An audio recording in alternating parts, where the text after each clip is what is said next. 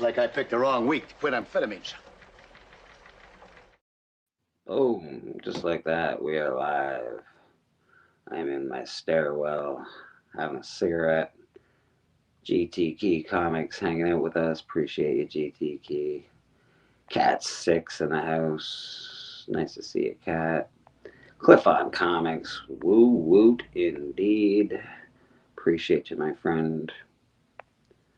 Very much.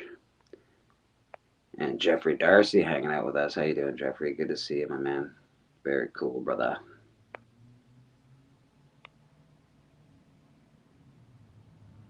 Nerd Hole is ready. All right, perfect. That's good. That's good to hear. It's good to hear, Cliff. Bunch of fucking nerd holes. All right. Anybody wants on? Ask me for a link. I will send it to you. I got no problem with that. We're sort of alone right now. It's football season. I know Houdat. I think he's going to a football game today. I imagine Boston Chris will be watching football. It is 10:47. I think noon here. So you got about an hour and 13 minutes to set your fantasy football lineup. If you're into that sort of thing, I've already set mine. I'm in a couple of leagues this year. It's not looking good so far, but that's okay. We'll get back upstairs. We'll get on the computer.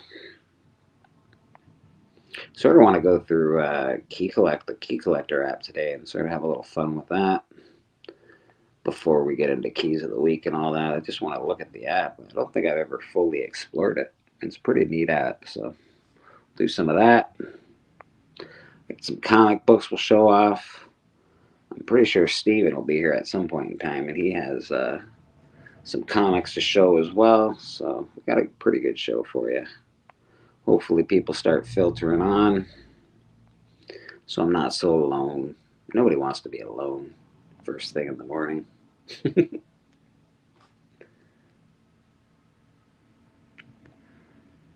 I was up disgustingly late last night. The Hut was on. It was a pretty good, awesome episode. Good fights.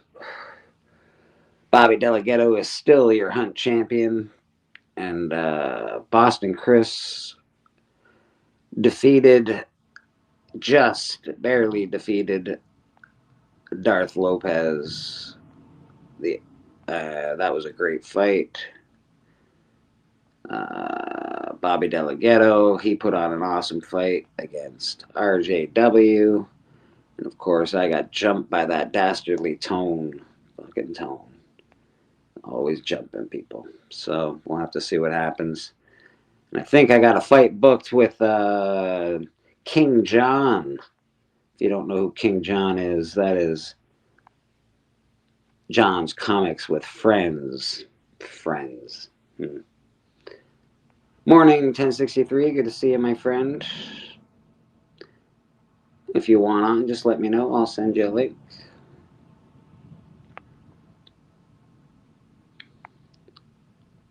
Oh, we got somebody backstage. Let's bring them on through. What do we got going on here for that awesome individual? You smell that? Napalm, son! Nothing else in the world smells like that!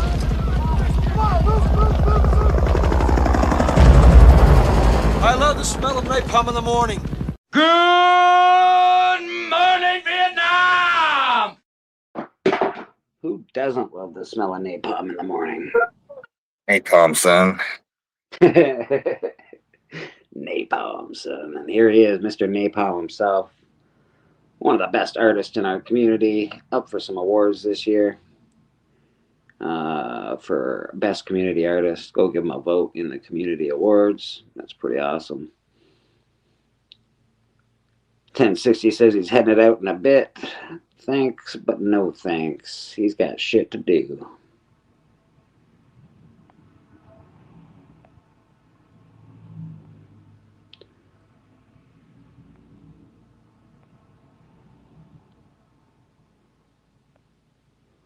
get back upstairs and get on that computer.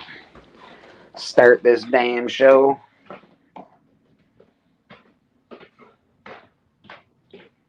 It's a rainy morning here. I'm just waking up. Yeah, me too, buddy. I'm just waking up. I have a daunting task of going through 100 boxes of books and figuring out what's in there, and I don't know, I'm trying to do some organizing and seeing what I'm Always keeping. Fun task. Yeah, it's never too fun to do that, but it can be fun, I guess. Let's see what we got here. Never know. Might pull out an ultimate Fallout 4. Oh, I guess I definitely have one of those. That is not missing by any stretch of the imagination. But there's a book. There's a because I've got my own personal collection. And then I've got what I had for my shop when I was in the flea market, and that collection. I know pretty much what's in there, but I got to go through it so I can make a good list and see if there's anything I need to rip out of it and try and sell it, try and make some cash, man. My comic shop had a guest yesterday. Oh, yeah? It was the voice. Well, he's on, I guess he had 60 movies. I didn't know he was in that many. But he was in Grease. He was in Grease 2. He was in Critters. He was in all kinds of movies, but he was like the voice of Dexter Laboratories' rival. He was like the rival's voice. That's pretty cool. That guy there. All right. What happened to my computer? What is going on? Yeah, it was pretty cool. That does sound cool.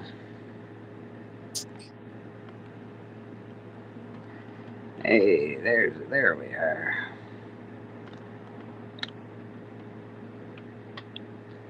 See if I can't get on my actual computer. I bought 2 books, but I don't remember what they were. You bought 2 books, but you don't remember what they were? What? How does that even happen? All right. I put them up, and now they're gone. There we go. Fix my camera. Let's get in here. I'm going to get out of here for a second, Rad, and I'll see you in 1 second, buddy. Okay.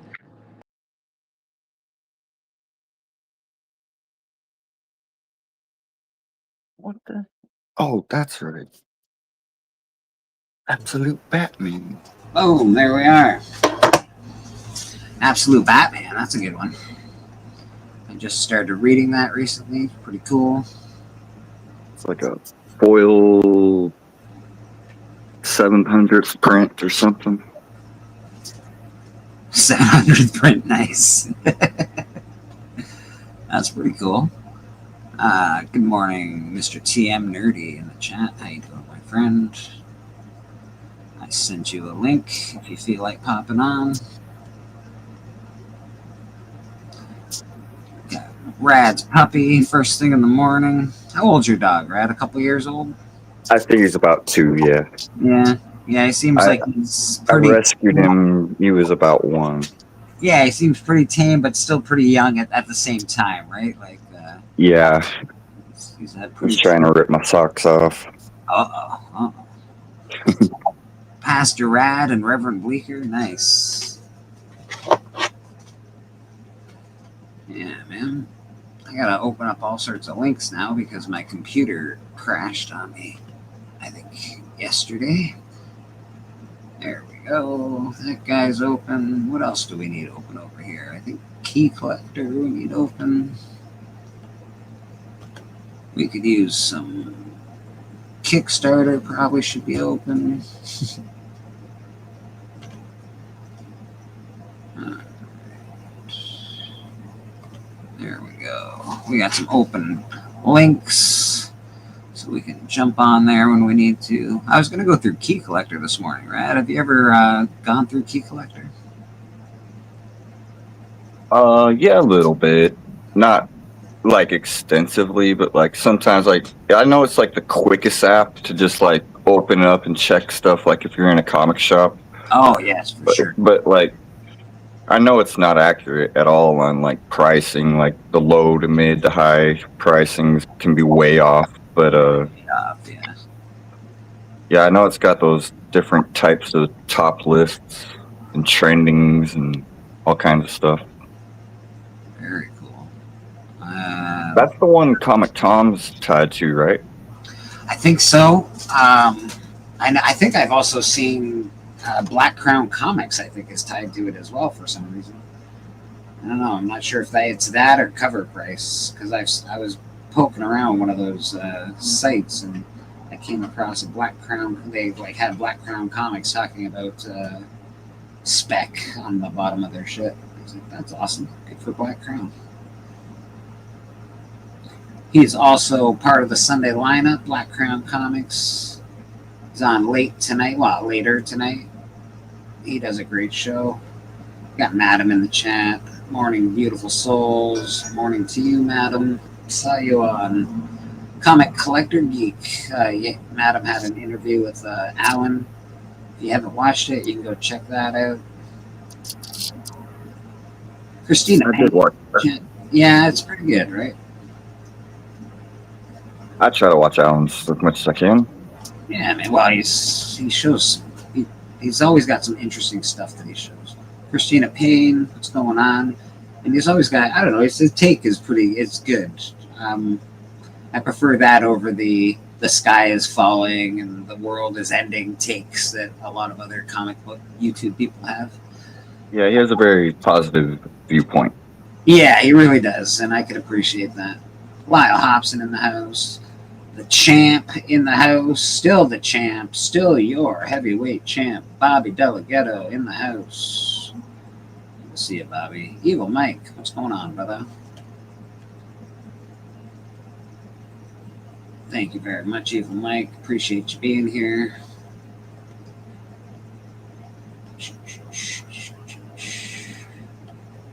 Yeah, figured we go through some Key Collector app this morning because it's fun. And I still can't find the. I can't find. I was looking for the atomic bomb covers, but I couldn't find them last time I was looking. Let me see. Since we do have somebody that just entered. Hey, Mike.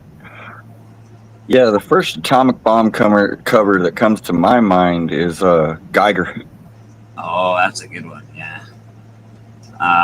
There's a lot more famous ones, but I love that one. The Geiger one. It's a great one. We got somebody hanging out with us. Slipped in the fucking Terror Dome. Let's see what we got for that fine gentleman.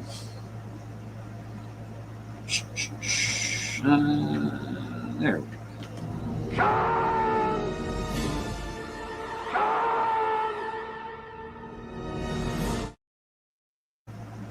Mr. TM Nerdy in the house. How you doing, TM? I'm doing good. I just watched the trailer for Christie. Right. That was pretty good, man. It was it colored me impressed. Like I don't know that much about the boxer, like the actual boxer Christie. But I was impressed by how Sydney Sweeney looked and acted in that trailer. All right. Yeah, I didn't know much about the boxer that with Cinderella Man, but it was a great movie. So. I'm always impressed with how Sydney Sweeney looks. Oh no, like she's like she's not going off by looks and her cleavage isn't showing. Like she has to act in this movie. That's too bad. No, good. I'm just joking. I'm just joking. The last girl boxing movie I watched, I can't watch it. It's so depressingly depressing that I watched the first half of the movie and it's done. I'm like, that's a great movie. Okay, guys, let's watch something else now. And that is, I can't, what was that?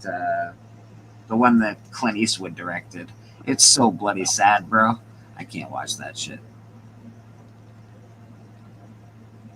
It's one of the saddest boxing movies I've ever seen in my life. Mr. Beckerman's in the chat. How you doing, Mike? Good to see you this morning. Sure, everybody's got their football picks in. Don't forget, we got about an hour before fantasy football picks are solidified, so get those in. Mr. Actual Dracula in the house. Drac, how you doing, brother? Good to see you, my friend. Let me explain. I work for Dracula. Count Dracula? It's the real fucking Dracula! There he is. Actual Dracula in the house.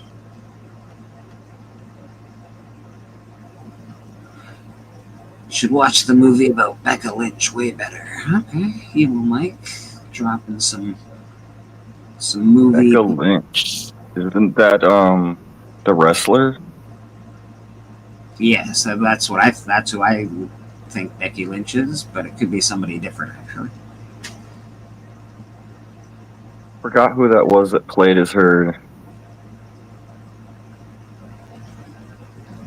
Oh, Christina's Go Washington Commanders. And Beckerman says he's making tentative plans to go get a chorizo and egg burrito. That sounds delicious, brother. Yes, the wrestler who was found by The Rock. Mm-hmm. Yeah, I don't know much about her story. Yeah, it was pretty good movie. I know what movie he's talking about. The Rock played an awesome role recently, though. He's getting a lot of Oscar buzz for his. Yeah, he got that Metzger MMA. Yeah. He's playing, Mark Kerr, the Smashing Machine. Man, that dude was such a beast. They even told Rock he had to gain weight, take the part. That's who that guy was. Which is crazy. Yeah. So they tell Rock he's got to gain the weight, and Rock does. He looks massive in the movie, but look at him now. Holy smokes. He lost it all, yeah. Yeah, my understanding is he lost it for an upcoming role. That's that, and I heard he wants to get into politics. That makes sense. He wants to own everything, so that makes sense. I talk about The Rock. I'm not a huge Rock fan, but he definitely apparently got a lot of good buzz about this movie. So. What were you trying to say? I replaced Mortal Kombat because Mortal Kombat got pushed, so I was like, oh, I guess I'm not going to go see a movie in October, but I found one to replace it. I'm going to go see Chainsaw Man. Oh, yeah. They're making... So that just came out on TV, last year, 2 years ago, something like that? It's been... Yeah, there's like one season. There's a free version on YouTube. And they're already making a movie. That must have been real popular if they're already making a movie. Well, the manga is ongoing. Right. Evil says he's going to watch Chainsaw Man for sure. Yeah, Chainsaw Man is so good. I liked it a lot. Yeah. I was laughing all through that.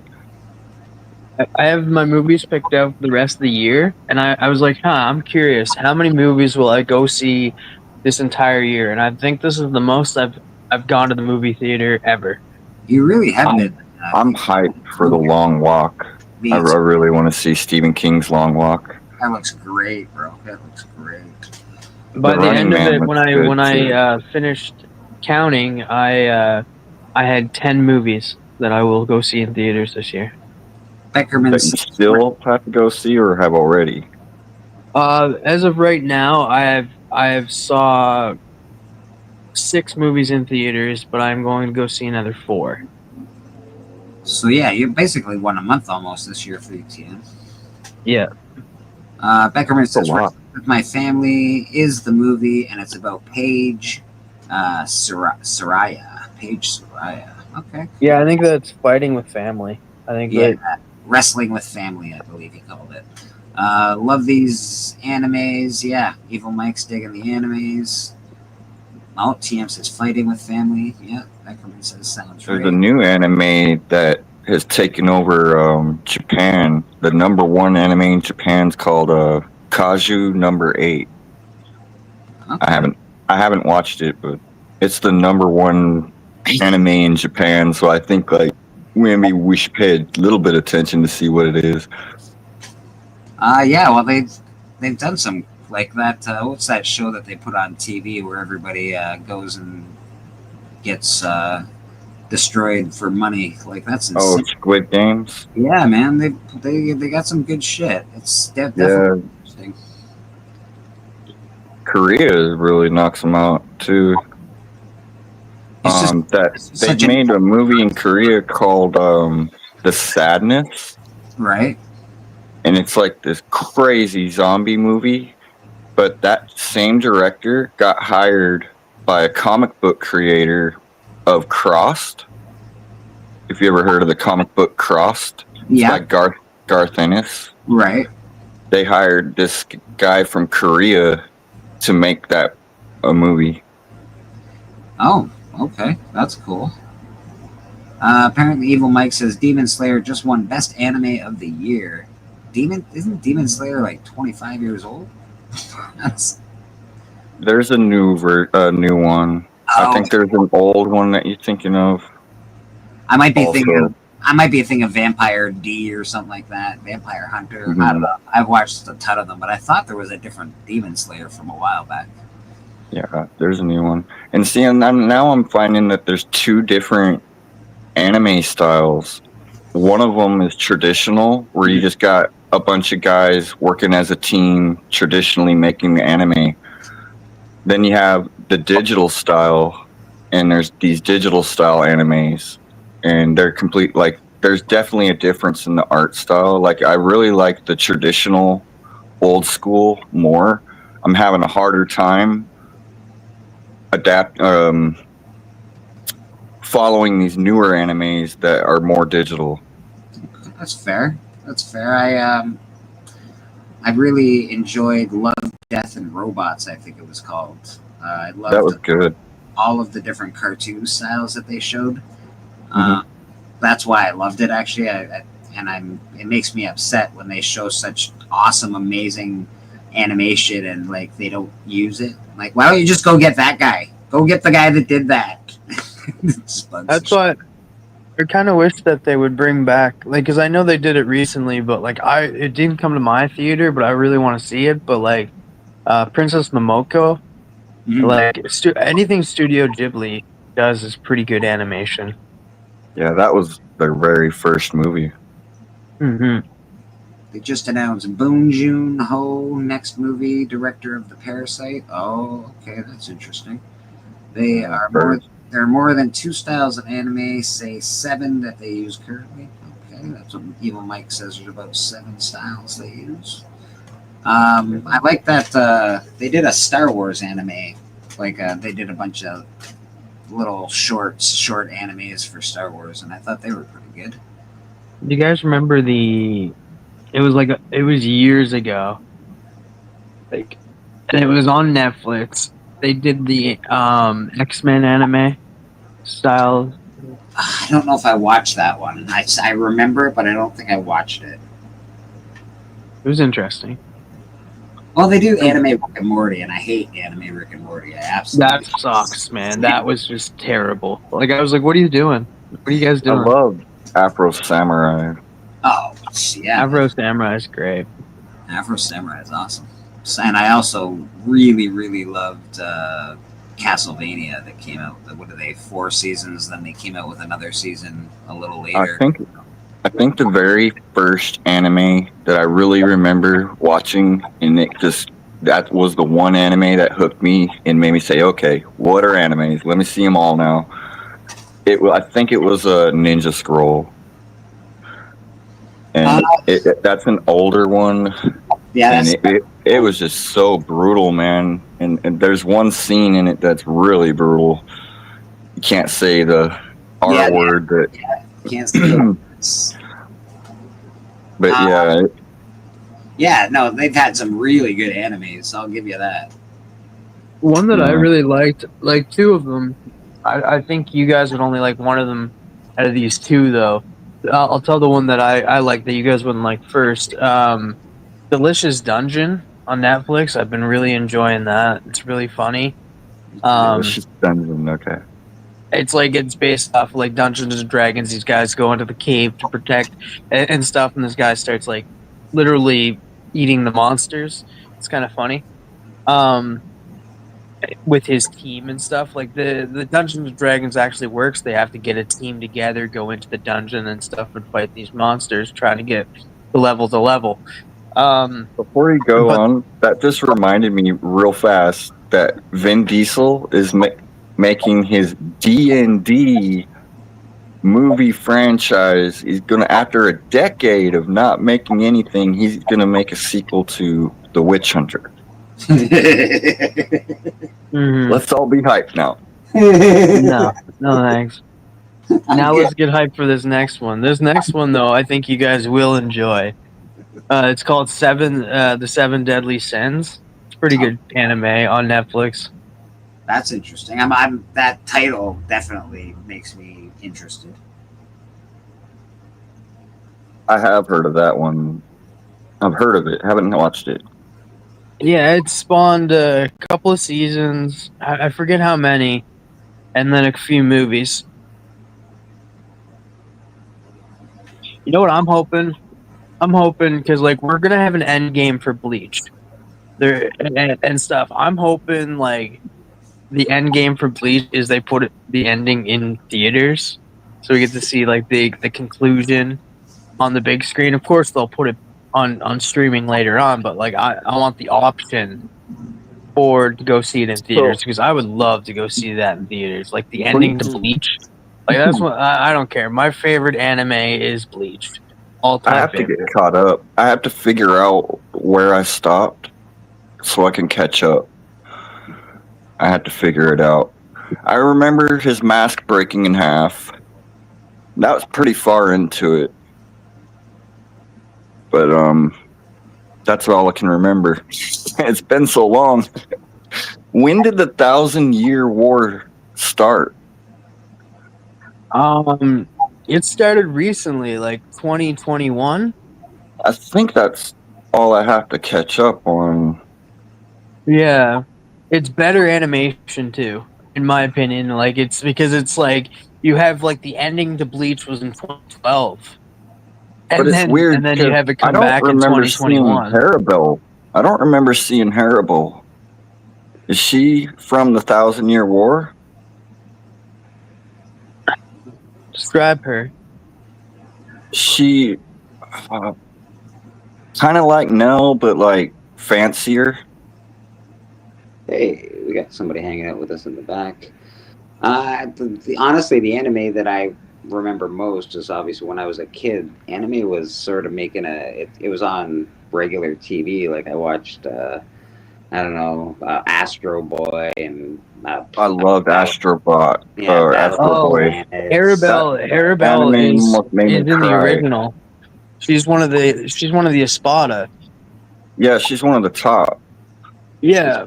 Let's bring in our friend backstage. Let's see what we got for Mr. What do we got for him? Kind of waiting for the sun to rise a little. That's fair, actually. That is fair. Here, we'll give him one of these.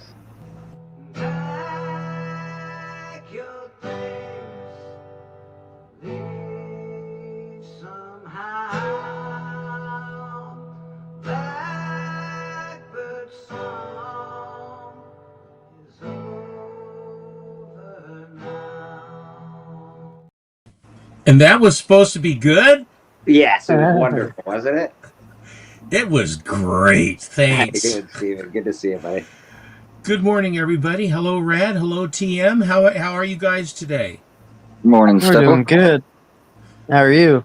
Good morning. I'm very well, Mr. Rad. I hope you see that I've got the white rabbit up there. Oh, very nice. Have to do that, and because I'm showing you, I just want to show just one other one here.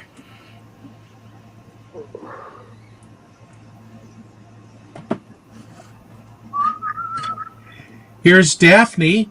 Oh, nice. Look at that. Nice. And here's Velma. Daphne looks like she poured herself into that dress. Like you do. Like you do. Like one does. So anyway, good stuff. I really, really love your stuff. Aaron, I voted for you. And no surprise. I mean, there are other guys that are good too, but you're gooder. You're gooder. Thank you. I like that. Thank you. I'm trying. Yeah, man. I think you're really hitting your stride with the female form and faces. You really are. All the way through. I actually have chronicled, at least from my interactions with you over the last. Has it been a year or so? Must be. It feels like forever. From the earliest pieces that you had to where we are now, there is a very decided fleshing and things like that you're doing is really good. Thank you. Thank you. I do buy a little bit of Good Girls stuff and art and what have you. So I have like about this much credibility, but I share it. Yes, I actually voted this year. I didn't do voting live this year. I don't like voting live. I don't mind doing the pre-vote live, but the actual voting, I sort of keep that private. But that it's no one's business, and that's why they call it a secret ballot. Yes. I vote like the old school. I don't want no one knowing. But I did vote for Rad, and I did vote for the Monday Night Special, and I did vote for Biggie and TM for their top 5 commandments. So I did too. I voted for our group. It's not that I have anything against the other people. I think that we have good stuff. We have very good content, I think, and we're at, the thing is that the groups start at 2,000 for the unlimited, and so we're up against some big dogs, Alan and I. But all we'll just do is do the best we can. Shameless pitch, tomorrow on the Monday special, what we are going to do.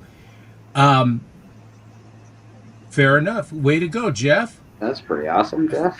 But the upshot of it is that we had given our top 20 books. Yes. And we're going to do the ones that were the ones that were right on the cusp and in consideration, but we're going to show those. So we're going to show the next 40 books. Jesus. Your top 20 was pretty awesome. A lot of but and Alan said this. He says, this might be a little more interesting because, in fairness, when you guys have been around people that have books, you know what their top books are pretty much. There is going to be the usual suspects are going to be there. With me in particular, there was no question. Oh, there's a pup. I have a pretty good idea of what your top books are. I have a fairly good idea. Over the years. What is the name of your pooch? Naru. Naru? Nice. Yep. Naru the dog? I mean, someone doesn't like anime when they name their dog Naru. Come on now. It's from the movie Prey. Yeah.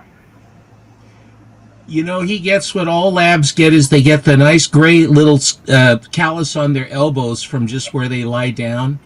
Yep. But you have to leave it alone because it's there for a specific reason. If you soften it or do anything for it, then you're basically then making it less comfortable for the pup to we have our as far as they age, it's a beautiful thing. Hello, Bobby. Bobby says he's having some menudo this morning. A bowl of menudo. I don't know what menudo is, but it sounds like you need it. I drew this for Darth Lopez. Is that? Nice. Yeah. That's good. Very cool, man. Very cool. Yeah, really, your faces have improved. Wow, nice job on the nose. So hard to draw noses. Noses are, drawing female faces really fucks me up, actually, when it comes to art. It makes me, I don't know. It's different. There we go. Rad, you're awesome, buddy.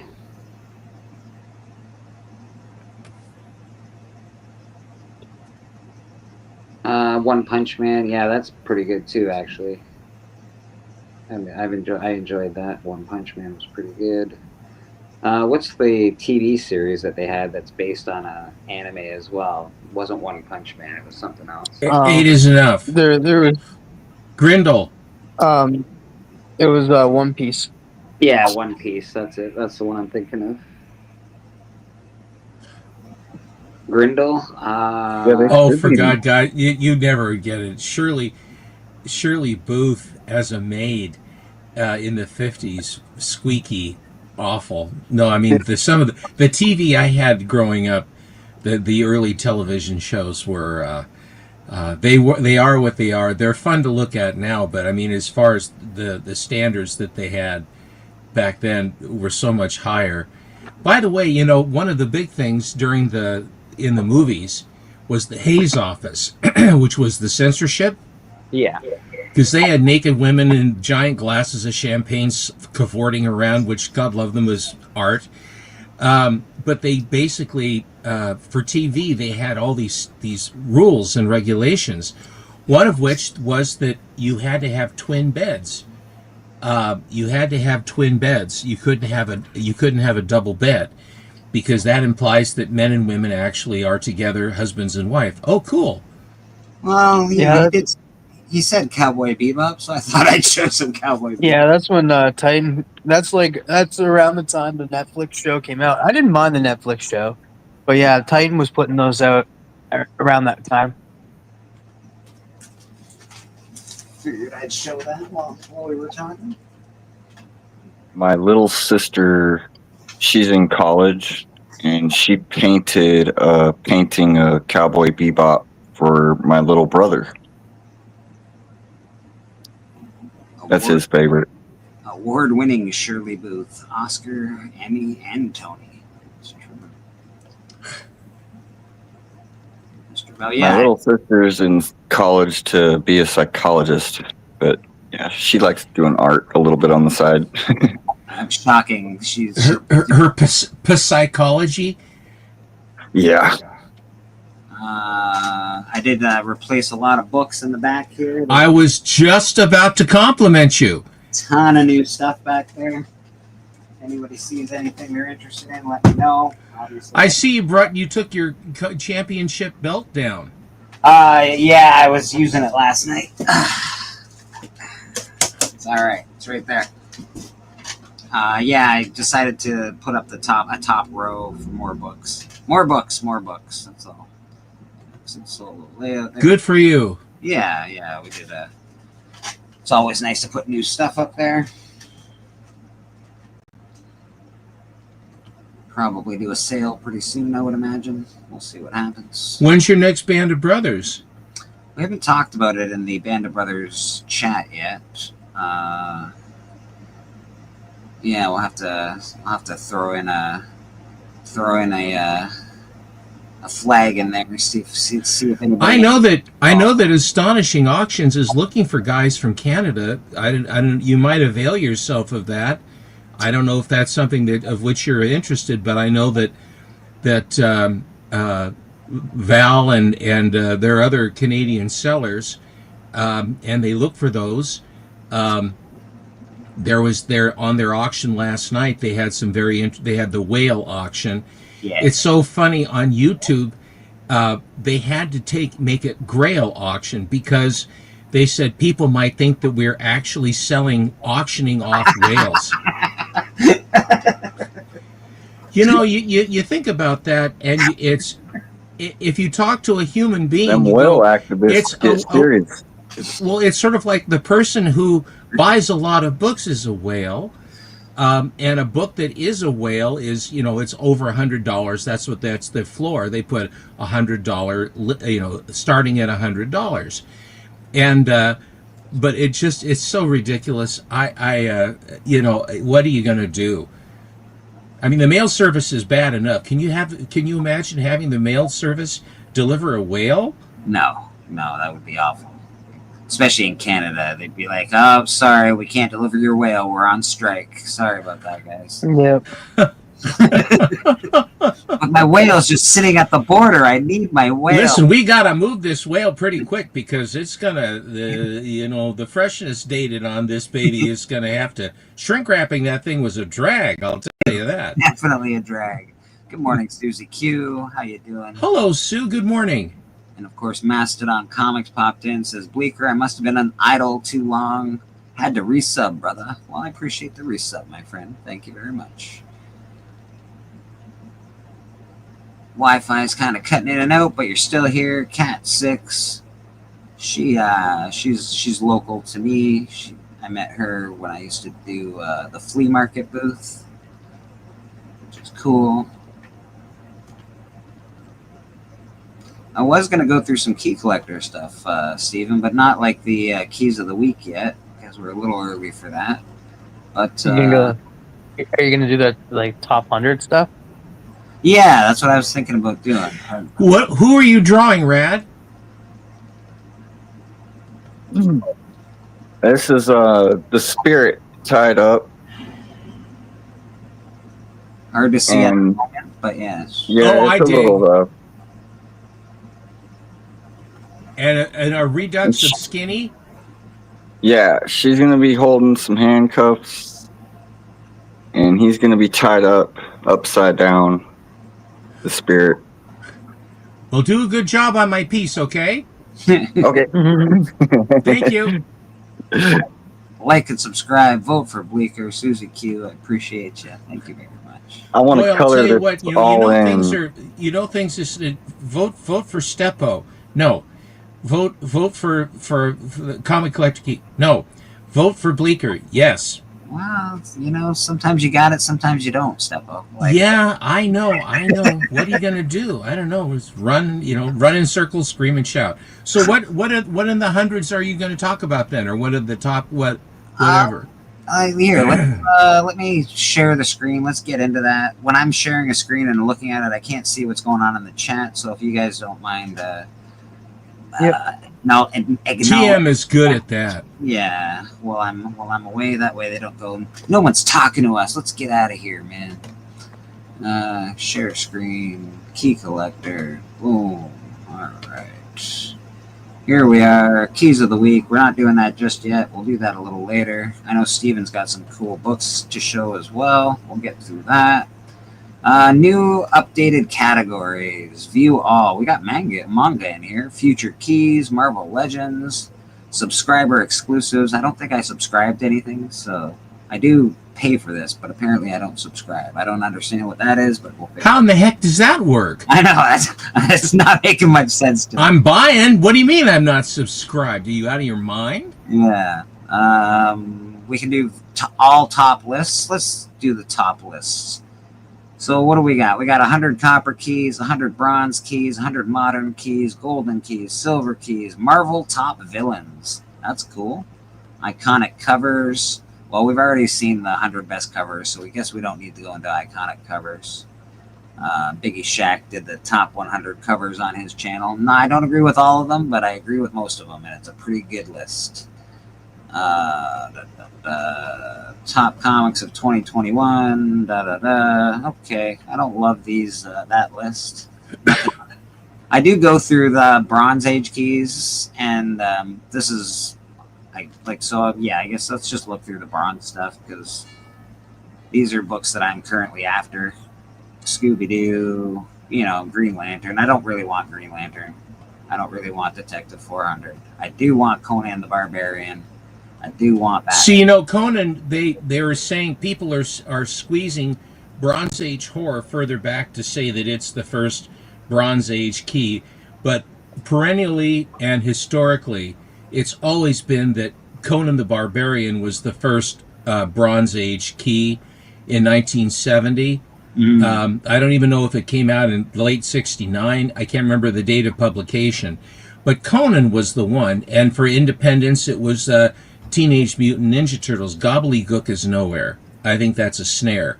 TMNT #1 is the #1. I do love The Fourth World very much, though, by Kirby. I really do. Yeah. Do they spell apocalypse weird in the comic books? Now I'm questioning myself. Yeah, they do. That's how they spell it. Apocalypse? Weird. I've never noticed. I guess I just read it like the word apocalypse. Were you looking YPSC? Were you looking for Yeah, YPSC? yeah, I was. I was like, why is this apocalypse? Instead of a concept, it's a name. Apparently. Forever people have that. New Gods. I think I sold that, to be honest. Hey, I Matt. sold my New Matt likes Gods one. I comics, know jumped that. in. Matt likes comics. How you doing, brother? Oh, Mr. Miracle 1. I want this too. TM just... Hi, Matt. This, Yeah, I Mr. got a low copy of 4.0, but it's slab, so I'm happy. Nothing wrong with that. It's your copy. That's all that matters. Yeah. You made me buy this one. I know that. This is one of my favorite covers of all time, ever. I know. This is so good. Yeah, I love this book. It's amazing. I do have a copy of that. What's Detective Fall? First I do want that. Yeah, that's the Talia. First Talia. And here's Raish or Roz, however you like to. That is a very, very expensive book and such a I had a beautiful crush on Talia green cover. on the It's a Batman animated great series. cover. They sold, didn't a 9/8 sell for like an astronomical amount of money? Like very, very high amount of money. This book, the Raish Al Ghul. You like that too, Rad? He likes Roz. He likes his daughter. Talia, yeah. Yeah, You the haven't thing is, drawn Talia yet. I dated the Talia, which her name, Mhm. it was spelled the same as Talia, so I like dating her for a while because of her name. Like, I'm dating Talia. This is a Bobby D book. Bobby loves The Thing. I think I'm sure Bobby has a copy of this. Almost positive. I'm after this book. Personally, this is a real big want for me. Yes. I want that something fierce. That is look at the grade of the book they had to show. They couldn't Terrible, find right? a nice one to take a picture of. Terrible. But I guess if it was my copy, I'd be pretty happy to own it. But I'd like a 7.0 would be nice in that book. 6.5 maybe, because they are really expensive, man. Really expensive. Look at how many of these top books are. So many of them are Kirby's Fourth World. Yeah. Tons. Yeah. I need that one. I got 1, 2, and 6. I need 4. And then we'll just get the rest of them too. I'm surprised you don't have Big Murder yet. That's a good one. No, I don't have that one yet. Spider-Man 100. Had it, got sold it. I know you don't appreciate Spider-Man, but I do. I mean, I don't hate him. I just don't. He's too henpecked. What was that, There you Steve? go, You Steppo. don't hate it? I don't hate it. Green Lantern. Drug issue. Oh, there you There's go. my Talia Steppo. Yeah, Fair enough. There's where I'll draw the line on, like, I know it's an iconic Cool. cover. I know what it's meant to be, but I would pass on that one DC key. I'm against the ones that have the drug use. I don't mind. I didn't think it was innovative, and at the time, I didn't like it. I don't mind the drug use so much. It's just I don't love Green Lantern. I don't know what it is. I can't get into Green Lantern covers. I don't know what it is, man. I don't know. And I know there's some good ones. I just don't like Green Lantern, I guess. I was gonna be like, throw some shade on you whenever you're like green, and I was like, don't say Arrow.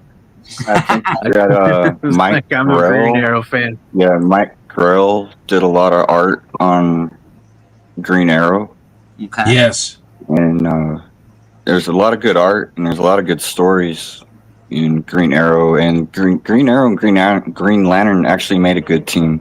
I believe you, brother. I believe you. I just don't know why it's just never appealed. Resonated. Yeah, that just never did. Like this appeals to me quite a lot. You But- wear your favorites on your sleeve, my friend. I do. Beast. I think I've had this book before. Not super interested in it, but it's an alright book.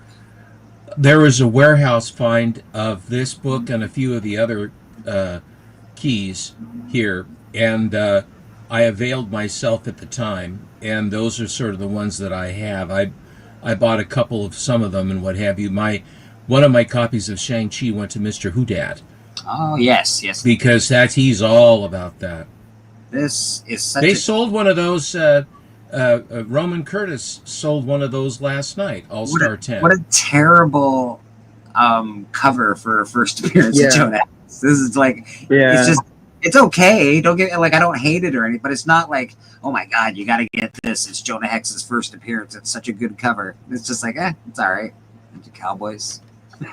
When I think of Jonah Hex, all I can think of is Josh Brolin. Me too, brother. Me too.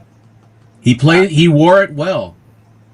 Rebirth of him, renamed Warlock by the High Evolutionary. This is an important Warlock book.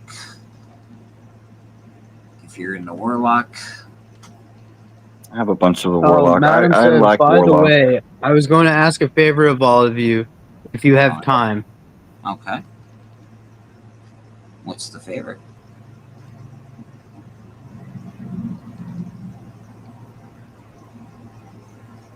Yeah, she Well, hasn't said yet. I think she's asking for a link. Oh yeah, yeah. This is Tomb of Dracula #1. I traded for this book. I have an amazing copy out of the Gentner collection. You got screwed. It's well, I think I don't know. I love this. I'll never forget that day. I from his hand. I mean, and then the nicest thing was, he said, "Where do you want me to sign this?" I said, "I don't know. What do you like?" And he said, "Well, what I like to do is so that I want you so you can see it. I put it down in the lower left in the waves, and I sign it so it looks. If you look, then it's like part of the waves, but Yeah. it's my signature and it doesn't infringe with the art." I said, "You're the boss. Let's go." Every one of my books that I had him sign, he was so nice about it. He really was. He signed it right under this tree here that's in the swampy area, and it's beautiful. It's I believe Probably it's the best signature placement. I mean, of any of the books of my signed books, I think Neil took the time to because he appreciated his own art. He didn't write it right through the head or something like Greg Horn would do or some of these other people. I don't understand why they would do that. They deface their own work. And I traded the 2 first appearances of Zorro to Steven, and he traded me this book. And I'm very happy with the trade. I hope that Steven is also happy with the trade. No, I'm still burning about it. Perfect. Perfect. My job here is done. I win. I win. Hero for Hire 1. I just got this book. Biggie just got this book. A couple people just got this book. Well, I guess a little while ago now.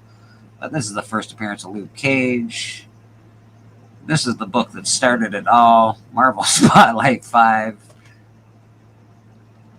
I got given a copy of this by Steven. That was my first AOK from Steven, and it was a doozy, my man. So, pretty awesome stuff. Very, very happy to own that. I have an 8.0. It came raw, sent it away. I think they screwed me on the grade, but at least I didn't have to pay more for it, so it was awesome. Pretty dope. It's a beautiful book. It's a beautiful book. Callie just jumped into the chat. What's up, Callie?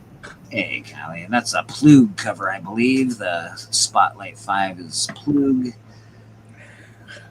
I don't have this I either. got this guy. I love this book, man. This is a great book. I got have this most of copy. all of these books. Yes. I have you this, but What's that? it just doesn't have staples. Oh, that's a bummer. But I'm alright with that. It still looks good.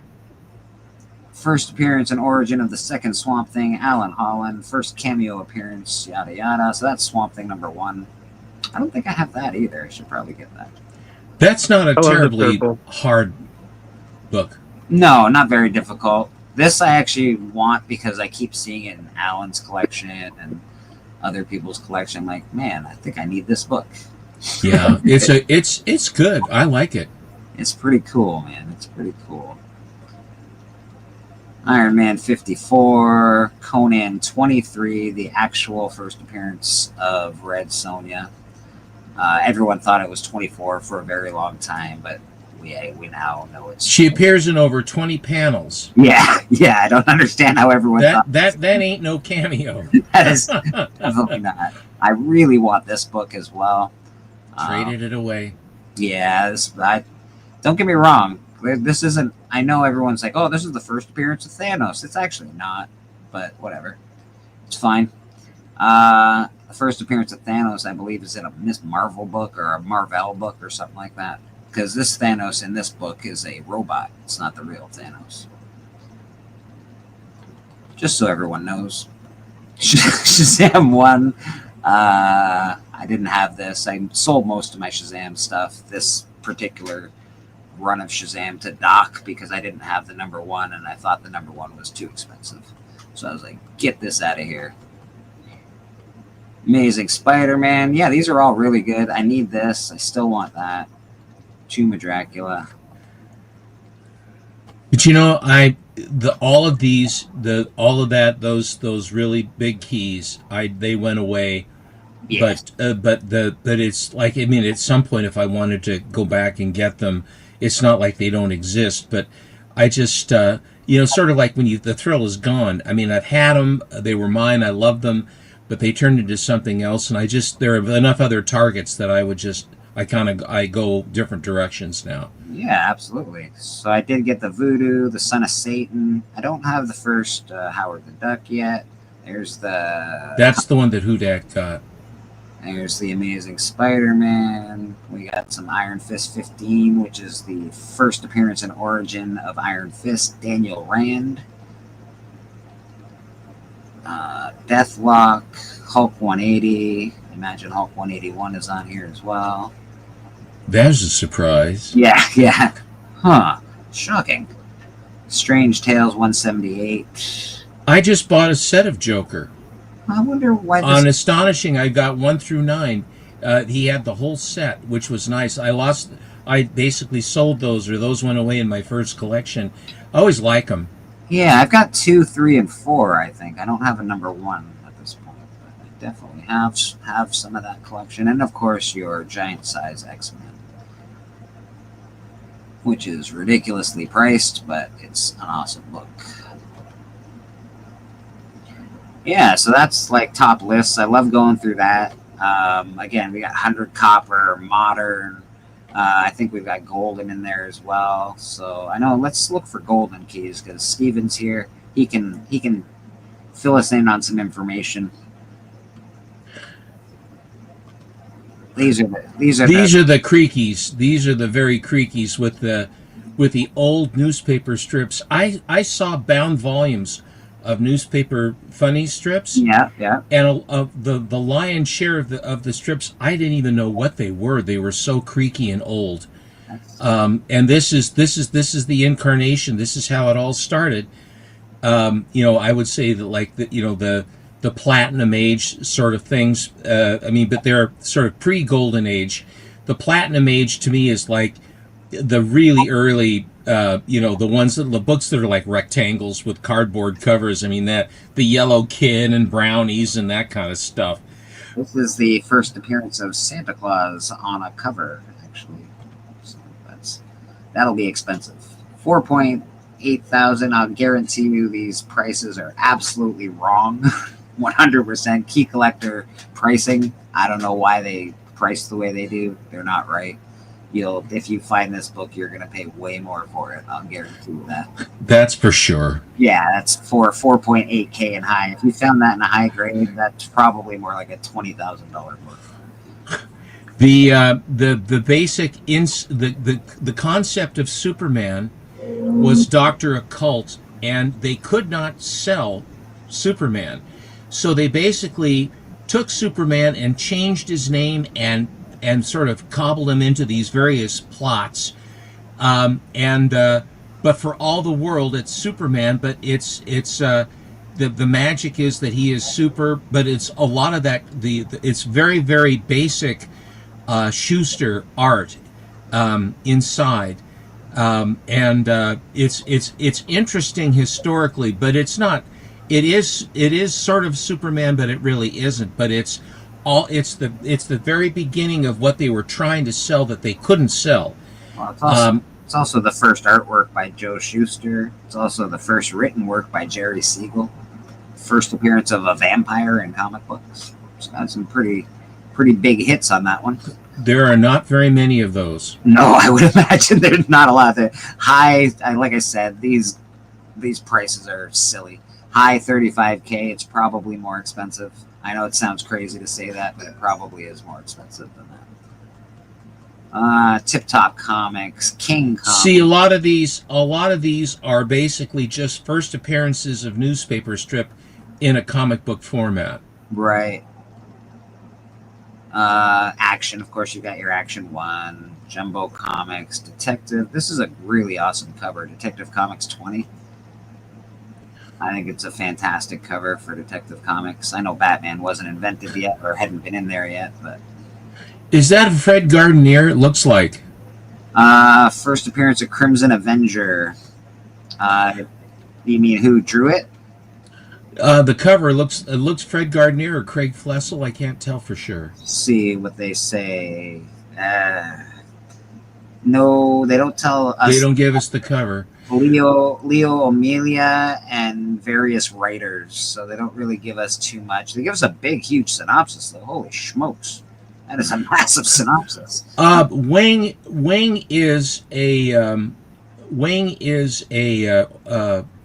Asian fellow that helps him, and he uses clipped language, but he's trying to help fight the forces of evil, basically the Japanese. And the forces of evil to help him because he escaped from China. And so that's the first Lone Ranger cover, and it's because of a ice cream cone company. I see.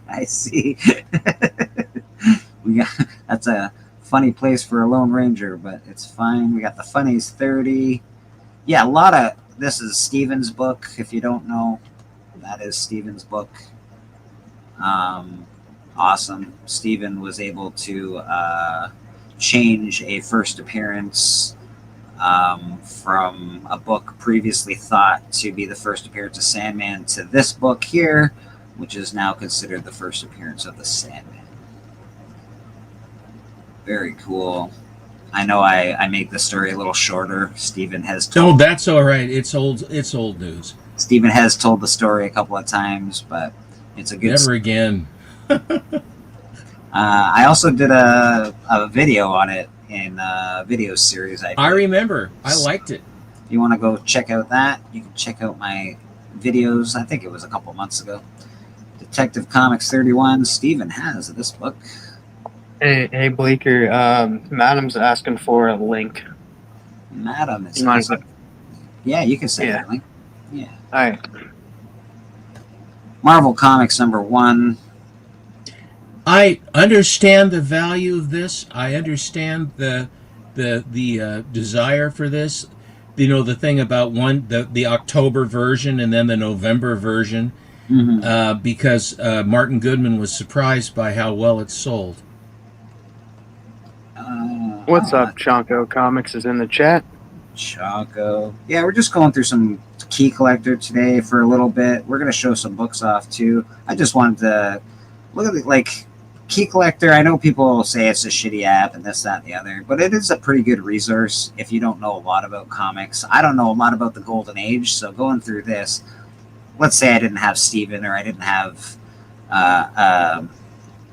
Alan in my life or something like that, or a Chonko. I wouldn't know anything about these books. But it's nice that you can sort of figure out a little bit. You know, they give you a good starting point anyway. Oh, there's Captain America 1. Pretty awesome. I think that's an amazing book. Yeah, it is. It is absolutely an amazing book. Ooh. This is the first appearance of Hot Girl. That's cool.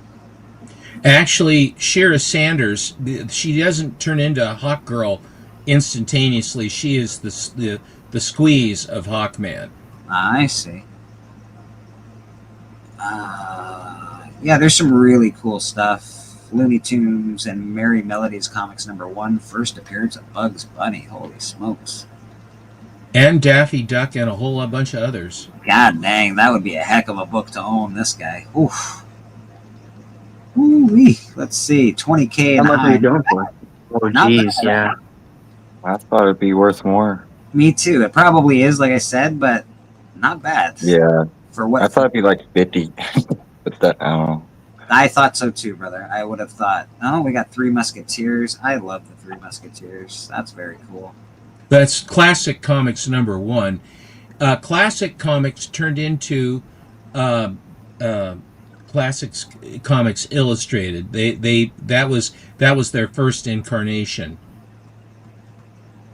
There's some really awesome stuff. I think I've seen this. This is the first appearance and origin of Wonder Woman. God dang, look at that. That also is where Dr. Midnight and Starman start. And it's interesting that way in the back at the top of the V of the characters, you have the Sandman, and right behind the Sandman, you have the Atom. All you see is the top of his head. So yeah, these are some top lists. That is your top like 100s basically. I like the new updated categories as well. Future Keys, Marvel Legend. We got a little manga in there. Doesn't give you too many books it doesn't overwhelm you with books. You know, top comics of 2025, first seen on screen, controversial, valuable series. One of the things that I found in here was one of my rare comics, a rare variant. I couldn't find it anywhere else, but I found it in Key Collector. Was this the color mistake on that one book that you got? Yeah, so I went through valuable errors. Oh, why won't it let me do it? Sign up. Oh, never mind. I can do it on my phone. Apparently not on here. It's locked at the moment. It's funny how that works. I don't know. It's locked at the moment. I got to sign up apparently, but that's okay. This is a really awesome resource for valuable errors. If you think you find an error, you can go through here and find it. It's locked. Those are locked. Yeah, apparently this one's locked. I have to say it's free to sign up. I just haven't signed up on my computer. Oh, dig it. So I just need to put in my email and do all that nonsense. But I'm not going to do that while we're live. I'll do that another time. But yeah, fanzines, DC Studios, comic book deaths, comic book props, price variants, all sorts of Batman, that word. Canadian's interesting. Yeah. What about Canadian? We got Mon Comics in the chat. Mon, how you doing, brother? Hi, Brandon. Reprint of Black Rider 8 with photo cover featuring Stan Lee in costume. So these are Canadian books, apparently. Canadian Timely, 1950. Is this where you get the Canadian whites from? I don't know. I know you say the words sometimes, but I don't know. Anglo-American is the company that produced the Canadian whites, which are the basically duotone with black and white interiors. And a lot of it's faucet material, and then some of it is like the Three Amigos or something like that are the Canadian ones. Triumph, various ones that are, if presumably they'll show them, hopefully. So this is a French language reprint of Star Wars #1 and Moon Knight #1, apparently. So that's interesting. That's a Canadian. Power Man and Iron Fist too. That's pretty cool, right? I can't read French. I'm not that good at Canadian, but that's okay. Still pretty cool. French-Canadian reprints. This is a Canadian store exclusive. I feel like I've seen this before. I think so too. Yeah, someone I know. I like it. I like the Canadian flag on him.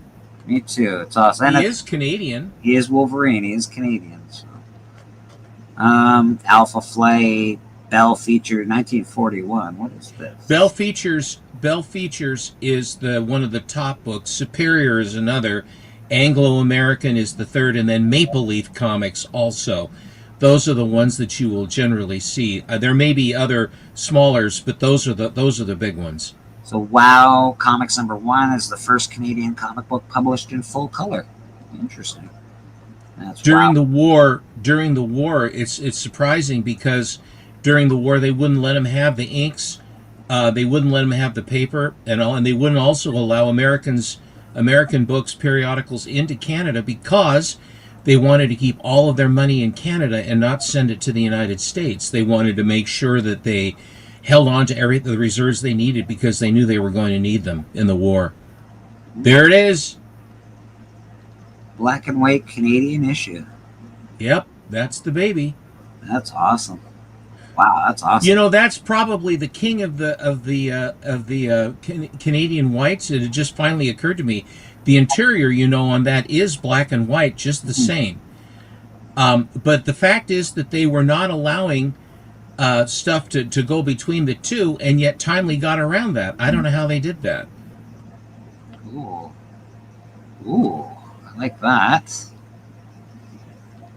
I think Matt Baker's on the inside. I'm not sure. What did it say? Yeah, Matt Baker. Matt Baker art, yeah. Wow, it's very high, but I love the Journey into Fear stuff. This is Superior Comics, 1951. I actually am still after this comic. I want this. I love Hercules, but this is a Canadian edition, blank back cover. Interesting. So there's no pictures on the back cover, I guess. That's interesting. I don't know if there was a problem with advertising, or if they just couldn't find an advertiser, or if they weren't allowed to have one. I've never understood that. So there's a Canadian edition of Mad #1. Interesting. There's some cool stuff in here. Oh, man, we need this in our lives. Rowdy Roddy Piper. Is he a Canuck? Yeah, he's Canadian. Yeah. I have this next one, which is an incredibly rare book. Oh, yeah, this next one's a beauty. Is This Tomorrow? Canadian. That is an incredibly, because it's a much better, the American version is the yellow cover that has it on fire with all the people writhing in pain, being overtaken and beaten up by communists. Right. Strange Mysteries 10, 1953. Referenced in Seduction of the Innocent, led to establishing the Comics Code Authority. Oh, interesting. Strange Mysteries 1. So yeah, this is all the Canadian stuff. Super Shamu.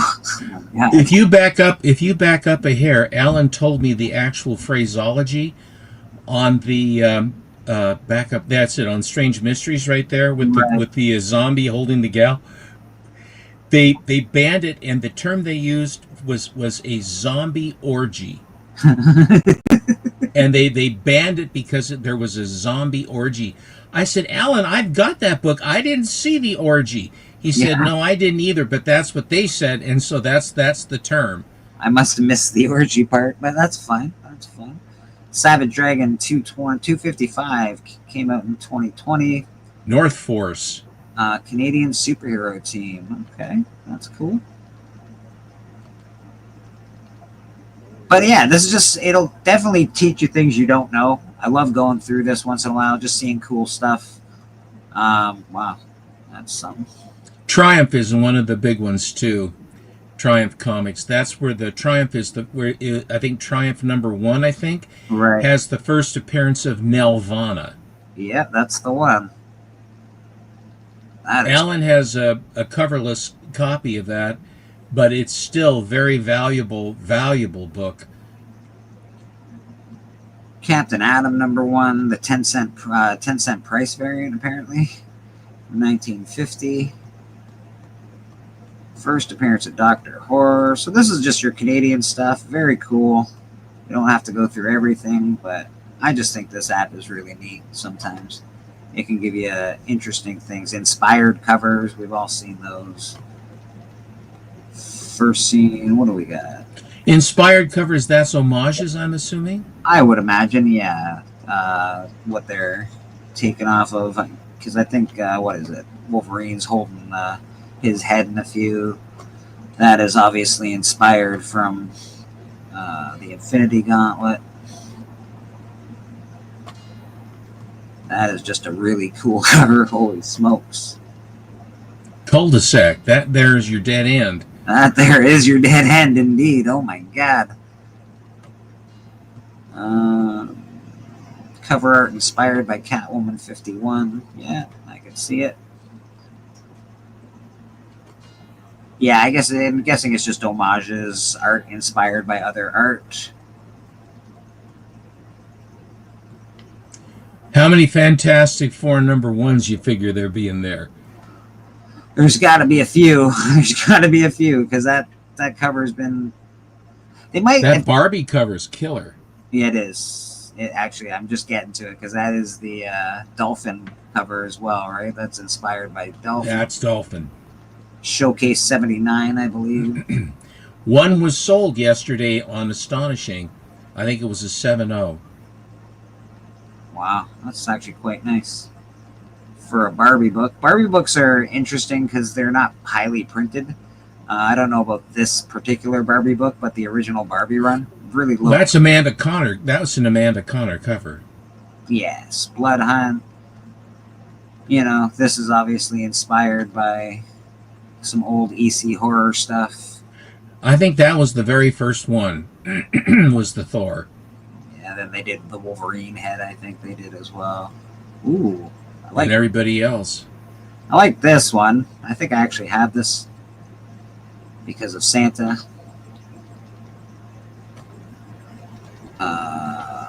Interesting. Icon versus Hardware. That's interesting. No, Icon Hardware. It says versus in between. I know it's hard to Oh, see. I can't see it. Yeah. Yeah, Icon versus that was part of like the whole. I forget what it was called. It was a different Reboot. What's that say?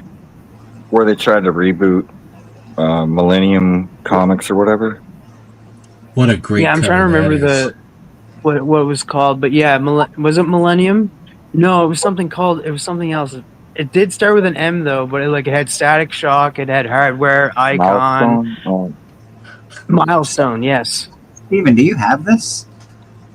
No, but it's not inspired by the Dave Stevens. Dave Stevens was inspired by Yes. Planet Comics. Yes. And that's where it actually was. I'm just curious. I would assume that you would have this in your collection for some reason. I don't know. I don't. I have quite a bit of Dan Parent, but I mean, after a while, you have to do something. I get it. So yeah, these are all just inspired covers, which I think are very cool. Oh, that's pretty neat, actually. Madam's backstage. Madam's backstage. All right. Let me get back over there and we'll let her on in. Comic Chiropractor's in the house as well. And let's bring in Madam. What do we got? Media. There we go. We're in fancy.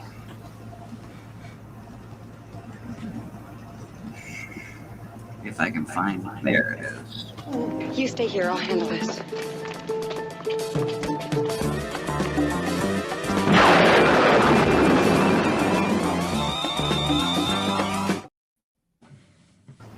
Madam, how you doing? I'm good, how are you? Not too bad at all. Good to see you this morning. Good to see you. Whoa. How was your weekend of selling art? Well, I haven't sold anything. Mother effer. Yeah, but I do have hope. Okay, there's hope. There's hope. There's hope. They're having a voting contest for like best in show, best small scale sculpture, best all this stuff, right? So I was wondering if you could drop the link. I for me for small scale sculpture. It's really easy. You don't even have to put in your name or your email. You just keep clicking till you go to page 6 where I'm on small scale sculpture. You'll see my government name there, and you'll click on that hopefully, and then submit, and then I will hopefully get a best in show prize or something. All right, where is this link? Do you I have think I it? sent one to you. I sent one to Christina too, but I don't think she was still around. Christina usually does all my linking. Yeah.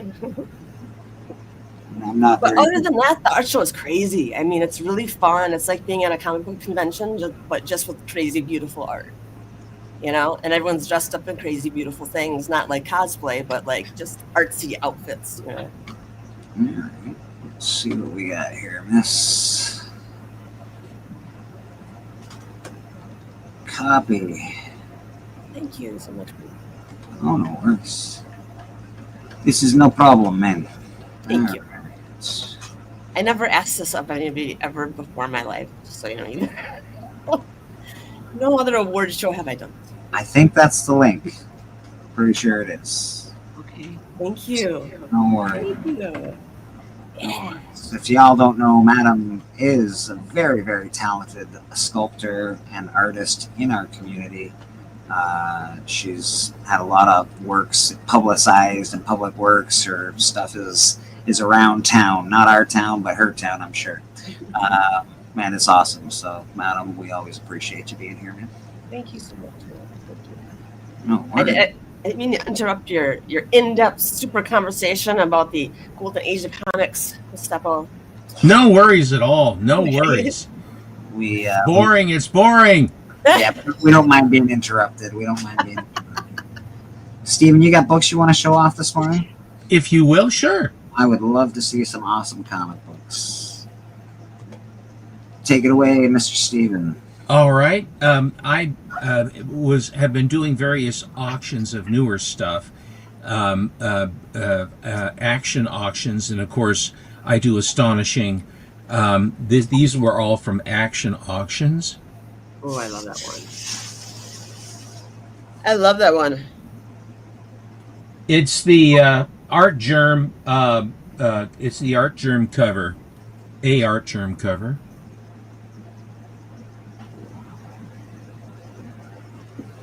She's under the page there. I can't remember which the artist was on this. Gee.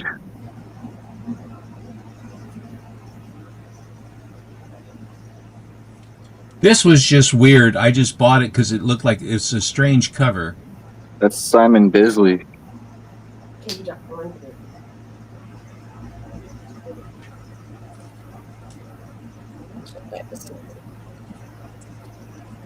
Oh, sorry about that, Steven.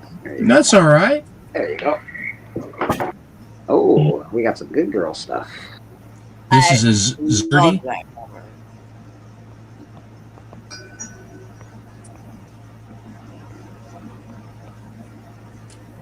I like a little Michael Turner.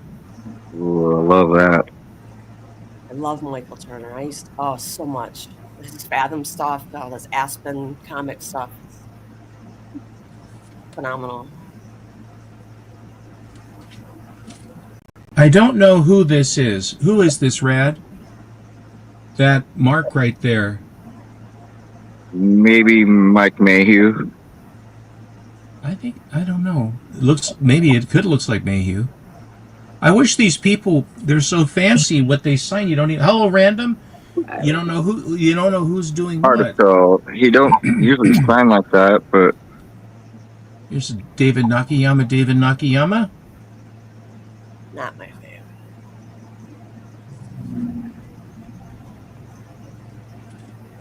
And this is that same thing again. Does it say? No. Mystique is a beautiful character, though. Oh, magic. Where's Callie? That's beautiful. Okay, that's not Mike Mayhew. Yeah, I'll look it up. I don't know who that is. I mean, if they want to be recognized for their art, and then they don't tell you who they are, it makes it more difficult. Say, I want more of that. Well, I guess you have to look for the little thing. It's Symbol Man. You don't know who Symbol Man is? Come on. Well, I thought Prince sort of killed that, didn't he? Oh.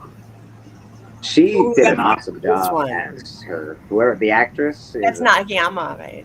Yeah, David Nakayama, you're right. Yeah, I had her in I copied that of David Nakayama that he did a cover of Scarlet Witch, but she was in a slightly different pose. But she was wearing that like gala outfit she's got on there. Callie said Maybe Callie. Merritt. Yeah. This one is just very pretty. Oh. Ooh. So interesting. The Nakayama covers that I had, I think I sold them to you, Steven. They look very shiny. Like he knows how to make everything like look like it's wet to the touch almost. There's a comment there somewhere. I'm glad I won't. It's Sunday. It's just going over your head, I guess. Wait, was that Jeff Ferguson? Jay Ferguson? Excuse me. I do not That's know. the signature on that by your finger? Yeah. Yeah, I think it's Jay Ferguson. I can Yeah. see, I Yeah, can see it is. from Adam. It's hard to get his covers because he hurt his neck and he hasn't been putting out a lot of work. That's a drag. Oh, hello. Ooh, I have to go through that one. The colors are nice. It's beautiful. I have that. I Kinda have that frizzy. in size with the Hellfire wording and the magazine script on it. For no color, that's a lot of color. That's pretty It's nice. beautiful. Oh, Wow. Carla Cohen. I love Carla Cohen. She's amazing. I just bought her instantly. Supergirl's so hot, man.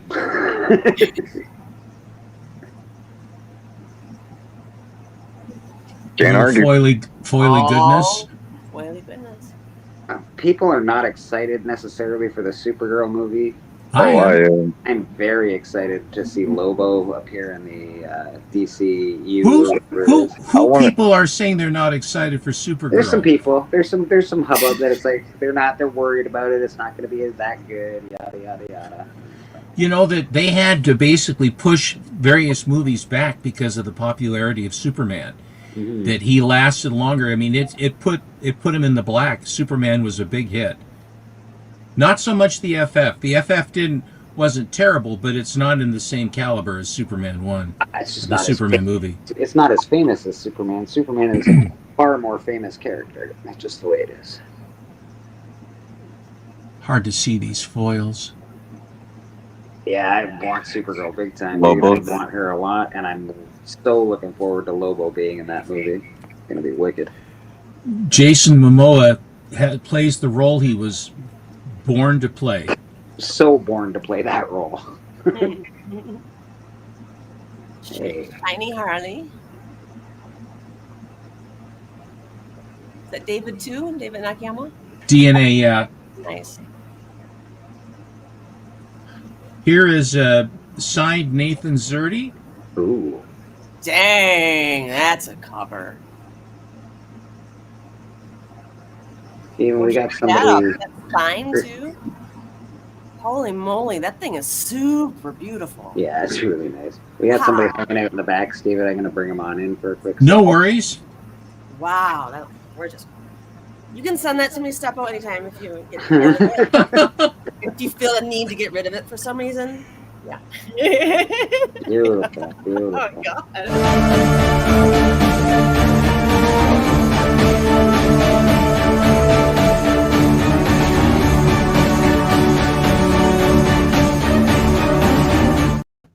Your new Hunt cover champion, Seth frickin' Boston. Good morning. All kinds of worries, man. All kinds of worries. Gotta figure out what I'm starting in fantasy. Just worries. Boston Chris. Yes. Good morning. Nice to see you. Good morning. This Well, Zerdy I hadn't seen. You're gonna see a lot of hot chicks on covers when Steven shows some books. Yeah, that one's There is a different for 30. What is that? Is Those little washy things that girls that use. I see them around and I don't understand them, but that's all right. That's They're the called loofah poofs. cover. Yeah, they're called poofs, and I don't think they are actually. I actually heard when they first came out that the people in Europe don't like touching themselves when they're bathing. Like this loofah thing is supposed to help them get over that. I swear I heard that was one of the reasons. Weird. But I find no reason for it. I have a poof that I have also a have. loofah. You have a I use one of those poofs. It's gray. It doesn't. It's not so colorful, but it is a. Poof. Are you a poof? It's a hot thing. I'm a bit of a poof. bit of a poof. Ooh, gorgeous. Art Nouveau style. Yeah, it's for exfoliation. Exactly. Allie. Frank show or Brandon. Yeah, I think it is Frank. Yeah, Frank Cho. I prefer sandpaper for exfoliation. I find it a lot better. I'm good. I'm good. I remember lava soap that they had pumice in it. Gets it clean right down to the fingernails. Well, the reason why is because your fingernails are gone after you wash your hands with lava soap. You know. This is a Zerty, a dirty Zerty. It's a really cute octopus on there. Zerty the That dirty is bird. cute. Octopus. Looks like he's having fun. Yeah, very lovely octopuses. Because you have to. And the last one that I got was, and actually is a very nice copy. I got this one as well. Hey, Wow. I just sent one of those to CGC. Did you really? Yeah. This is you see this one across the room at a con on the wall. I mean, there's just no. It's just a great cover. That blue color, it's Think that so? blue is unique. See, I would disagree. I would not say that like that's a great cover, but it is, I guess, a recognizable cover. Very, very much so. Very right. Iconic. Okay. Very good. That's a nice one, Steven. That's good colors on that too. Sometimes that the blues can be muted on that cover quite a bit. I got the blues. I have some others, but why don't would you like to have the second? I don't want to just have it be me because I'll put people to sleep. If you want to, do the other half of them later, the slabs I have, I think it'd be better. No problem at all. Let's take a look at what Rad's got going on. Rad's doing some nice pencils right now. A little hard to see because it's pencils so far, but very cool. Ah, there it is. Ooh. Skinny. That's Skinny from the Spirit. Aren't all superheroes skinny? That just happens. Not the Blob. He's not a hero. Blob is terrible. What about Bouncing Boy? Yeah, Chuck Tane. He's a little fat kid that's in like the Legion, right? Mm-hmm. Yeah. Or even what's his name? Colossus isn't skinny. Kirby. Jacked. What about all Colossus the is girls? jacked. I mean, She-Hulk, I guess, maybe has a little more muscle on her. She's jacked. She's huge. But she could beat up all the other superhero girls combined. But I don't think there's any other girl that's like thick. She gets mad. That's like one of the cool things they did when Squirrel Girl. Squirrel Girl's pretty thick. when they were doing that story with what's it called, when Bruce Banner died. Oh no, when they shipped him off to what's it called, World War Hulk, when they got rid of him and then put him on the ship, and Doc Samson had to tell her, and she fucking she freaked out. Like when she gets mad, like she's awesome. Like she's just like regular Hulk, and she gets mad as shit. And I remember what's it called, when they try to she got messed up bad by Thanos at one point, and so what's it called? Hawkeye killed Bruce Banner because right before Immortal Hulk. And I remember that they're all talking and they're like, listen, we have to tell her what happened. I don't think that's gonna go over. And they told her, and she almost ripped the hospital in half because she was mad that they tried to kill him, or that they killed Bruce. She didn't understand why, because she hulked out for a second, but then she kind of calmed down. But She-Hulk is cool, but she's definitely not skinny. No, she's not a beauty queen either. I don't think. She's but somehow she's made it. She's just not Materialistic society. Yeah, Big Berta is pretty thick too. Mm-hmm. Yeah, I mean, there's all kinds of big heroes that. How come this is the first time I've heard of Bertha though? She's in the Great Lakes Avengers. You don't read much Kirby. Mr. Miracle. She's part of the Fourth World. She's part of the female Furies in that, raised by Granny Goodness. Oh no, yeah, that girl from the what's it called? That chick in the big lady. Big Berta. Berta, sorry. When I say Berta? Berta? Yeah, that's what it says. It says yeah. No, I know Big Berta. Yeah, I don't know why I said Berta. Berta. That's all right. Yeah, Granny Goodness as well. She's a villain. She's pretty short and stocky. Yeah, she's old. That's why Okay, she- now I like how we're just like objectifying their bodies. I should have said that. Sorry. It's my fault. I brought it up. I used to be. Body objectification is not what we do here in Bleeker's Church. Just on comic books, right? We talk comics. We talk nonsense. Well, now I'm gonna have to objectify the 49ers because Brock Purdy is not throwing the ball today. So I don't know if I can start the receiver that I have from their team because I don't trust Mac Jones. And I have the right to say that because Mac Jones is a former Patriot. So I don't know if I can safely start Ron Persil. I don't think it's a good idea, but I almost have no choice. There it is. That's my dilemma today. Let's figure out which button to hit. Oh, hey, we got someone else backstage. Mac Jones. People just sneaking on in here. Sneaking. I have to beg my way into here, okay? Listen, I almost had to shed a tear. this guy's a sneaker.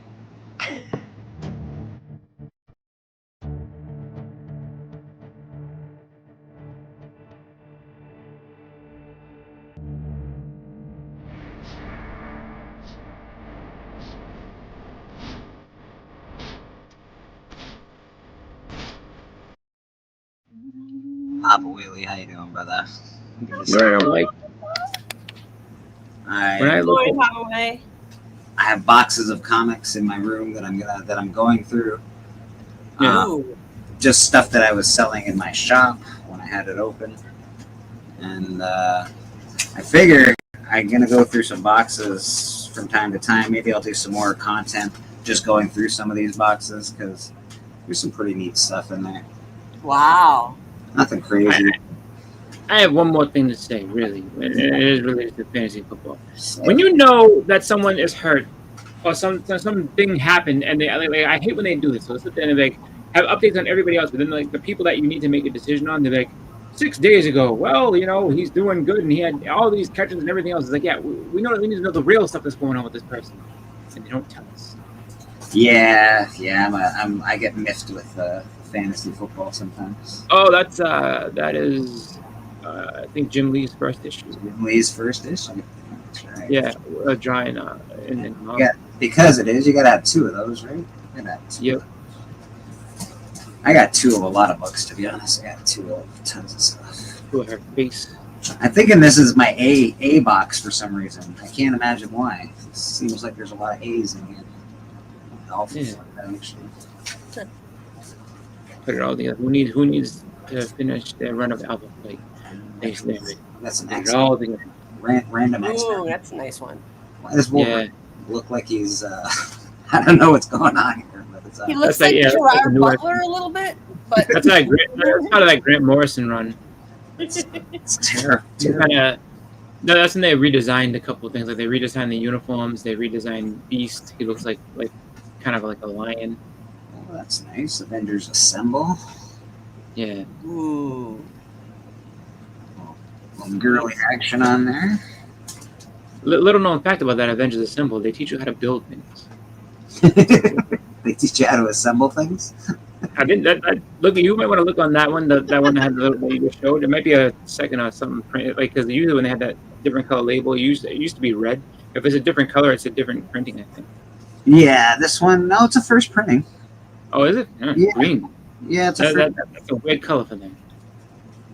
Yeah. There's just See, yeah, normally it's that red, but that green. Yeah, normally it is red. I'm curious as to why it says it's first printing though. The numbers dictate it's first printing.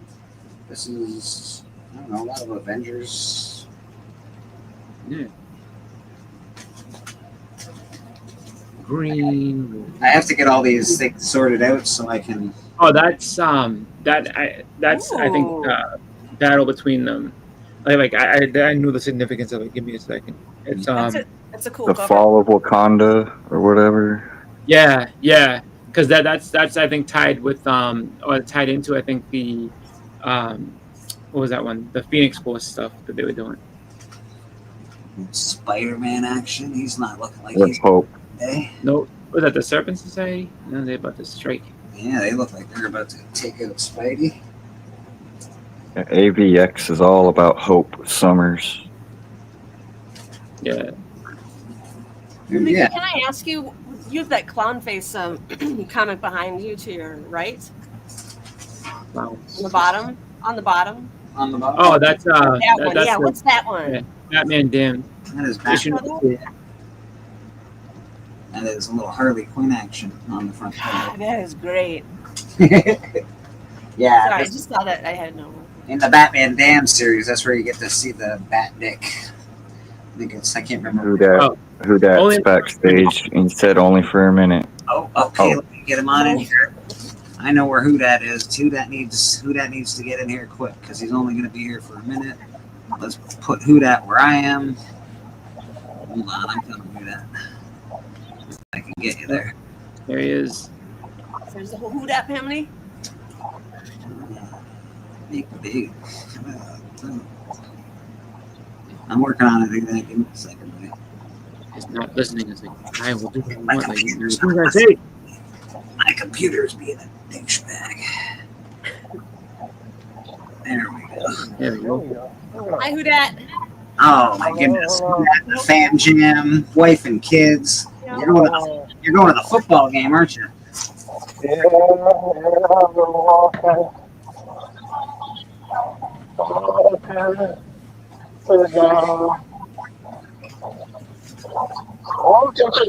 Oh, there we go. But yeah, we'll walk up to the game. Just wanted to stop by. You don't have your mustache. That's what that means. Pay your nails.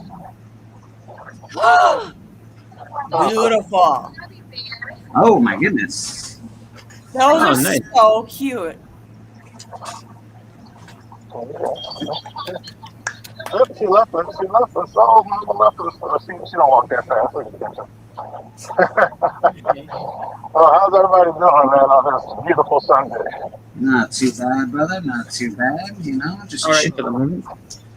And this is a place that people like you, mothers, tourists go there. Walking on Pointer Street. Say like business. Go all in. A lot of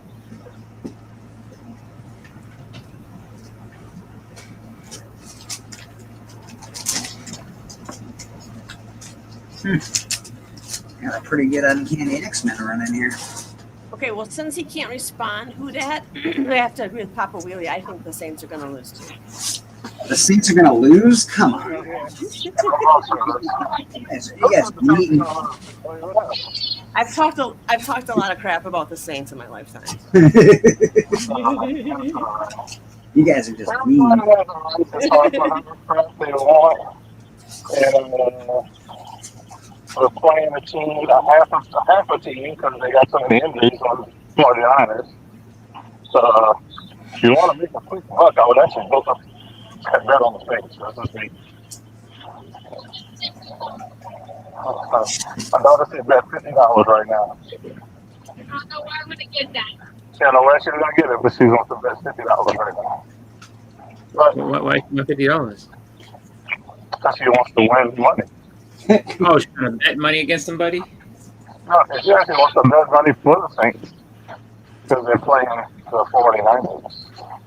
Well, the 49ers, that's actually a smart bet, I would say, just because Mac Jones is quarterbacking today, so they're without their starting quarterback. So They're starting quarterback, they're starting tight end, and they still don't have their starting receiver. Christina says vote for her girl, Madam. Christina dropping links. But I need your votes. This is where your votes matter. Okay? They I thought we count already them knew. for real. So now, have we gotten into a new voting pattern? Because I voted before, and this is what happens. I feel like I'm left out because I voted a long time ago, and I don't know. Like, as far as I know, for the finalists, I voted already once. Okay, this is for a different voting thing. Yeah. This is for an Oh, art different. convention. I'm at an art my convention. daughter says she wants to start a shop. So the voting link is to vote for me for best small scale sculpture in the Tahoe art convention show here. Okay. So I am, just being very flamboyant and throwing this link around, like, So hopefully something will come of it.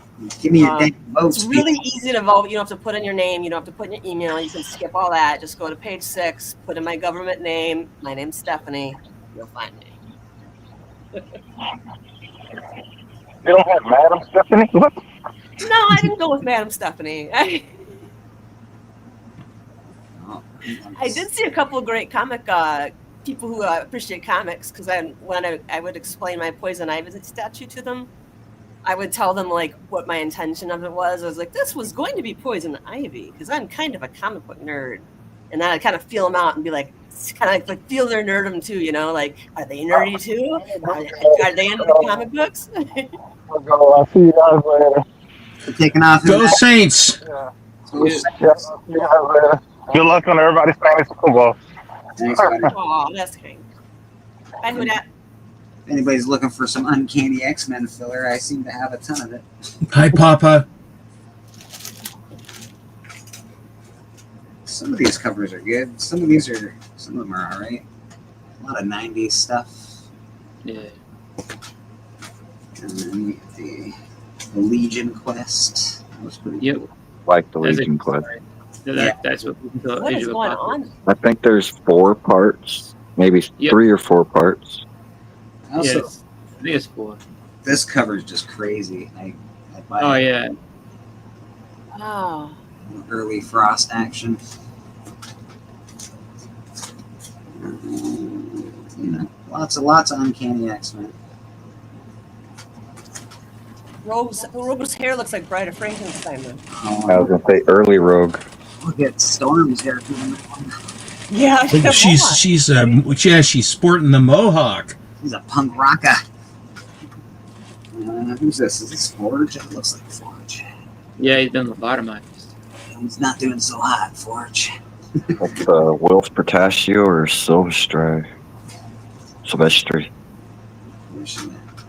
Storm fighting a snake. That is a dynamic cover. It's awesome, man. Yeah. That dragon was eating $8. Long shot. The long shot's awesome, so this is great.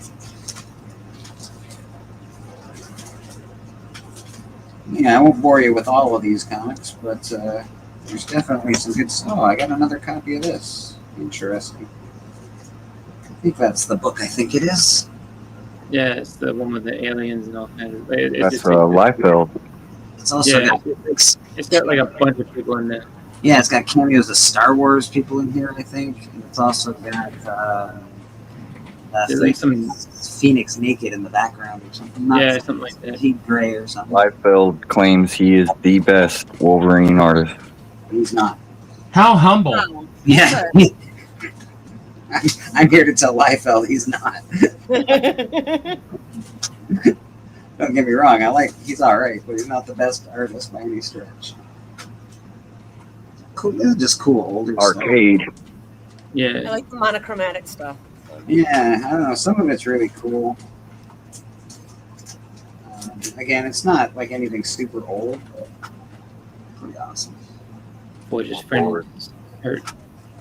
So what happened to you, friend? You know, You know, like oh, okay. the poor agony of Forge. Forge is looking like, you know, Yeah, he's had a lot going on. He was lobotomized. His friend is hurt, and now he's just like, bah! he's not having a good time. What happened there? He had to go, no, what happened is he had to go to the bathroom, and someone's in there. Like, God damn it! You guys see Peacemaker's latest episode? Yeah, I sure have. Well, the Eagle Hunter at the end, man, that was so funny. Excellent. Nice. Yeah, man. So yeah, I got to go through all these books, and I got to get them ready because I do want to sell some of these. Get them. That's a good one. It's awesome. I've got a couple of them. That is awesome. Rude. Yeah, that one should be able to sell. And of course, I got 8 bazillion of these one things. When Marvel tried to rip off Alien. How many extra? Yeah. Got? How about a few? Key to those is getting the newsstand. Yeah, they probably would be. I don't think I have any newsstands, but I'm pretty sure I have all of them that connect with that newsstand. And for some I reason, like- I always like that cover too. For some reason. Oh yeah, I'm a sucker for chessboards and stuff. And chessboards. Little cute pixie playing some chess. I'll take it. Yeah, so I got to go through all those books. I got to get them a good list together so I can put them up properly and sell them for some money. Let's see if I can. Are you gonna box them? Are you gonna make box like bundles of them together? And I don't know exactly how I'm going to do it. I want to sell the whole thing, so I'm probably going to lose a lot of money. okay. That doesn't sound so good. You haven't tried it. Try it with the money. It's so fun. It's so fun. Yeah, obviously you've never tried it. You lose some money, man. You that's when you know you're living. I have to go because I have to go get ready for the. I know I should. I have to go get ready for this art show, and I should cosplay Lisa in Weird Science. I don't think I can pull that off. She's so gorgeous. She's like, I idolize her. I think Anyway. here. But I have to go to the art show. I'm gonna be sculpting. I actively sculpt during the show, so I have people come around and like talk to me. But I was thinking today, if I need to make some sales, I would just go ahead and pull out my Red Sonja cosplay and sculpt in that, and then maybe I would get. Good idea. You're shaking your moneymaker, using what God gave you. Selling my wares. Show, yes, exactly. You know what? Your art should speak for itself because it really does. You're a great artist, and I really hope that some of these stupid people that aren't buying your art smarten up and start buying some of your art, madam. Thank you. Thank you for having me on. Good luck. For having church every Sunday. Yeah, we appreciate it. You know, and Papa, love you. Stapo, love you. TM, Thank you. Love you. Boston Chris. League, Brad. Cheers, honey. All right. Have a great rest of your day. Go check out that link, people. Vote for Madam. Thank you. No worries. Cheers. Exactly. Talent does speak for itself.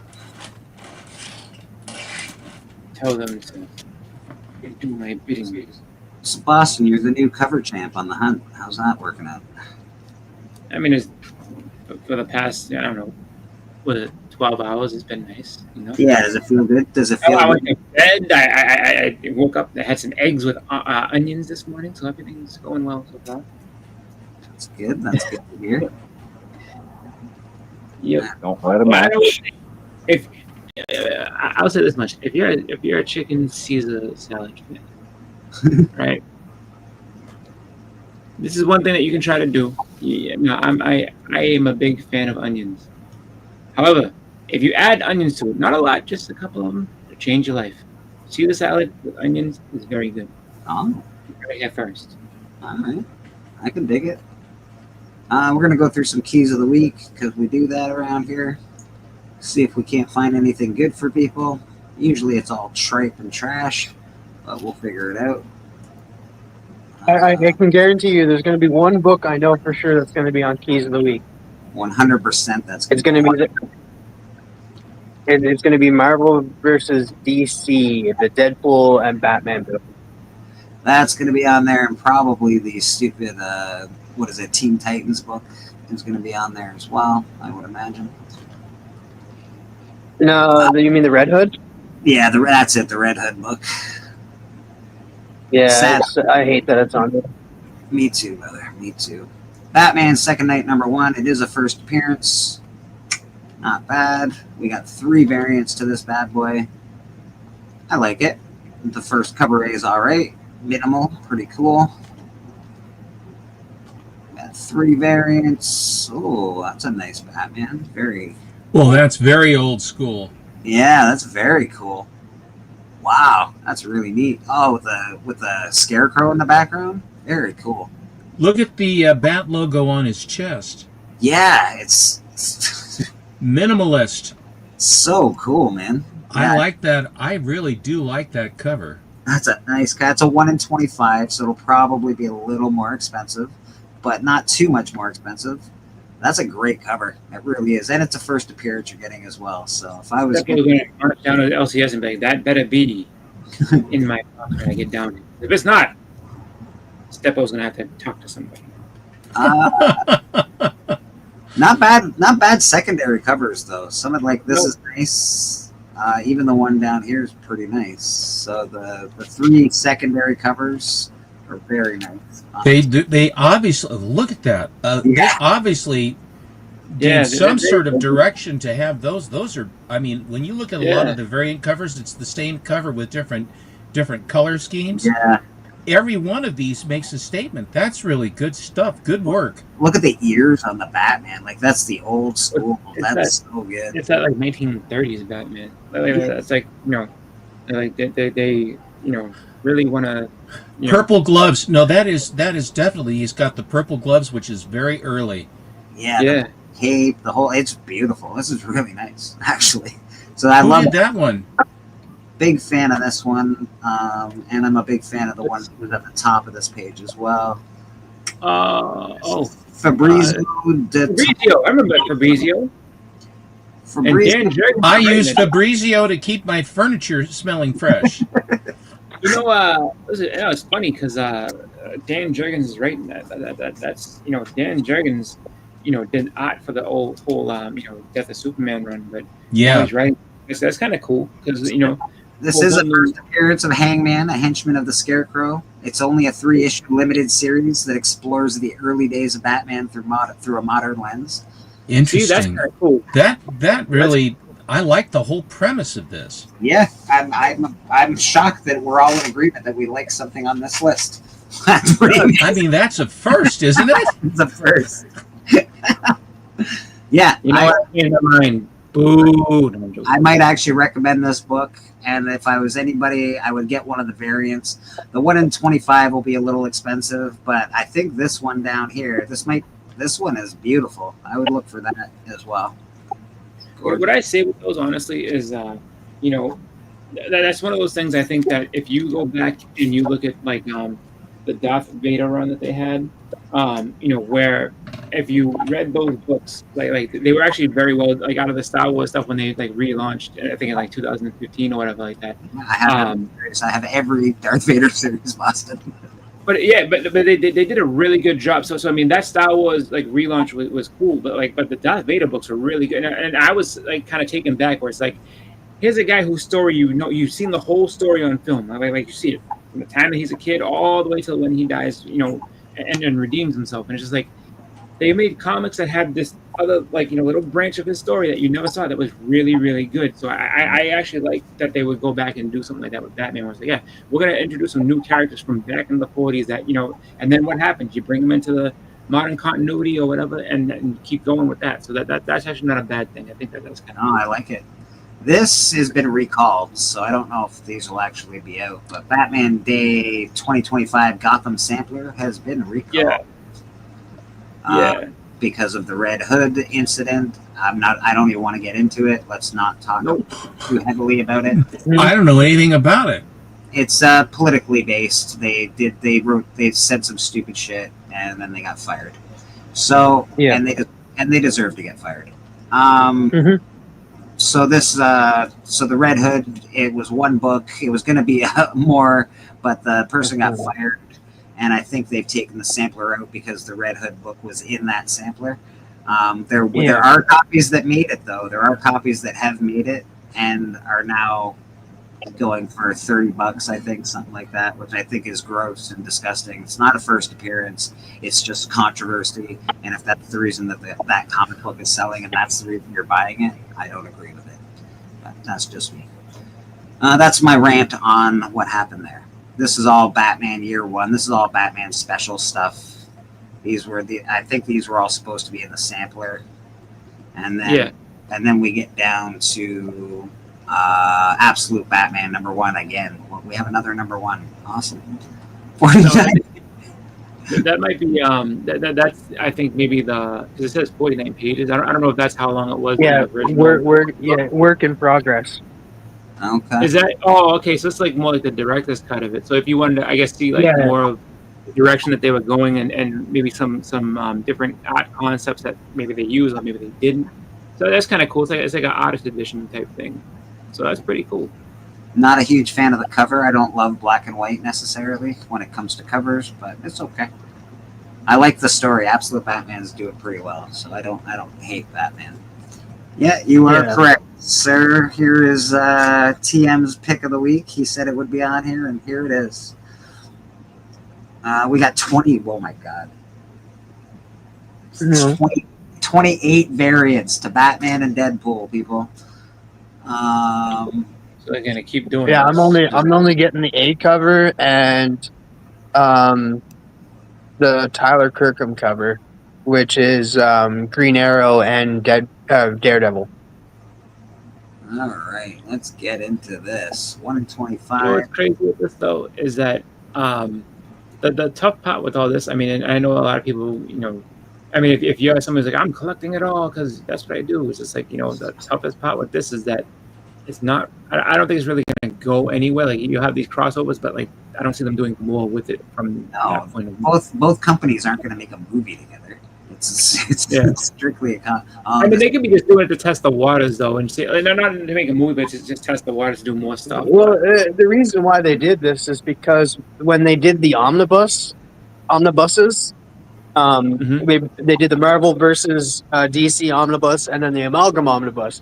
They saw how well those sold because they sold really, really well. That they were like, hey, let's actually come together and make a comic book. Let's do a crossover again because fans loved it. Frank Miller at it again. If you like Frank Miller, there he is. I don't even have to look to see who did that one. That one's really cool. I like the art style on this one. Big fan of that. I don't like all the white. We got girly. We got some girly action down here. Yeah, Magic and Catwoman. Oh, Callie's buying that for sure. I saw that and I thought of the Cali instantly when I saw 1 in that. 100. That's crazy. 1 in 100. That's gonna be expensive. That's gonna be expensive. Oh shit. The pets. Yeah. That is gonna be something. God dang it, stupid Jeff the Land Shark. I'm getting the next one. Regular variant. This That is the one. That one. This Yeah. guy. Yeah, I love. I'm a big Green Arrow fan, and I do like Daredevil too. Okay. You won't like who's right in the Daredevil crossover in there, though. The Daredevil Green Arrow crossover. It's written by Kevin Smith. I figures. Did he finish his last Green Arrow? I don't think he did he? No, Quiver, no. Exactly. Deadpool, Batman 1, yada, yada, yada. Some cool covers. That'll be popular. I don't know real first appearances in any of these, but No, it's just No, it's just the first crossover in 30 years. So yeah. I say don't waste your money, but if you want to read it, I can understand you want to read it. that's what I'm most excited for. I want to see these crossovers, and I kind of want to see more. That'll be something. Because like we're living in an age. Oh yeah, that one's really cool. Yeah, that'll be something. We're living in the age of crossovers right now because like you have everybody kind of crossing over with everybody, sort of. Like you have Archie crossing over with Jay and Silent Bob, Archie crossing over with Minor Threats. You have Dynamite Comics crossing over with DC. You have DC and crossing over with Marvel. So I'm hoping that they can continue this because this is my favorite kind of gimmick is the crossovers. They're both holding bombs behind their backs. One of them's got the Infinity Gauntlet on. That's pretty cool. And again, they're going to do it in different colors, I would imagine. There's a different color if you want a different color. Yeah. I like the red personally, but that's just me. Yeah, so there's lots and lots. It's a money maker. They're trying to make money on a whole bunch of different covers. Yeah, big time. Yeah. They are a business, they're I going guess, to. but I won't play that game anymore. No, me neither. Stephen. Yeah, I grabbed like one cover I like and then the A cover so I can read it. There's more Deadpool, Wolverine. First appearance of Legacy 2.0, powered Wolverine according to solicitation of issue number 9. Interesting. So this is a first appearance in this. If you're a Deadpool fan like Biggie Shack is, you probably want to pick this up. I am not interested too much in it, but it looks alright. Looks pretty cool. Good as Dead, another Image #1. They put out #1s every week, don't they? Yeah. Cover's It's okay. Fire. It's Why did you set them on fire? this. I don't like the colors on this. I wish they didn't use the brown. Yeah. Oh wow! So this bridge is bad news. Yeah. The Emissary Bridge has always connected the citizens of Port London to hope and opportunity, but when one man shockingly sets himself on fire, the bridge now brings a certain death to the town. Okay. Well, that's something to look forward to. Yes. Well, as somebody who does like to write horror, I can see this being interesting. I don't know. Everything that Image does right now seems like it's geared towards a TV show, and I don't love that. I'm not a huge fan. Yeah, of they're definitely pandering towards like, hey, maybe this could be optioned and stuff, and then I get like TV credits and residuals. Yeah, it's definitely. I don't know about that. I think like they've just been known to be able to like they put out a lot of books as all create our own type thing. So if it makes it, it makes it. I mean, I think that really when it comes down to it, like they'll put out just about anything just because it's like, hey, look, if it sells, it sells. If it doesn't sell, whatever. Like we just throw you in the pile of all the other failed experiments. If you love Invincible, Battle Beast is one of the best characters in Invincible. This is the origin of Prince Salaka. So it is an origin story. I wouldn't pay an extraordinary amount of money for this, but Well, they're showing a high price of $4. I mean, Yeah. I don't think you're going to. I bought some of the Batman blind bags. Yeah.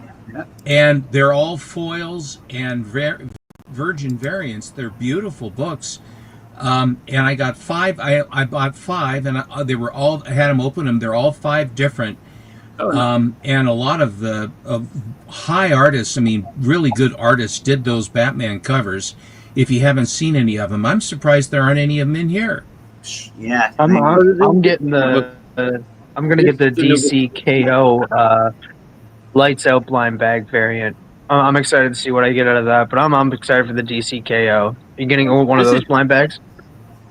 This is just new book, so it's not like anything that was in those before. It's it's not like a hot list. It's just like this is the new stuff that's coming up this week. That'll be on the next top 20 hot list that we. This is okay. Keys of the week. Again, No Man's Land #1. If I'm not wrong, it's literally written for TV. They're just trying to write stuff that they can get optioned, which is fine, which is cool. It's money, It's money. Marvel Zombies, Red Band #1. Red Band comics are awesome. If you don't know, Red Band is the way to go when it comes to Marvel.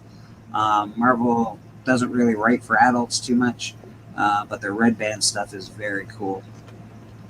5-issue limited series that will take place during iconic moments in Marvel history. So we're still doing Marvel history nonsense. I wouldn't recommend this book, but it is Marvel Zombies. If you like that sort of thing, you'll probably enjoy this. Let's see, it's got 6 extra covers. That's creepy. A little bit. That Makes sense though. He does have elasticity powers. I know, it's so creepy. I'm not Creepy. laughing. That's I'm creepy. a little bit further down the list. Look at his fingers, for Pete's sake. It's weird. I have to say, Alan is going to be very excited when he sees some of the books at the very bottom of this list. So, Alan, get ready for some excitement. Marvel Zombies, Red Band. So this is the Red Band stuff. It's up. It's like when they were doing the Max line way back in the day. I like that cover just because it's got an old feel to it. But Well, the trade dress, the Yeah. trade dress is the key. yeah, That's Scott Kolbish. and then this is okay. Not my favorite. It's all right. It's pretty good. Got a real.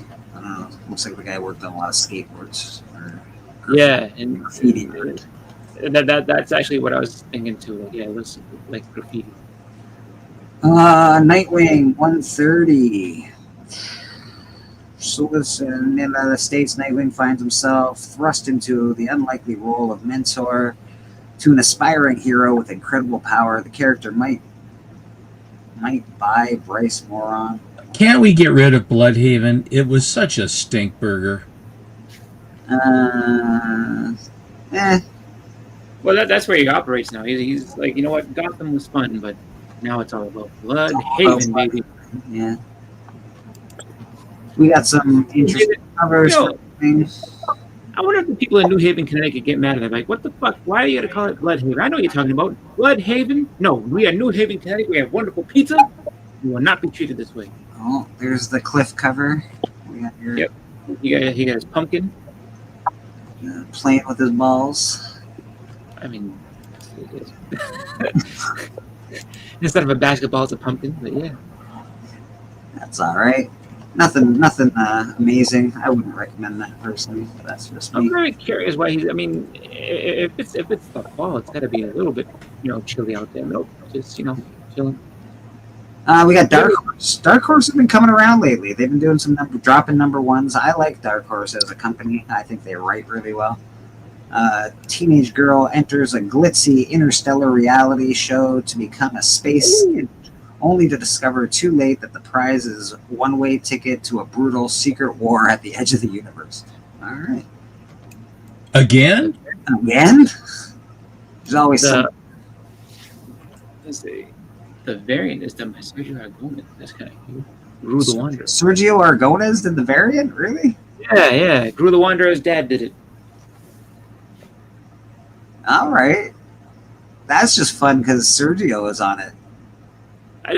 Like that's kind of like I feel like this has like a little bit of a Running Man feel to it, but it's just like because the fact that you pull the rug out from under you, like, oh, if you win this thing, like, oh, it's all good. Then you find out like I don't want to win. Well, now yeah, this definitely has a Running Man vibe to it.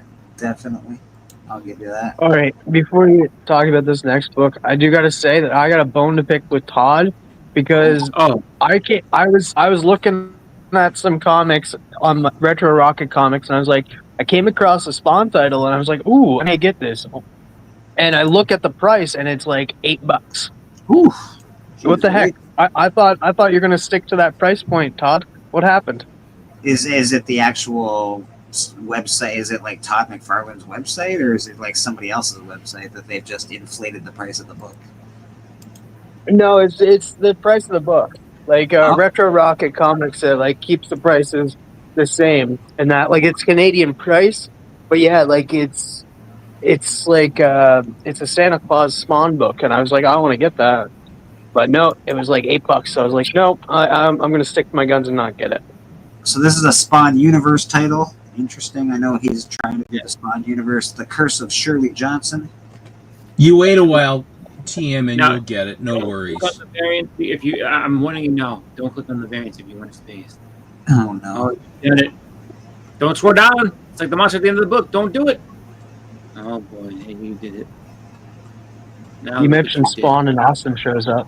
Oh my goodness, that's it. That is not. That's awesome. It's not the image so much, but it's Frank Miller. That's awesome, dude. Good Lord, look at that. That's Frank Miller. That's awesome. Just the I guess Frank Miller didn't lose his touch, eh? No. No, he for that one he sure didn't. Some of the stuff you wonder what the hell's the matter, but that's good. You look at that clown lady's face. Her face is kind of, just rickety. Don't like it. It's sort of supposed to be, but that's awesome. That's freaking awesome. Yeah.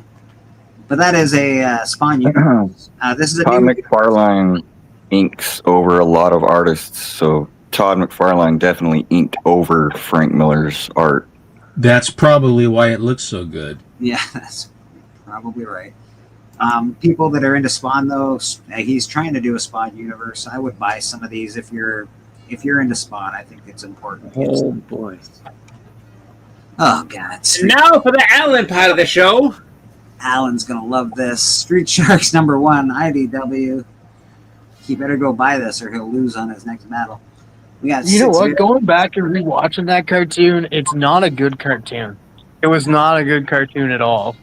It's just all this has is nostalgic backing it and stuff. It wasn't good at all.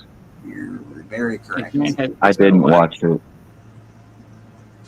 And then there's a blank.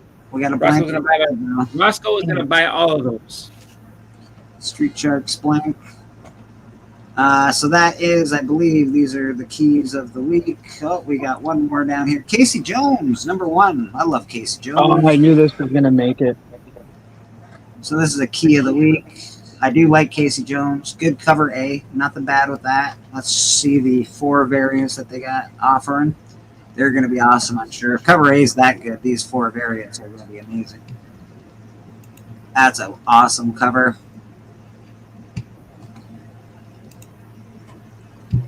That is just a cover. It's okay. Nothing crazy. Casey Jones. We have the same cover. Hey, there's a blank for this, Rad. If you're gonna if you want to do Casey Jones. That's pretty cool. Yeah, it's a cool blank. First appearance of Ludovic. First appearance of Ludovic or Ludovich, an antagonist of Casey Jones.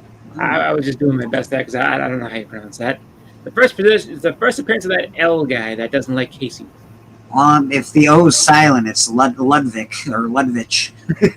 But I don't know if the O is silent. Just know this: he's first appearing here, and he does not like Casey Jones. I think that's a 2 constants. This will be the trending 20. Oh boy, Street Fighter. So yeah, Street Fighter, Malibu Street Fighter, first appearance and origin of Ryu, and all the rest of them. Yeah. These are trending 20. These are the ones that everybody is buying this week. This is on here again, eh? Yeah, the X-Men Adventures, yeah, and the Puma. I have 15, 20 copies of this book. I should probably There you go. Now's the time. I should probably start selling them. Come to Lika for all of your X-Men Adventures #1 needs. What's this cul-de-sac? Apparently, this is on here. Interesting. Cul-de-sac? From Bad Idea. They've got great covers. I like Bad Idea covers usually. I just don't know why this is on trending. I don't get it. I don't understand. It's because it says 300% been sold this past week, I guess. I have. People are buying them. They're buying them like hotcakes. I have the Black Snake story. I don't know if I have this book. I should check if I have that book. Yeah, that's his resurrection. His first appearance is further away. Is older, but yeah. Silver Surfer number 14, 15 center. It's a good book. Iconic art by John Buscema. Green Lantern 29. HBO series will introduce the plot. Oh, all right, there we go. Yeah, that's his first appearance, and then it's just and then that was the book where he came back. Yeah, that's the first. Isn't that a beautiful cover? Why is Green Lantern look so? He's erasing them. See that he's I see what he's doing. I see what he's doing. Okay, I'm like, what is happening? The Cosmic Etch-a-Sketch. What in the hell is this? He's like, ha ha ha ha. And now, if he shakes it, he could wipe him out of existence. That's how you used to erase things on it. Just shake it. Awesome. Second. This next book is weird. Yeah, that's weird. Why is it weird? Why is it weird? It's a cottage second appearance. Because it's the second full appearance. Why is this? Because just an iconic cover. It is, yes. I think. I mean, honestly, it's if you're gonna, if you can get the first, or if you can't get the first too expensive, people would jump to the second just because it's easy to get. So maybe people just making a run on trying to complete that run. You never know. Marvel Rivals announced plans to introduce Angela in season 4 of the game. So Angela's first appearance is Image, Spawn number 9, and what's her first appearance in Marvel Comics again? I always forget. It's Guardians of the Galaxy. That's the one. I don't know what number though. Oh, this is back in the new books. Number 1. Carnage is popping apparently this week. Oh, yeah. Steven, looks like that's popping this week. Hot dog. Hot dog. I know. Steven, I think it'll be popping until. I think it'll be popping until the movie comes out. Maybe after too. I have a lot of this book, actually. I should bust some of these out. Oh yeah, you should. You should. It's a classic. Great cover. Oh, yeah, no, it's a good one. And then this is because it's 9/11, because it was a 9/11 cover. Right, right. I don't have this, but I know someone that's got a really high grade that came out of the Gebner collection. I don't have any of them. Bigby McFly has a very nice copy of this. I made the mistake when I was younger. My mother was going to buy it for me, and I was just like, eh. She was out, and she was like, do you want this book? I was like, yeah. It's like, cartoon books usually don't do all that hard. What was I wrong? Yeah, I feel you, Boston. I feel you.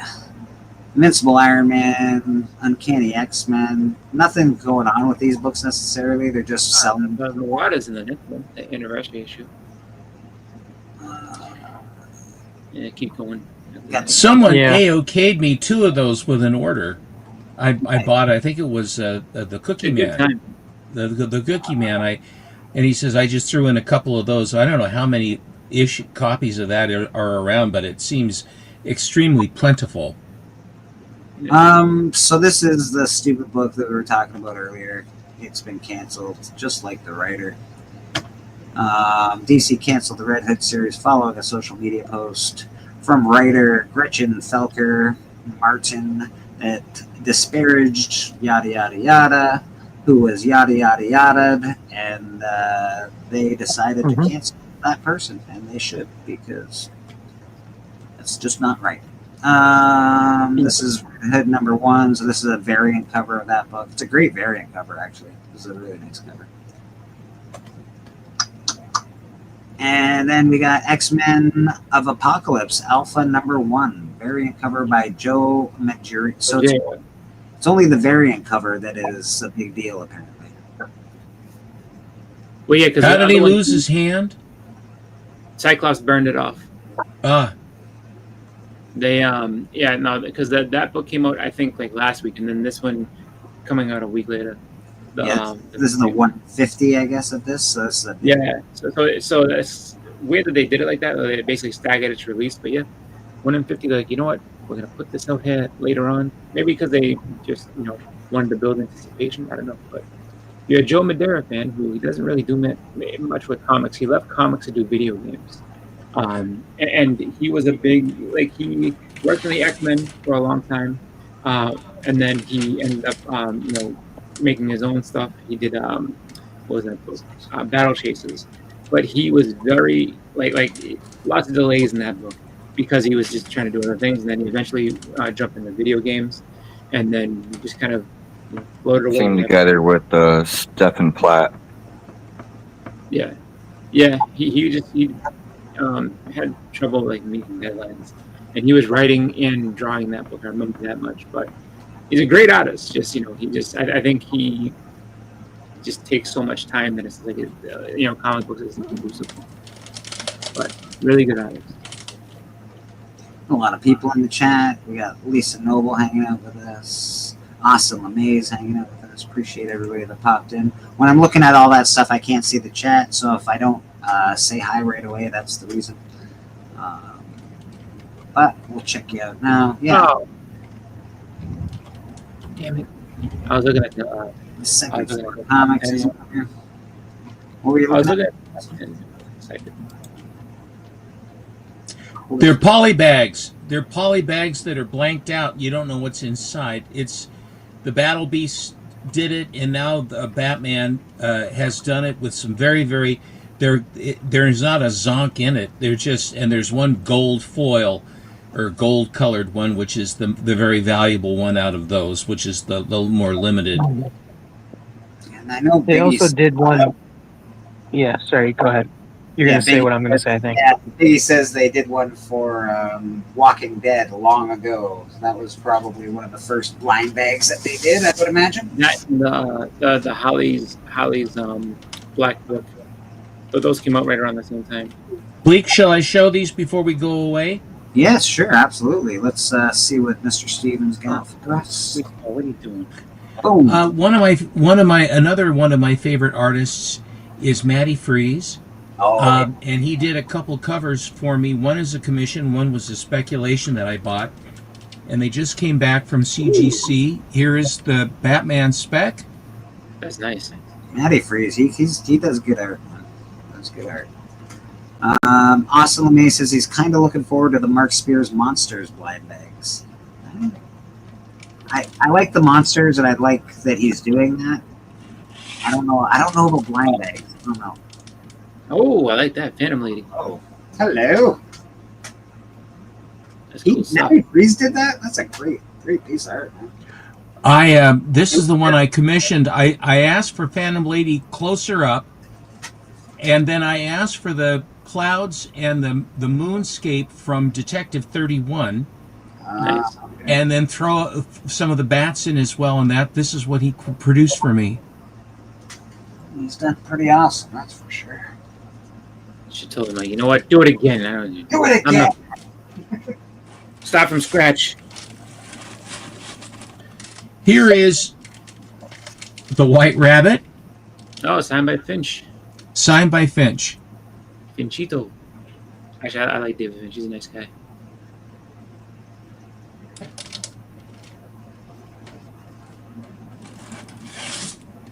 This was the first. This is from the Kickstarter. And this is number 196 out of, what is it, 250? Yeah, this is 196 out of 250 from the more brains on the cover is the key. Yeah. And it has the little coupon and the other stuff that went with. This is the first iteration of this cover. That's cool. I like that.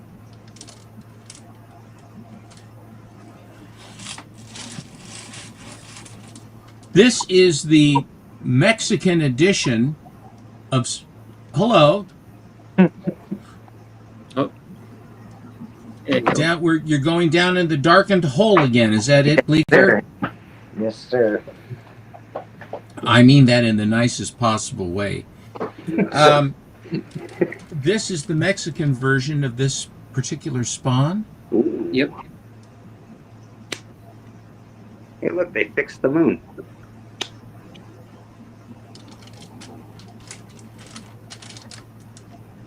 Yep. Then you get a nice Spider-Man homage.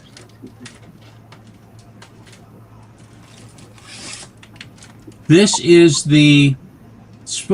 Spawn 300 variant cover J, signed by the Toddster in 2022. Oh yeah, it's a good one. Oh, nice. The 300. Steven, I'm just going to add Pop Willie back to the stage. He's apparently left us, and now he's back again. Hi, Papa. Hello, Pop. There we go. 252. Hey there. First black. Newsy. First black. Yeah. 9.6 Newsy. I have a lowly 8.0 nucleus. Lowly.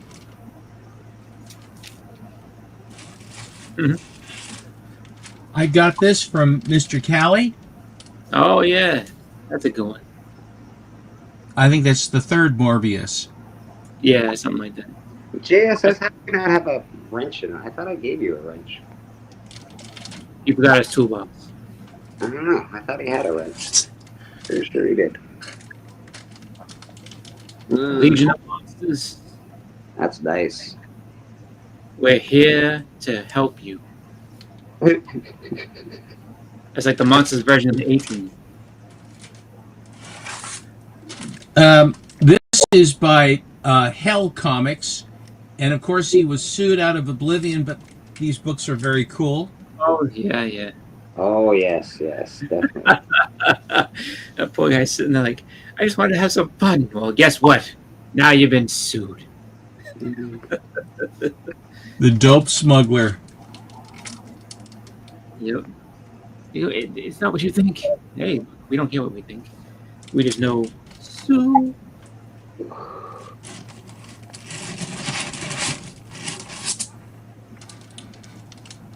Oh yeah, this is issue 100. No, this is 109. 109, that's right. We're sitting there smashing through the paper. He's like, don't put that paper in front of me. This one is notorious for being dark tan books from the paper of the day. This is a pretty nice white copy. Yeah, that's very nice. White pages too. There you go. Is that now the tanning that happens? That like initially, like would it be from it being out in the sun too much type thing? Or? No. The paper that they used had high acid content. The paper itself, and the acid is what makes it brown. And that's even if they neutralize it. Why, unless they properly neutralize it, then that's what happened. And they're notorious. A lot of the Nick Fury Agent of S.H.I.E.L.D. is another one. Almost the black and white cover that he did, that Steranko did, is another one that I think it's number 4. It's just a real problem. Huh. There we go. More Steranko. That's a good one. Nice, bright, and really nice color strike on this one. So funny. Like I feel like because the X-Men are up there, it always diverts away from the face, but people miss the skulls in the eye. Down at the bottom. Ooh. Yeah. This one was signed. This is Avengers 53 that was signed by Roy Thomas. Oh, nice. That's a great book. Roy's a good dude too.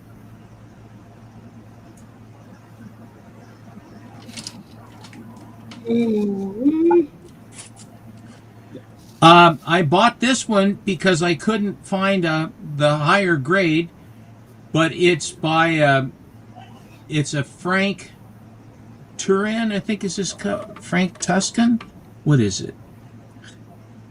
Frank Terran. T-E-R-A-N. Frank Terran cover of The Punisher.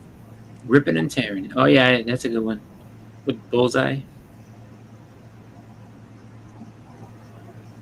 Yeah, that's a cool cover.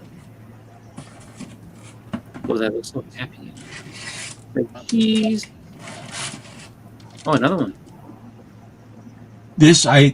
Finding a 9.8 on this is tough. I don't know what I'm going to do with my 9.6. I'll have to figure something out, but this is really hard to get in a 9.8 or a 9.6 for that matter. I just think that it captures, the Punisher logo on the blade and everything. Yep. The look on his face. Yeah, it's a good one. This is the first appearance of Kitty Pryde and everybody else. I was gonna say it's gonna be a Bronze Age book because you could tell that little the Lego ad, I think, or whatever the ad is on the back. Oh, that's a Bronze Age ad. Good book. Hey, her and Emma Frost.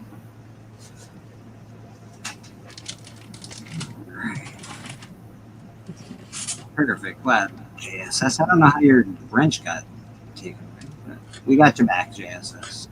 Here is X-Men 133, which I think is the first, solo Wolverine story or something like that, and it's signed by Chris Claremont.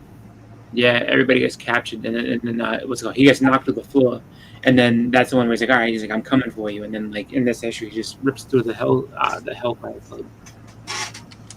Yep, good story. Just a couple more. Here is a signed Art Adams of this. Yeah, those were good. I remember those. Yeah, that's a nice one, actually. That's really nice. Those are not easy books to come by. That's how I say that much. Like that series of books he did for Marvel, like those are very pricey. Especially the Young Allies one, the Firestar, very pricey, very high. And I had looked at this. I had a copy of this book in my first collection that I traded in 1988, and I avoided it as long as I possibly could because it's spendy. And I finally, the trick that I use on books like this is that I will put the title and then I'll put on eBay and I'll put CGC. My comic shop, a lot of times is good prices, but a lot of times they don't. And so it always behooves you to look at both eBay and my comic shop before you make a move. Because the people on my comic shop generally know what they have, and sometimes the people on eBay who don't utilize my comic shop are more, I won't say desperate, but are more motivated to sell. So I put in CGC, and then what you can do is put the highest first. Then you scroll down, and then you can see, by doing this slowly, you can see the highest grade and the lowest price, if you follow what I'm saying. So this book, I found the price for this book was stuck amidst 6 5s and 7s. And I just stepped up and picked it up. Nice. Holy smokers. Yep. I look away for 1 second and you're putting up fire. Jeez Louise. One day. That's a book I've been chasing for years. And it laughs at me every time. I tell you, I waited as long as I could. I tried, but my spider sense is tingling because there's been a lot of people are talking about this book again. It never really went away. It's probably one of the most classic Silver Surfer covers, if not the classic Silver Surfer cover of all time. Yeah. It's all subjective, but this one, if the number of people who agree with that particular premise is quite a large body of people, and it's not like there aren't a lot in the census. There's 3,000 or whatever it is. They are available, but in order to get the higher grades, you really have to step up and to chase them. But if you use my trick, as I said, I found this in 7.75. I mean, people that had the 6 5s and 7s are asking the same price that this one was. And then but this was the lowest priced 8.5 with off-white pages. Yeah. Nope. Like I said, that book just laughs at me every time. It's like, Yeah, JSS is correct. If you see a book on eBay that is also on my comic shop as the seller, yeah, you gotta go. Don't buy it on eBay. Go over to my comic shop, because then you'll avoid all the discounts and all the extra fees involved. And the seller's going to get his money, just that eBay won't be getting its money. But even with the fees, this was cheaper. So that's one of the things that, and here's the back cover. Nice. It's just a really nice, healthy, beautiful color strike on this particular. Sometimes most all of them are uniformly good, but this one had a particularly nice, the Rainbow Bridge that he's on. It just is a really nice one with sharp corners. Yeah. It's a lovely book. It's a beautiful cover. So that's what I have. Beautiful stuff, Stephen. Beautiful stuff. And as always, Stephen is up for an award this year on the Comic Book Community Awards. Him and Alan are up for the Monday night special. So if you haven't voted for the Comic Book Community Awards, go check it out, cbcawards.org, and vote for Stephen and Alan. Well, there's a lot of people on our panel that are actually a lot of our people, a lot of our group, and we have a really nice group. We do have a nice group. I did my voting this week. Usually I wait till the last minute, but I decided I'd actually do it before time. So I did my voting this week. I've already voted for Steven. I voted for Baby Shaq and TM. I voted for Rad Art for Best Artist this year. Me too. He deserves it. He's busting out art every week on this channel live. He does an amazing piece every week. It's really awesome. That's really good, Brad. You're looking good, brother. Looking good, man. Very cool. And speaking of Kickstarters, let's share. Share screen. Kickstarter. Share. So everybody knows that I have a Kickstarter. Myself and Keith have one coming out. But right now, Damsels of Horror will be coming out, and that is a book by Brian LCS. Damsels of Halloween and Horror. His Kickstarter is out right now. He's got 41 backers. He's already reached his goal, which is great. But you know what? We're better than that. We want people to exceed and overcome their goals. So if you haven't backed this project and you're interested in Vixens and hot galley art, this is probably good for you. Damsels of Halloween and Horror. All the characters will be Bride of Frankenstein, Countess Orlok, Cyclops. Of course, they'll all be the female versions of all these characters.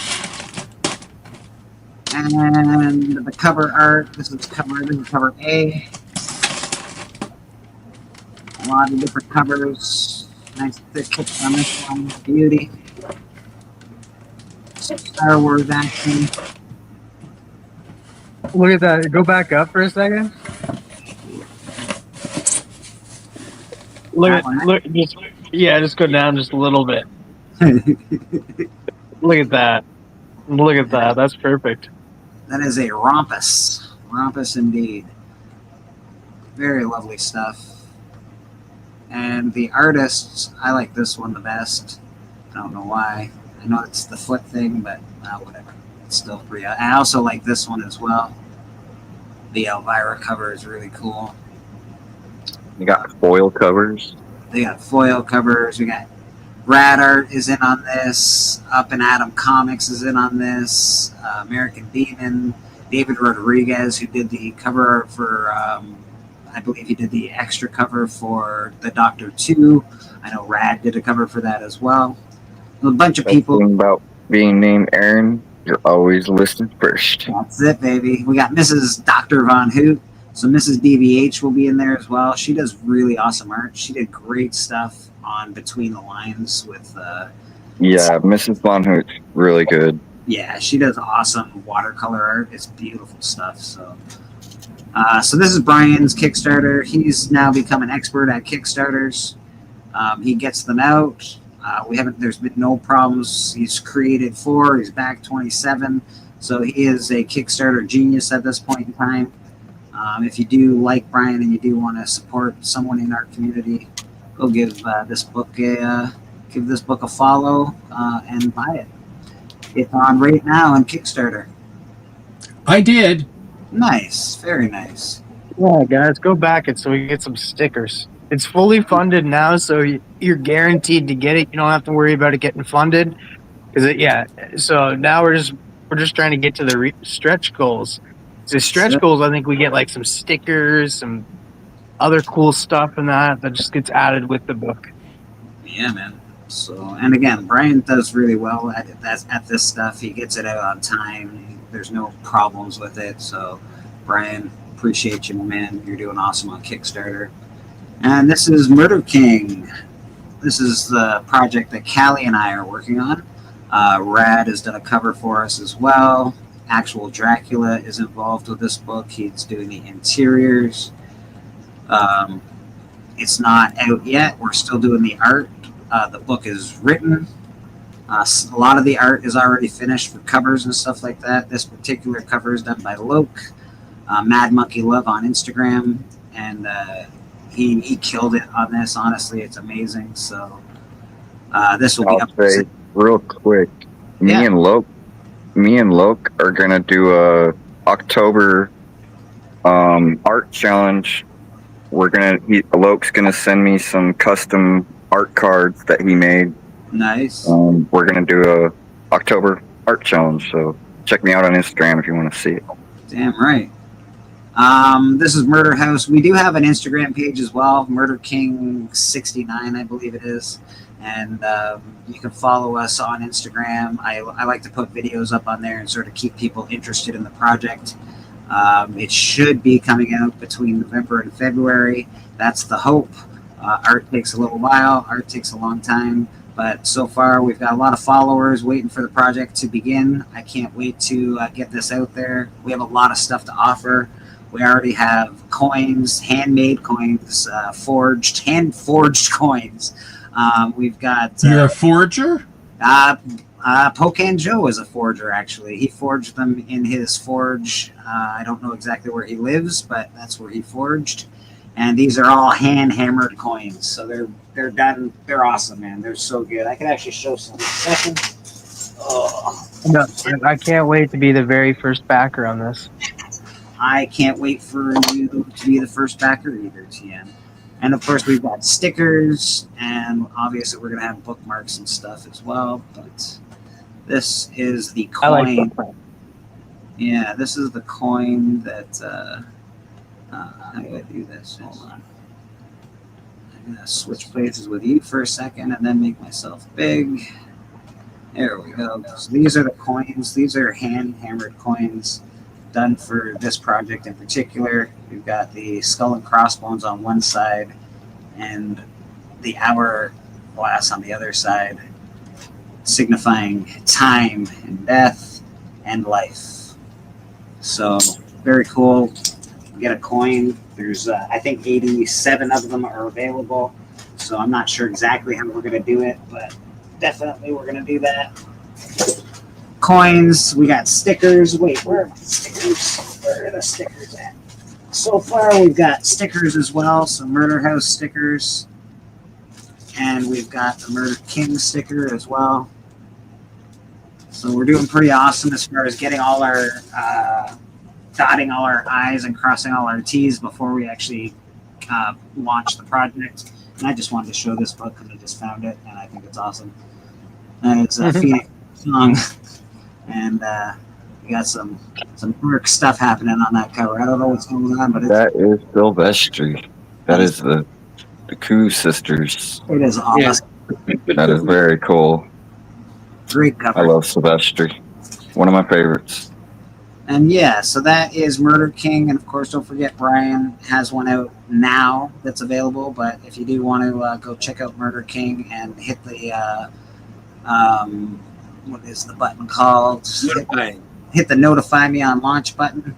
It gives us puts you down here in the followers, so it lets us know that there's 57 people waiting for this book to be to start. And we can't wait, to be honest. We're looking very forward to it. So thanks, everybody. Appreciate you. Let's get that out of here. I actually have to get going, so I will talk to everybody later. Boston, Chris, you going to watch some football? Is that what you're up to? See you, Boston. Yep. I'm going to go watch some football, and everybody have a great rest of your Sunday and rest of your weekend, and have a good time. Just being happy and amongst people that you want to talk to, and everybody. Also, I would say, make sure that if you don't follow these people and see what they do as far as people on the panel, check out what they're doing for their content, because everybody got some good stuff to show. So let's all go out there and just check each other's stuff out. See, leave comments, and talk to each other, and have some fun in the community. Because you know what, that's what we're here for. Amen. With that, I'm taking off. I'll see you guys later. See you, Chris. Later, Bossman. Bye. Be back. Sorry, no problem. Papa Willie is slipping out as well. He'll be back. Last night, okay, so The Hunt has been going on for a long time now. The Hunt is a show that I participate. Tony Sanders does it. It's a wrestling comic book based show. We do characters, we show books, people vote. It's a great show. There's a lot of hubbub. It can get crazy. There's cheating. There's all sorts of nonsense that goes on that show. And what happens right now, though, there's giveaways, like great giveaways on this show. Tony Sanders has a giveaway at the end of every show, and he's done so far, I think 3 or 4, and every book so far has been a banger, like above $50 and above book. First appearances, they're all keys. If you're not watching The Hunt, go watch The Hunt. All he does is he asks a wrestling question and a comic book question. If you can answer both questions, you win the book. Rad Art has won a couple of those books so far. Biggie Shack's won a couple. I almost won one last night, even though I did, but I didn't. We'll see what happens with that. Is that what? Okay, no, I was curious about something I saw that you posted earlier today in the chat, and I was like, I didn't know what you meant by it. I was like, I wanted to ask, but I was like, I'll let it be. Yeah, I just put the evidence in there. That's all I did. But it's fine. So check out Tony Sanders, check out The Hunt. He does a great giveaway at the end of every show, man. And it's fun to watch too. You get to see a lot of good books. I'm so mad at myself because it was like I fell asleep. I was like, damn it. I was gonna be there too because Darth was going up against Boston and that. It was a good fight. Now I heard Boston won, so I'm all sad now. And I know. They needed you there to vote. They needed your vote. I know. I'm sorry, Darth. Yeah, so Darth is now the cover champion on the hunt. Bobby Delgado, he is the heavyweight champion. I still remain your TV title champion, even though Tony jumped me last night and tore my ankle up. I don't know how I'm going to fight from now on, but we'll see. We'll see what it's like. We'll see how it goes. But yeah, It's pretty hard to do that over the television, but I guess it can be happened. You know, It was hard. It was an amazing series of events, Stephen. Oh Amazing. man, you'd be surprised how far we've come with technology.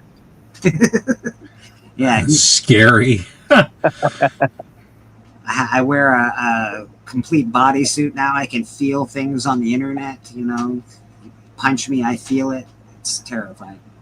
I just need an omnidirectional treadmill, and we'll be all set. Which I did love that the premise of those movies. I hope that happens eventually. I can't wait till virtual reality actually is as cool as it is in movies, where you're Batman climbing up hey, I'm going to be Batman today, and I'm going to climb Mount Everest. I want that to happen a lot. So, See, for somebody that didn't read the original book of Ready Player One, I really liked the movie. Yes. Because it's just a cool concept of being like, oh, you're able to like virtual reality into it, like, and create your own little avatar in that and walk around and feel like you're walking around in that bodysuit. That's what I want. I'm with you, man. I think I love the tech. Obviously, it's scary technology because I think people are going to live there and never come out of it. But I think the technology is cool. I love the idea and the premise behind it all. Another world, a virtual world, so to speak. I think that's really neat. And I didn't read the books either. I heard the books were amazing, and people that read the books did not love the movie, which is fine. That's almost without exception. That's what you have. Anybody that's read the book doesn't like the movie. My brother was all about the Lord of the Rings thing. He said, "Where is Strider? Where is this? Where is who?" And they got all bent out of shape. And they really did play Gollum too much from how he was. And he really went off on that. Frank, since I hadn't read them all, I read The Hobbit, but I didn't read all the other ones. Mm-hmm. But I thought the movies were great. I think I've read all the books, and I thought they left parts out. Definitely, they left a couple parts out, like Tom Bombadil and a few other things that they've left out. But I think they really did a good job with those movies. Honestly, like I didn't love the Hobbit movies as much. The Lord of the Rings movies, though, they were so good. Dude. They were so good. JSS Brooklyn jumping on in here with an awesome giveaway here. Let's see what we got for JSS. Appreciate you, brother. You're very awesome. And we're going to give you one of these. I think we have seen a miracle, and this miracle is forgiveness. Yes, that's right. The Lord will extend his forgiveness. Yes, he will. But he ain't going to do it for free. No. In order to be forgiven, you must go to the root of the word, which is give. Give. Give a Cough give. it up. Reverend Gates, I think this deserves a song. Thank you. I appreciate you, JSS. Poking. Talking about you, man. Can you believe that he was fired from SNL?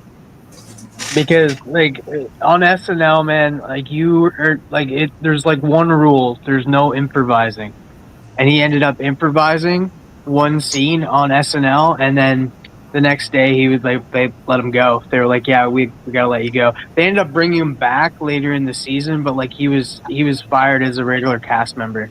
There's no improvising on a show that's is an improvisation. Yeah, they call it improv for Pete's sake, and there's no improv. Yeah, no, it's all scripted. Oh my god! Well, I get there's all a script. They work what you don't understand. They work Monday to Friday, coming up, writing and stuff, rehearsals and stuff. So they work Monday to Friday, and then Saturday is the big night, and that's when they have Sunday off, and then they go back to it on Monday. How can you? It's like putting a cage on a pretty animal or something. You can't cage Will Ferrell's tongue. That guy is an improv genius. He'll do all sorts of crap that's hilarious, more funny than any writer's gonna write. But I guess it is what it is. It's weird to be fired for getting fired for improv. Improvising. Yeah. Yeah, I think they. You improvised on our improv show. You're fired. Get out of here. Well, it's not an improv show. It's all scripted. No, I know what you mean. I know what you mean. It's organized improvisation. Yeah. I think they got a little more lenient over the years, but yeah, that was early SNL. Yeah, he got let go, but got brought back, like I said, and then got brought back as like a host at one point as well. Yeah, they definitely got more lenient over the years. Some bunch of people were on there that were crazy people, man. Hey, man, why is this guy so funny? It couldn't be all the drugs. I like the movie that they did for the first Saturday Night Live show that popped up. The Saturday Night movie? Yeah, that was good. They did a good job on that. The characters that they got to portray the real life people were really good. Yeah, I enjoyed that quite a bit. If you want to know a lot of stuff, because I'm subscribed to this channel called Saturday Night Network, and every month they drop a video, and it's like everything you need to know from season 1 of Saturday Night Live, and they go behind the scenes and that. That's how I found out about what's his name, Damian Wayne's getting fired and stuff. Okay. Yeah, they go through each season, and that I think it's pretty cool. I'm all caught up on most stuff right now. The only thing I haven't caught up on the Sandman yet. That's the one that for some reason I don't know why it's just not time to watch it for me. Maybe I tried to watch it. I know I love it. I love the first season. I don't know why I can't get into the second season. Did you watch all of Twisted Metal? Yeah, Twisted Metal was awesome, dude. Twisted Metal was great. I didn't. There's some.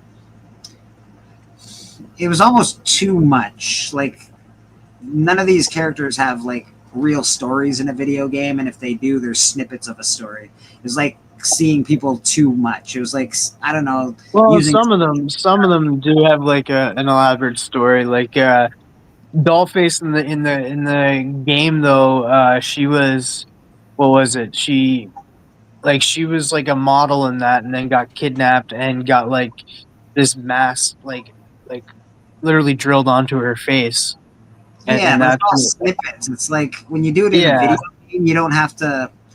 I don't see what the guy's doing when he goes to the bathroom or when he goes to lay down in bed, or it's very difficult to pull off that when it But they did a great job. I loved it. I enjoyed it quite a bit. For what it is, I think it's an awesome TV show, and I hope the clown's not dead. Oh, he's not.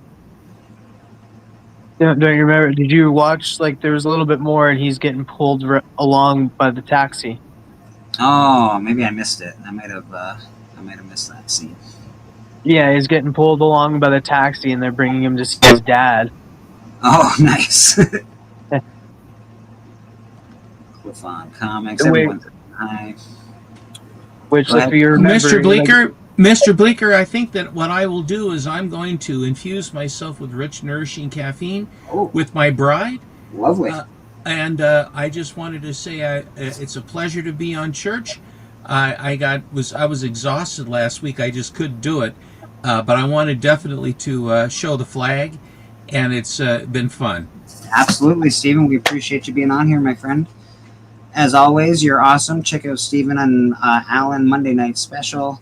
That's their big show, and of course they do Friday Night Hangout as well. And Stephen's here on church on Sundays when he can be. Most always. I'm somewhat. I think I'm a regular, sort of. Oh yes. I'm an irregular regular. You're definitely a regular, my friend. All right, guys. Have a very nice Sunday. Enjoy some football and do what you. We have someone is coming. I will wait. All right, we're waiting. I'm just going to show a couple books before that lovely lady gets there. Venom action.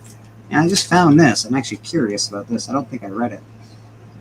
Wakanda #1. This is the history of the Black Panthers. I read that today. That sounds interesting. All right, let's get my ugly mug off of here and get someone way better looking than me. There she is. Hi, everybody. I'm Susan, Susie Q in the chat. And today I'm having a 3-generation photograph made with myself, my 2 daughters, and my 2 grandkids. And so I'm dressed in a Bavarian costume the way that some of my ancestors would have dressed back in the day. So I just wanted to show my costume off. It's got a... I feel like I need some beers or something. Yeah, that's right. So can I show the slabs first? No, slabs are always last. Okay. I got these books recently at Astonishing Auctions. Teresa. From Teresa. Oh, nice. Rock and roll. You want to back up a little? Let's kiss, baby. Yeah, so you can see the edges. There you go. That was Kiss. Oh, yeah. This next one is Metallica. Ooh, that's awesome. That's really awesome. Those are not easy to find, those rock and roll magazines. And the next one is Living Color. Oh, look at you. These are great. The next one, Public Enemy and 2 Live Crew. These are really good books. These are awesome. I have a feeling they might be coming your way, Bleecker. Wow, these are great books. The rock and roll stuff is amazing. I only have 2, I think. I've got Led Zeppelin and I've got another one. Oh, Poison. Wow. These are from Teresa at the Astonishing Auction. She's the moderator. Is that right, Stephen? New Kids on the Block. That's awesome. I got to get a hold of Astonishing Auction. I should probably go on there on Sunday. Yeah, that would be great. Well, Aerosmith, beautiful. She had a whole run of them, so Stephen bought them for me. Oh my God, the hits keep on coming. The Who? I've never seen any of those. Those are very cool. I've never seen them either, and she had a whole lot of them, so these are great. I told Stephen, I said, I really like those, and he bought them, so. Def Leppard. My God, I didn't even know all of these existed for this line of books. Yeah. I've got a few rock and roll books, but this is a lot. I didn't realize. I've never seen them either. Motley Crue. Oh, that's a good one. Yeah, baby. Bon Jovi. That's the guy I sing at karaoke the most. And I wanted to show, I got a slab from Bleecker. Band of Brothers auction. Oh, nice. That's a 9/8 Transformers. I really like Transformers a lot. Yeah, Transformers is cool. These books, the covers are amazing on these It's books. a beautiful cover. And who did the artwork, Stephen? Red Code cover. Who's I don't your know who favorite Red Code Transformer? is. That's awesome. I love Transformers, and it's a beautiful cover and a 9/8. Oh, it's beautiful, yeah. Thank you, Bleecker. Thank and you. Can I show? And then I just got this one from Stephen.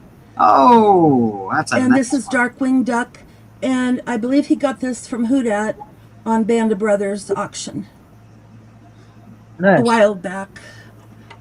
And then I got some more books from Bleecker. Hey, there it is. U.S. Agent number 1. I'll have to read these because I don't know much about them. I'm pretty sure Ultimate Fallout. Oh, nice. Yeah, those were some extras I threw in because you guys went crazy, so I had to find extras to throw in for you. Well, I started bidding, and then Stephen started bidding against me. Wow, Mortal Kombat. that's cool. Yep. Yeah, I love that cover. I really like this one a lot. It looks like a Frazetta cover. I don't know if it is, but it looks like it.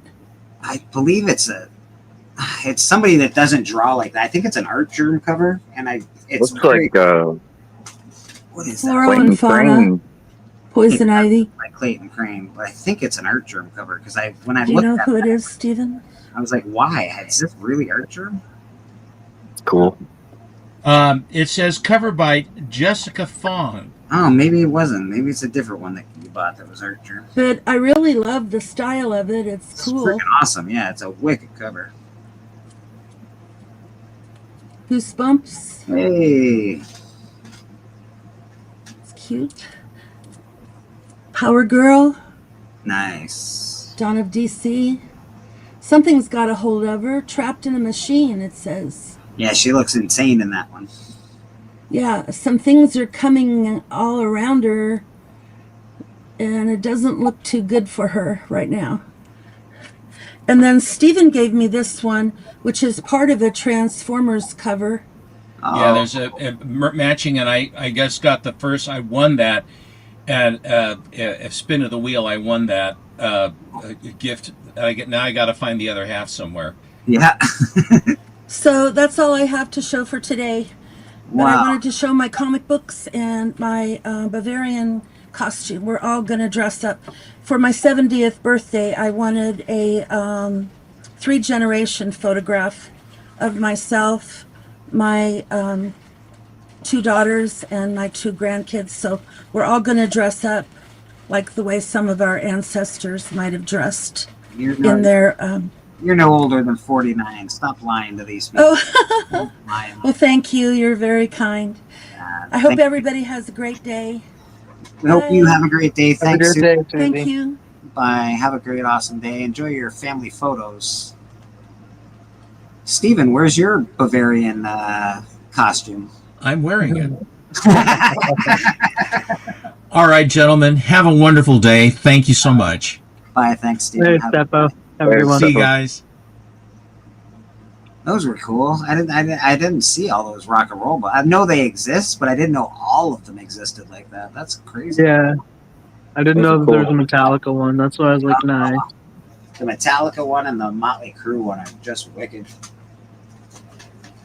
I had I saw 2. Metallica live.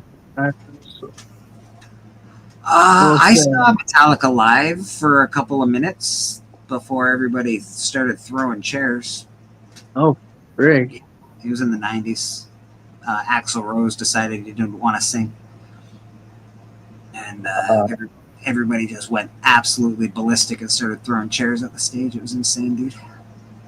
I really enjoyed the time, because it was an outdoor event, and it was just it was not just them. They were the ending, they were the final band. Right. You had Matt Mays, Protest the Hero, Bohemian Cambria, and Seether. And then, of course, Metallica and stuff. And it was in Halifax. It was called Rock the Hill. And when they started playing one, they started lighting off fireworks because it was dark. It was pretty cool. Sorry, I'm just answering a message.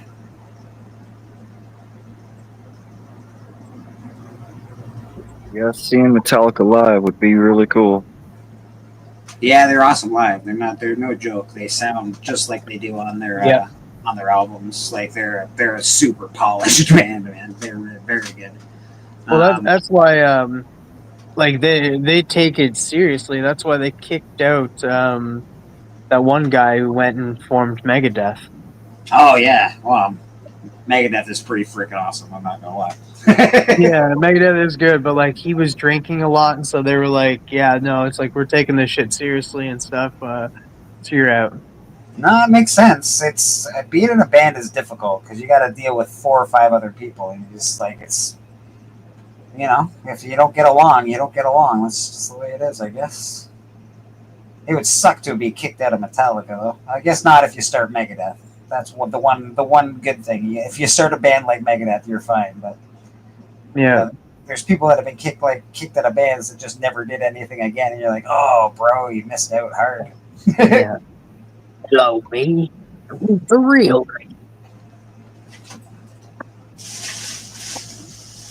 I like that song.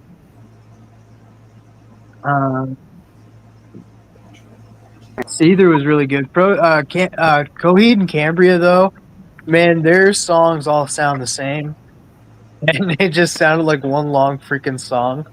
And then, so, like, I would say that they were the worst at that. But Seether was really good. I enjoyed Seether. Seether was a pleasant to hear as well. And Matt Mays. I've seen a lot of bands. I've done a lot of watching of the bands. I like festivals are probably my favorite thing to do as far as band stuff goes. Like I enjoy a good 3-day festival where you gotta get a room and all that shit. I think that's really fun. I don't love going to concerts anymore, but the older I get, I don't know what it is. I find it hard to get out of my house, harder and harder to want to leave my house. I have like weird fear. I don't know what the fuck it is. It's stupid. It's dumb, but it is what it is. I think I'm getting more agoraphobic as I get older. Yeah, I think that's happened to a lot of us, because I'm the same way. I like have to be like, oh well, I have to go do this, but like I'll like wander around for a little bit like a cat and be like, all right, I'll do it now. But like it takes me a little bit to like push myself to be like, okay, I have to go to the store. I have no food. I need to go buy some. We had somebody backstage, but I don't think they're there anymore. Yeah, I'm the same way, TM. It takes me, I don't know what it is exactly, but it takes, like, I don't like leaving. I go out for work because I have to, but I fucking hate dealing with people. I don't really like, I don't know what it is. Yeah, I get more and more fear of being outside. It's sort of stupid, but it is what it is. Yeah, I don't like random people talking to me in small chat. Like, I don't know why. It's like, it's not that I don't want to talk to them. It's like I'm scared to talk to them. If that makes any sense. It's a fear, and I'm not afraid of things, so I don't understand what the fuck's going on. We got somebody hanging out in the back. Let's bring him on up. Let's bring Biggie out. Is that who you think it is? You think it's Biggie? Yeah. Huh. Well, aren't you a smarty pants? Big Biggie. Biggie. Biggie. Big Biggie. Well, it happens to be Papa Will. Big Biggie. Biggie. And Biggie. Did Papa come in after Biggie? Yeah. Papa came. Okay, I got him right. You were like, oh no, I have the opportunity now. Like, that's funny. I have the opportunity to make TM wrong, so I'm gonna be like, no, it's just Papa Willie. What are you talking about? Biggie Shaq, how you doing, man? Good, all right. How y'all doing? Not too shabby. Oh, Jeffrey Darcy, that's some good stuff. Muddy Waters and BB King. That would be an awesome concert to go see.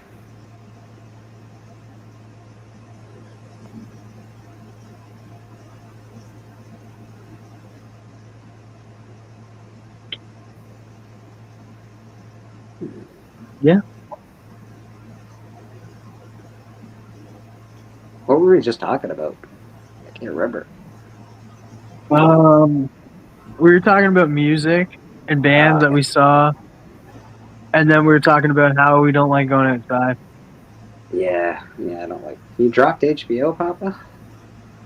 There's nothing on there that you like? Yeah, he told me this last night. Is it? I was like, why would you do something so stupid? I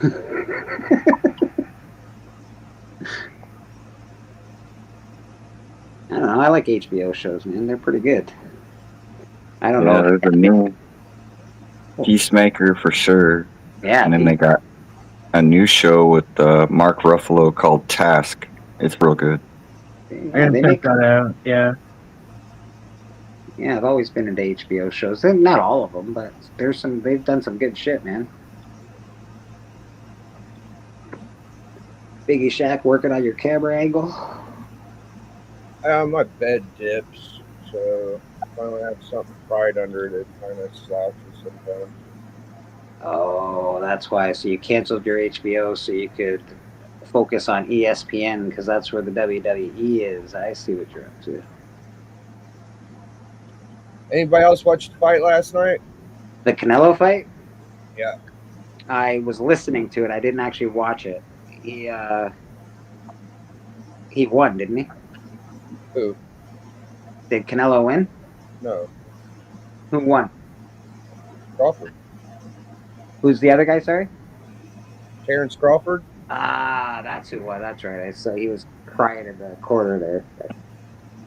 Yeah, it was a great fight. I don't know if Canelo was the best Canelo we ever had, but you know, he took his third loss, and people are saying that Terrence Crawford's the greatest boxer in the last 10 years now because of this win. I thought that it was one of the best boxing performances I've seen in a while. Because Canelo's a bit of a brawler, but I didn't expect Terrence to pick him apart the way he did. I thought he would win. I wouldn't bet on either one of them because there's always some bullshit in boxing and betting events, but seemed to go down the way it should have. I think just a better boxer and he beat him. I don't watch too much boxing anymore like I used to. I watch more UFC now, but boxing's still interesting. There hasn't been any awesome. Like, there's not as many good boxing fights as there used to be when you and I were growing up. Like in the '90s, there were so many good boxers. I don't really hear a lot of there's a handful now, maybe, that tend to move the needle, so to speak.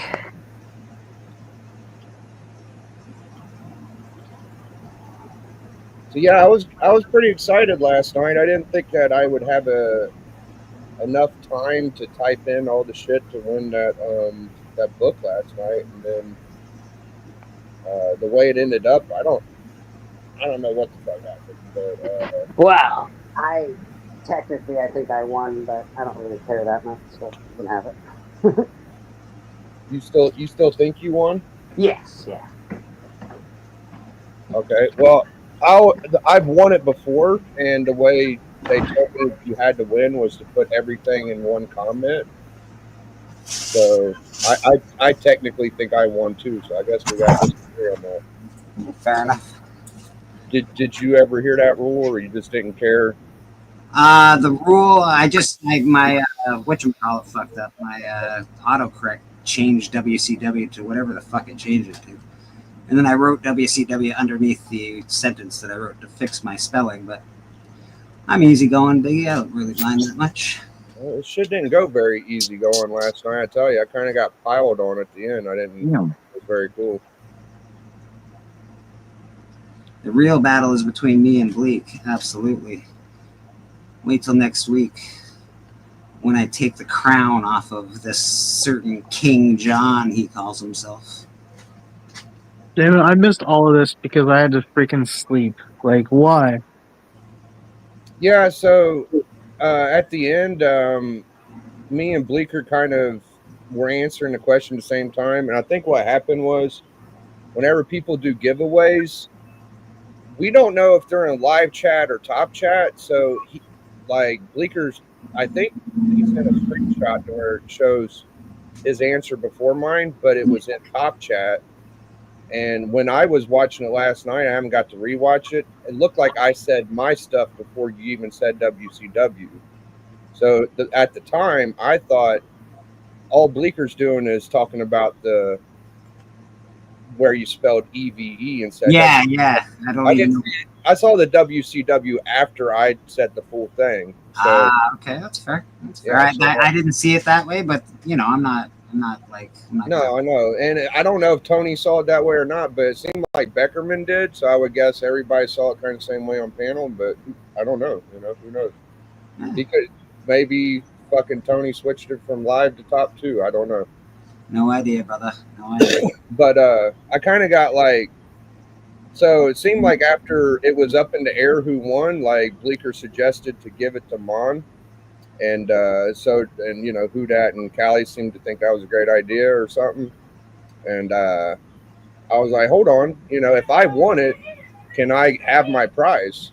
Because I wasn't really in the frame of mind of giving away, because I've been I gave away one of the last ones I won. I gave it to TM. So it's not like I'm being greedy and shit. Just like, okay, I won something. It feels good to win every now and then. So Jeffrey Darcy says, someone tell Biggie I'm going to send him a message on one of his comment sections later today. I need some info. Be looking out. All right. Jeffrey Darcy needs some info, Biggie, apparently. All right. So he's going to message one of your videos, I think. Well, I mean, you could ask me in here, Jeffrey. I don't feel uncomfortable to tell you, but you could do however you want, bro. Let me know. I'll be looking at my channel, and I'll take care of it.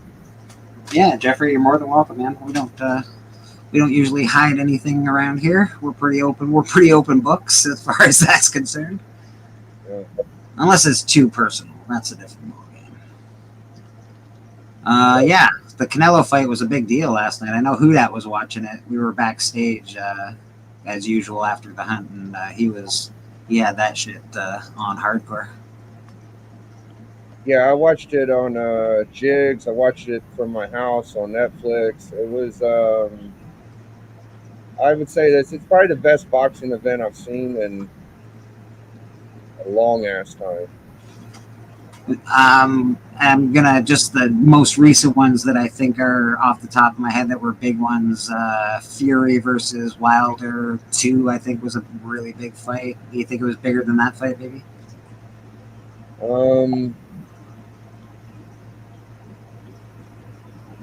Maybe. Oh wow. Okay. All right. Yeah, it was a pretty big one. I know the heavyweights get all the credit and stuff, but this was. I mean, they're saying that he might be better than Floyd at this point. Like he might have been. It's a weird thing because Crawford took like a 2-3 year break, and he came back, but it might have been good. It might have been bad. He didn't take the big risks a few years ago, and he's finally getting them now. Could he have beat Canelo 3 years ago? I don't know. But his defense is really good. He seems like it's like watching Floyd with a couple more inches and a little bit more strength, kind of. He's not quite as good as Floyd on defense, but he's pretty damn good. Floyd is definitely a beautiful fighter to watch. Floyd is. Yeah. I mean, this guy, though, Bleak, he's undefeated, too. He's at like 44-0. So. Wow. Yeah. That's pretty amazing, actually. Yeah, it's pretty cool, man. I don't know. I mean, America hasn't had anything to be excited for in boxing. That's true. That is true. Biggie Jeffrey just wants your name, basically. I don't know if you want to say it live, if you want to say what your name is. I know what your name is. I don't know how. Oh, yeah. So he just needs your name. So he has your address. He just wants your name so he can send you some stuff, I think. Yeah, I got to answer a phone call, Jeffrey, but I'll write it in the chat. I'll be right there. Hold on. I'll be right back. Biggie actually has a cool name. I'll let him write it, but Biggie's got a wicked name, to be honest. What we got here, Papa Willie? I see what you're up to. Oh, so this is a wood burning piece from Papa Wheelie and his mom, and they donate these to this Comics Curing Cancer. So this will be donated to Comics Curing Cancer. Will be up for sale, auction on Comics Curing Cancer, which I believe is it October or November that Comics Curing Cancer happens? October. Okay. Do I send to the Immortal? No, I don't know his last name per se, but his first name is Julius, as in Caesar.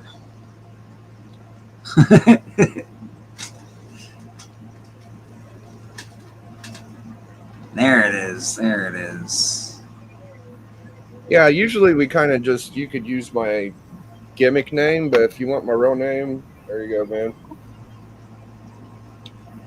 Yeah, I don't know how, JSS, I don't know how your wrench got taken away, because I thought I gave you a wrench before, but I'm not sure maybe YouTube just does it automatically. I don't know why your wrench got taken away. I've never taken away anybody's anything on this show. I know what happened. I know what happened.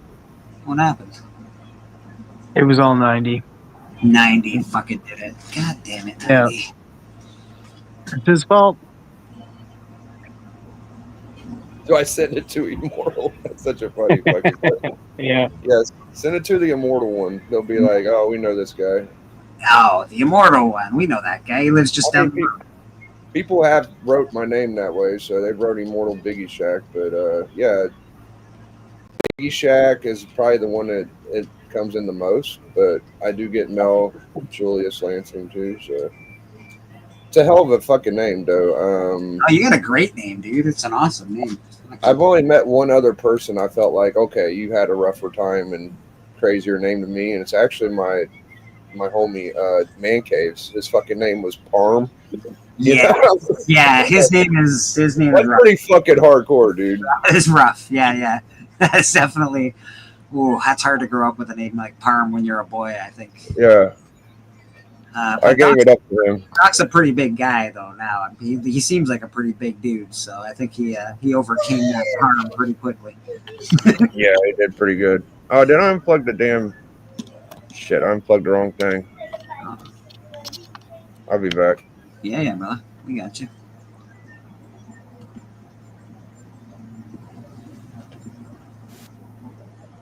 Look at this BS. What are we looking at, Papa?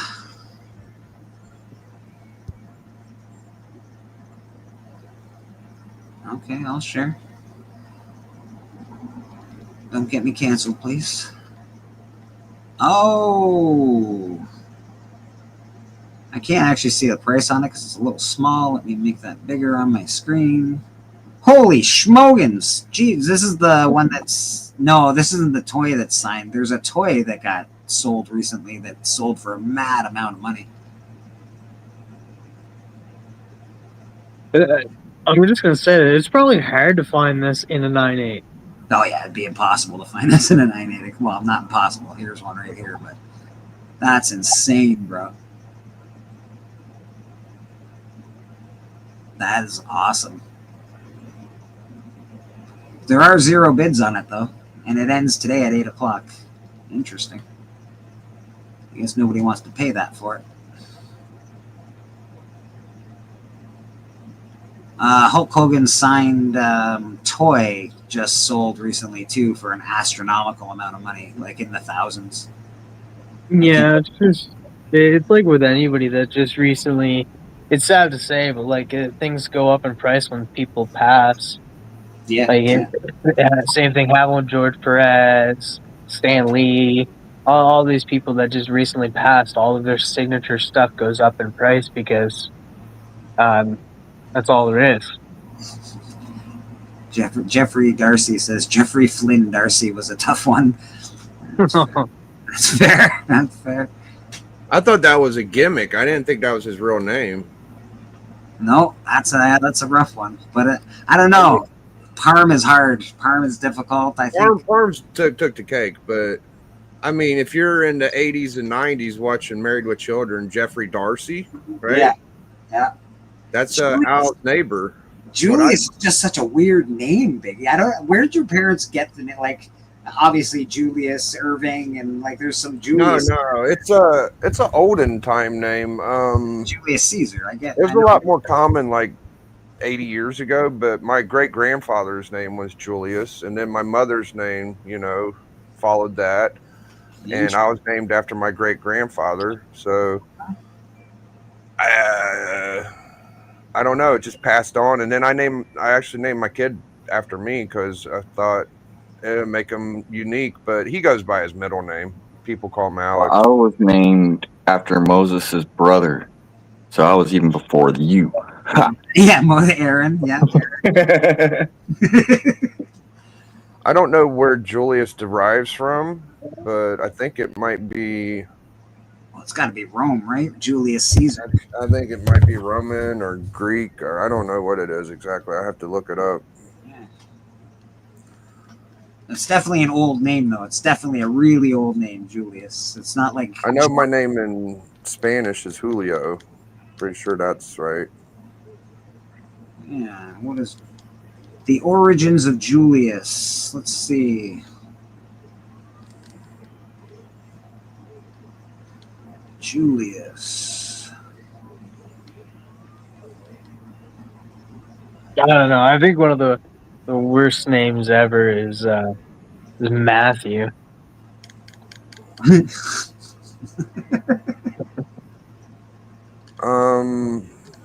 I got sick of seeing all the Tylers back when I was a kid. I'd be like, every fucking boy's named Tyler. But you don't see any on comic YouTube. I got sick of seeing the Travises. Like, it's pretty sad that I had like friends named Travis too. So it's like there's too many of us. Julius is a masculine name of Latin and Greek origin that means youthful, downy, bearded, or devoted to Jupiter. The name's origins are tied to prominent Roman family, most famously Gaius Julius Caesar, and carries a sense of classical authority and historical depth. There you go, buddy. Yeah, it's a pretty strong name. I know that. But so whenever I was a kid, right, my stepdad had an even fucking more olden styled name, I think, but his name was Homer Vernon. Oh my goodness. Homer Vernon. What a great name. What a fucking name, right? Homer Vernon, dude. And then you have me, Julius, you know, whatever my middle name is, and Homer predates Aaron. Yeah. Homer's fucking hardcore, dude. Yeah, man. Papa says he was named from two people from Dallas, the TV soap. Really? That's funny, Papa. Did your mom love Dallas, I'm guessing? Nice. I know I remember being a kid and my parents and my older sisters really loved watching Dallas. It was a big deal. I don't know why it was such a big deal, but it was a very big deal when I was a kid.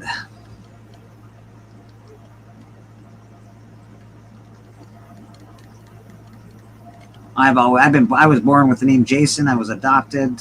They kept my name Jason, and nothing old or cool about that at all, except the movie. I do get a. I think there's the history to Jason. I think it's an old name. Jason and the Argonauts, maybe.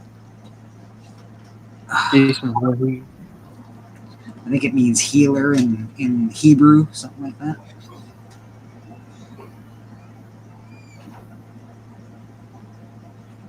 One of my grandmothers was named Safel.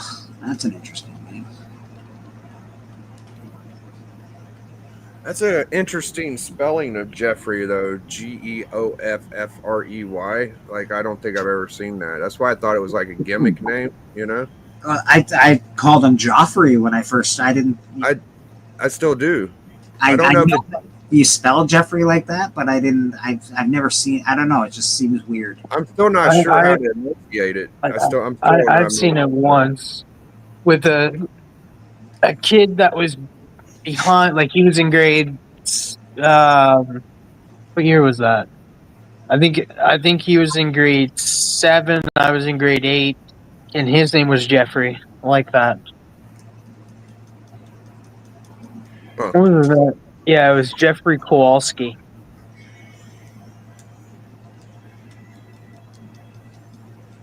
Funny how I remember that. Like, I remembered his last name. I don't remember anybody's name. I'm fucking terrible with names, dude. The Jeffrey is from Toys R Us. Yeah, that is true. That is true. Jeffrey the giraffe. Okay.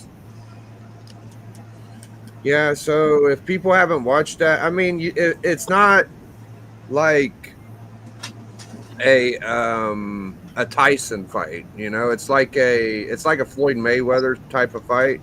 It's got to be quicker. They're much smaller guys, right? So it's got to be a much faster fight. Yeah, this Terrence Crawford, like I got hip to him whenever he fought Earl Spence. I didn't know him that well, but he does the shoulder technique where he blocks with the shoulder a lot, and he likes to move. So by the time you get set up on him, he's already hit you and moved. So he's very defensive. So if you're into watch it like a defensive masterpiece and counter game, then it was excellent. I had a great time watching the fight, but I could see why some people got bored. But it was clear that he beat the shit out of Canelo. I think Canelo might retire, and fucking Crawford might retire. And what are we left with?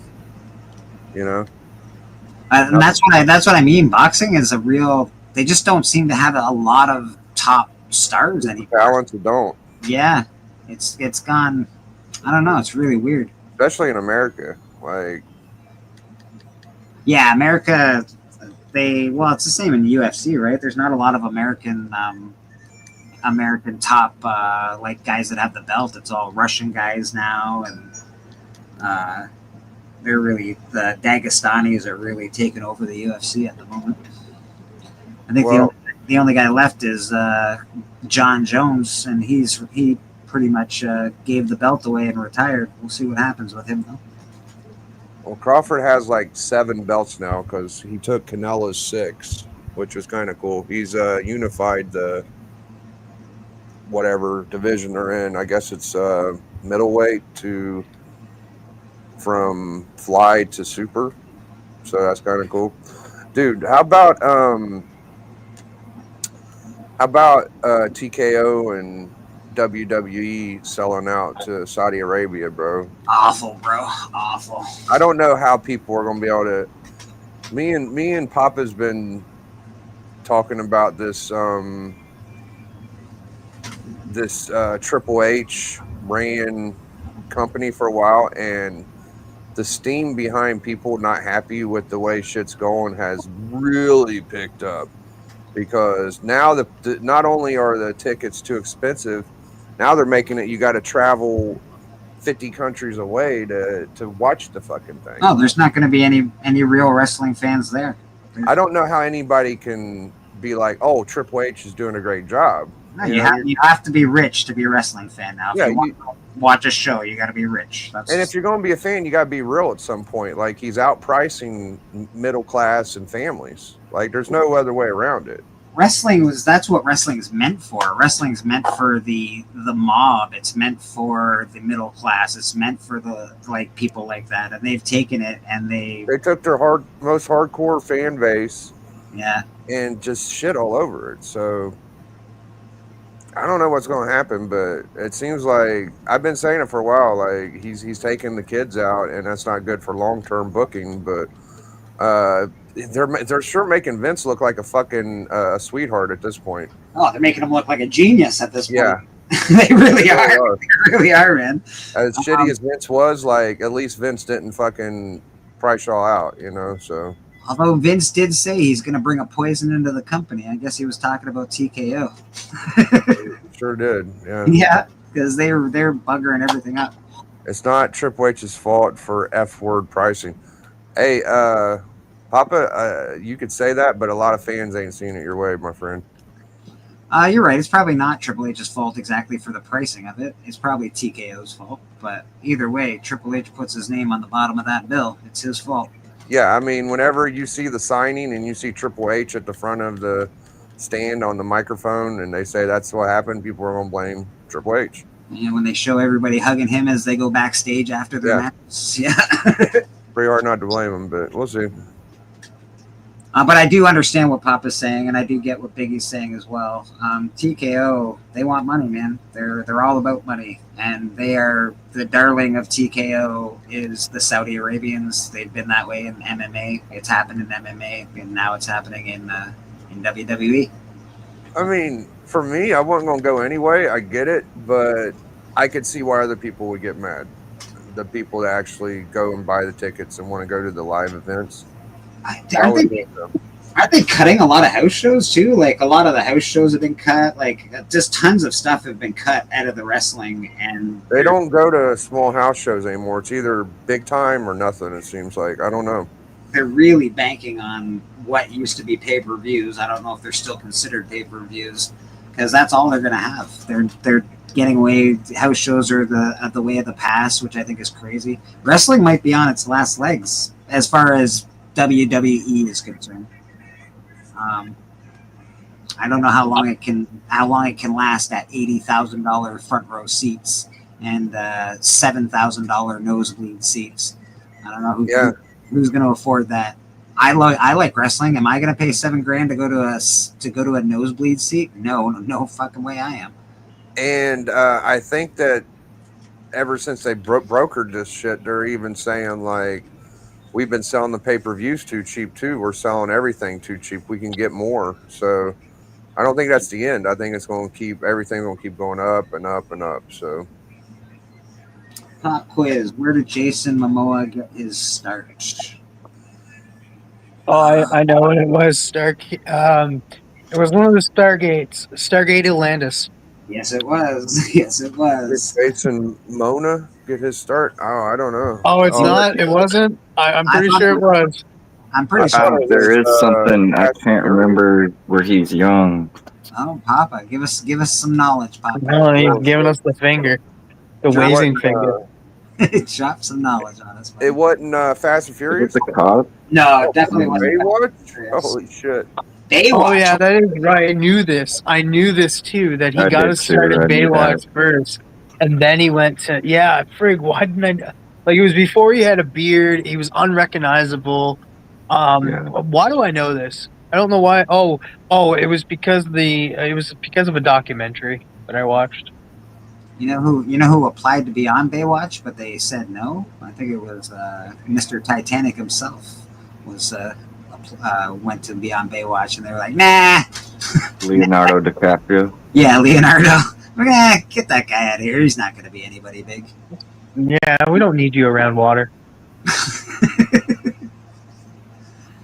I watched one of Jason Momoa's earlier TV shows, and it's freaking awful, dude.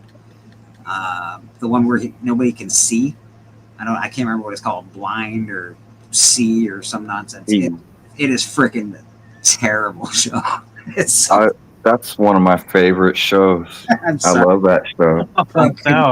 I couldn't watch the acting in it. It's just the acting. The writing might be good, but I watched one episode and I was like, oh, I can't watch this. Yeah, the premise was so good. Watching how they adapted to a world where they can't see, like the way they fight, the way they do security, the way they travel through towns. It's crazy. Like just the lore of that world is really cool. I'll have to give it another shot, but man, my first shot did not go well. Like no. And Jason Momoa and Dave Bautista have an awesome fight at the end. I like Dave Bautista. He's a good actor. He's in there, and he just, man, yeah, he was pretty. He's his brother. He's his brother in that. You know what I just found out, and I really wish, like, I might have known it, but like it might have like left my memory. But at first, they wanted Dave Bautista to play Peacemaker in the Suicide Squad movie. Yeah, he said no.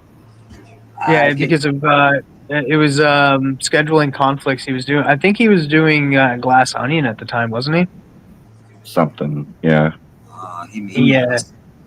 But that's another. I mean, that was probably the main reason I like to see, like the lore, but also the action, like the fight scenes that Jason Momoa did on that. He pushed himself, and he actually got hurt in the last season, and you can tell it because like he completely stopped doing stunts, but he got a real bad hernia in his stomach, and I've been worried about that for him playing Lobo. Like, how is he going to pull off on these stunts? Because he can't do stunts like he used to, and because he was going wild on that sea. Like, he was doing some stuff that was crazy, really hurt yourself, and you can see how he hurt himself.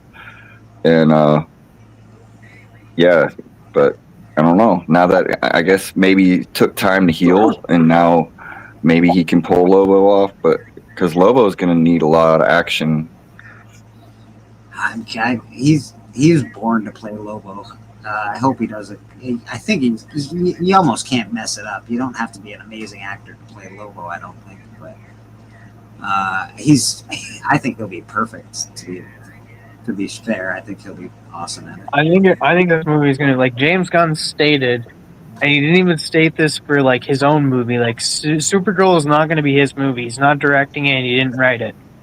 He said, but he did cast one like he did cast it, and he said that Millie Alcott was like his Is the best favorite casting he's ever done. Yeah. Yeah. That he's ever casted in anything. Wow. Well, he's done good so far. With Superman. him saying that, I guess that means that the filming or whatever is going well, because he's probably watching and saying, wow, she's really doing good on the part. Peacemaker's a hit. Superman's a hit. So James Gunn's doing it. I think I don't know if we can all agree, but I The think coolest thing about the Supergirl movie is like we get Superman in outer space, like Supergirl in outer space. Like we're getting like the cosmic side of DC. Everything we've seen of DC has been on Earth. so far, yeah, you're right. Except for the Green Lantern way back in the day. That was done in space. Oh yeah, we don't talk about that movie. We don't talk about that one. Yeah, Deadpool got rid of that movie. I thought Yeah, they did okay. You like Lantern, Biggie? Yeah, absolutely. I thought it wasn't bad. I like Kilowog. Yeah, I enjoyed that. Lanterns is coming, but like, if you don't know, like, there's a Max YouTube channel, and after every episode of Peacemaker, James Gunn, I keep forgetting her name. Is HBO Max YouTube channel. Gets together with like it's James Gunn, his wife, and the guy who plays Economos.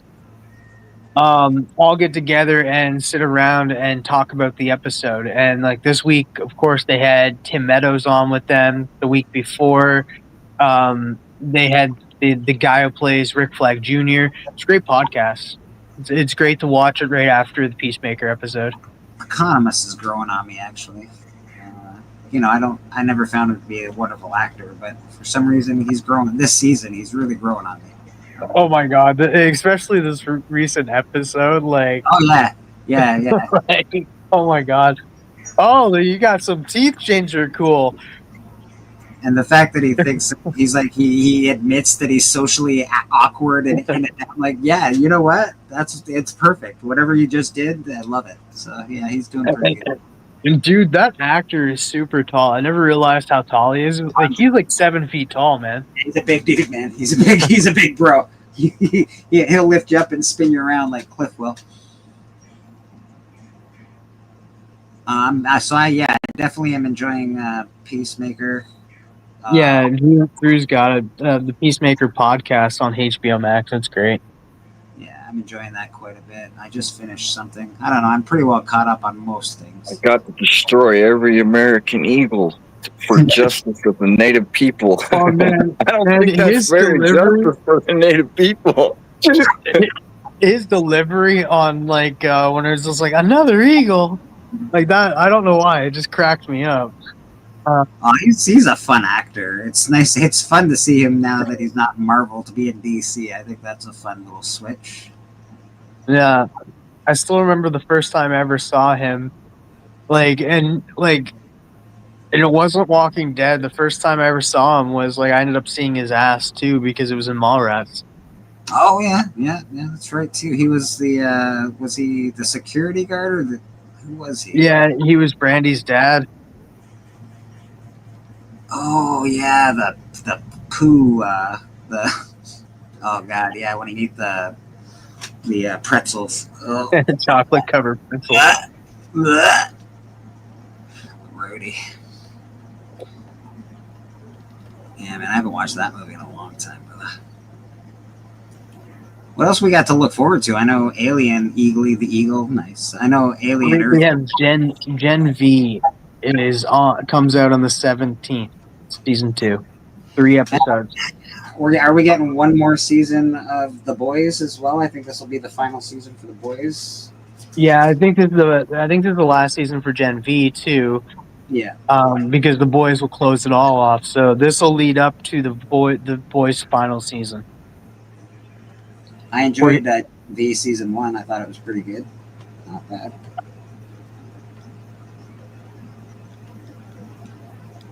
It was pretty crazy. Yeah. They went off the rails.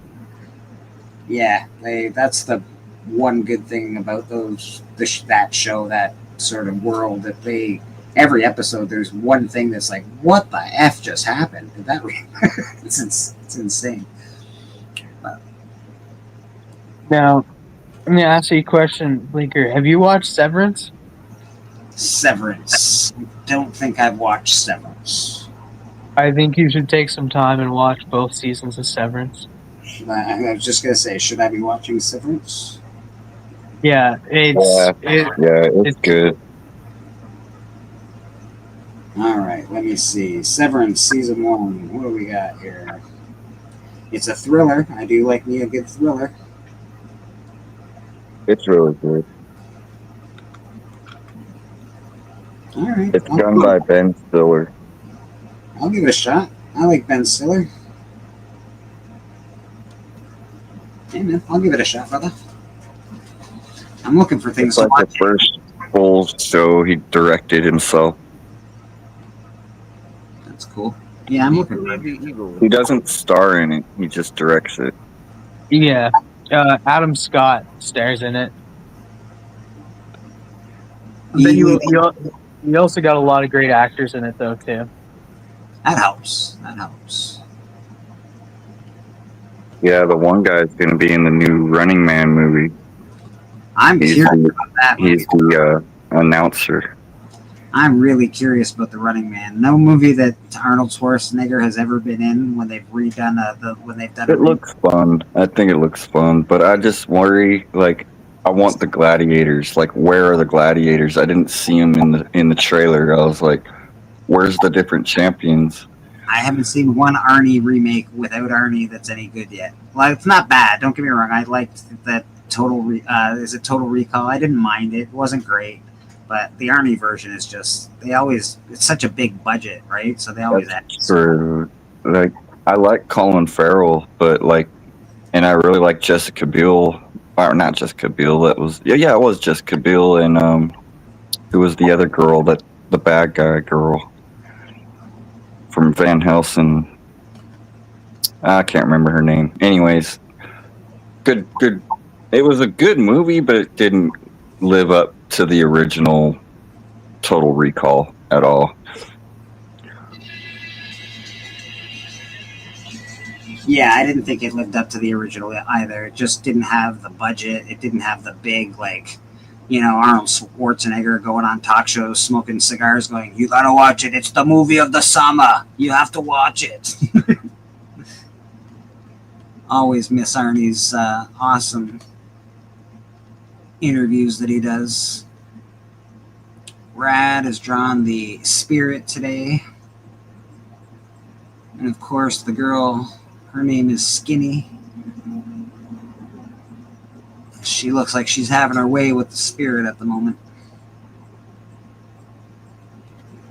I forgot, don't we have all of Marvel Zombies dropping this month too, don't we?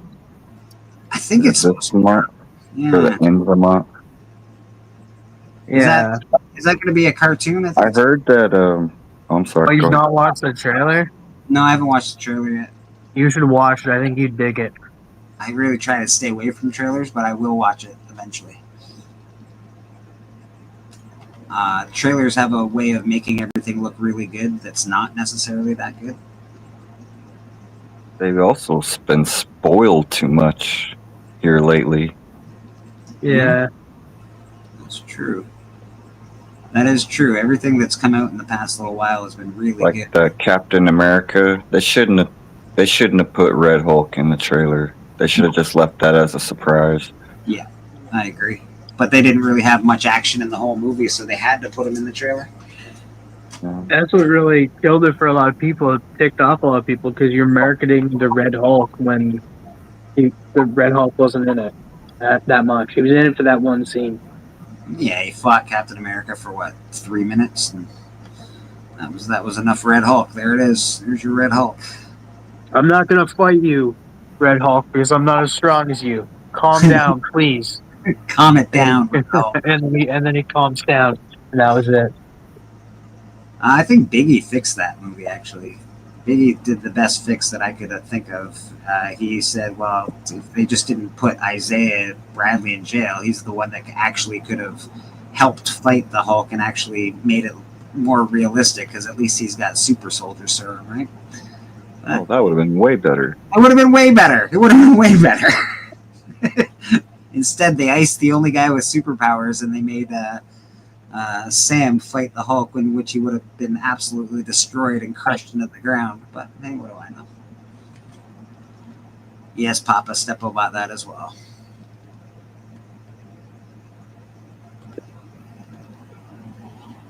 I'm gonna take my time on it. It's ready for ink now.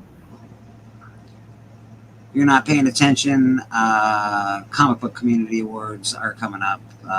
They end, I believe, I don't know, sometime in November. No. It ends in 4 weeks. In 4 weeks, the votes. When does the actual awards get awarded?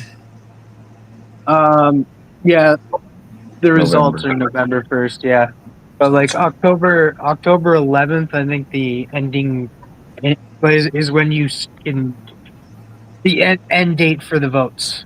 October 11th. Papa says 4th. Yeah, with 4 weeks, I would imagine it's that's not very long. That's not very far. But you got about 4 or 5 weeks to vote. I would vote as soon as you can, because there's not much time left. If you haven't voted for the Comic Book Community Awards, TM Nerdy, Mr. Biggie Shack are up for an award. Rad Art is up for an award. K-Pop's up for an award. Who Dat Comics is up for an award. Steven and Alan are up for awards. A lot of people up for awards, man. Go vote for everybody. Give them your love and your adoration and your bodies.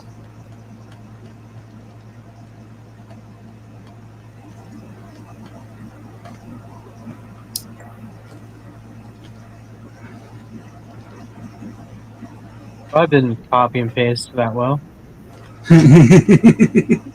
That's all right. November, that's my birthday month. I am November the 11th, baby. A little Remembrance Day action.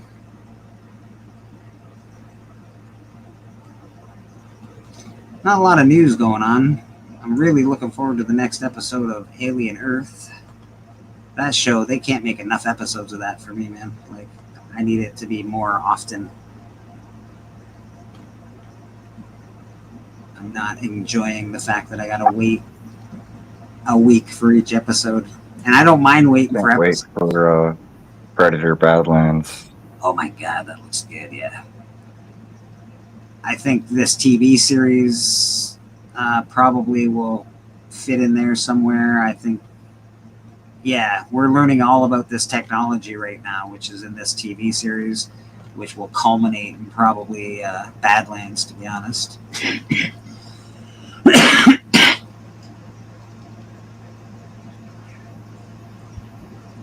Go watch The Hunt. They're giving away awesome stuff, awesome prizes on The Hunt. And of course, you can vote for us there as well when we battle. Clayface is filming, and a lot of set photos are getting leaked out from Clayface, and it's got mentions of Batman. It's got mentions of Robin, the Dick Grayson family. There's been some posters of I don't think Penguin. we'll like kill Batman in this though, because that would be like I three think they're different just little Batmans. Easter eggs. Yeah, I think they're just background Easter eggs, because it's like a 30s Yeah. or like 40s. Yeah, because period this is piece. an Elseworld, and they're still doing Batman 2, and then they still want to have their own Batman in the regular universe, and this is a different universe. So it's too many Batman. I do like that. I hope they don't. I don't hope they don't introduce a Batman in this, because that would be just like I hope they do like introduce characters in that universe though. It'd be cool to see a Robin though. Yeah, that would be cool. There's far too many Batman. One thing I can critique is my only thing I don't like about the Christopher Nolan Batman. I didn't like the way he did Gotham. I don't think the cities looked very gothic. It looked very Chicago-y or just normal.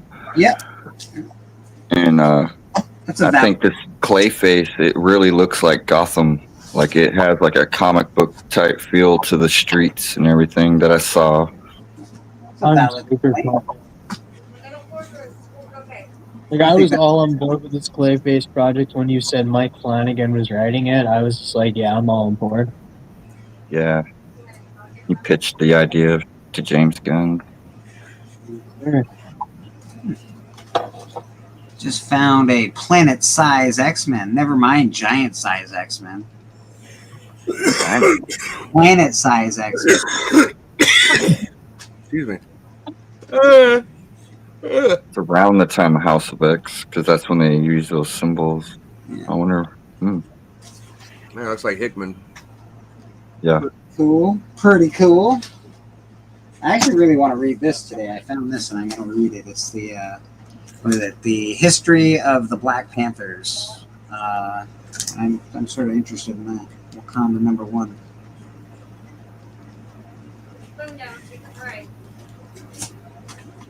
Gotta go through a bunch of boxes of comic books. This was my first one that I pulled out today. A lot of X-Men and Avengers are in this box for some reason. I don't know how they got in the same box together, but that's cool.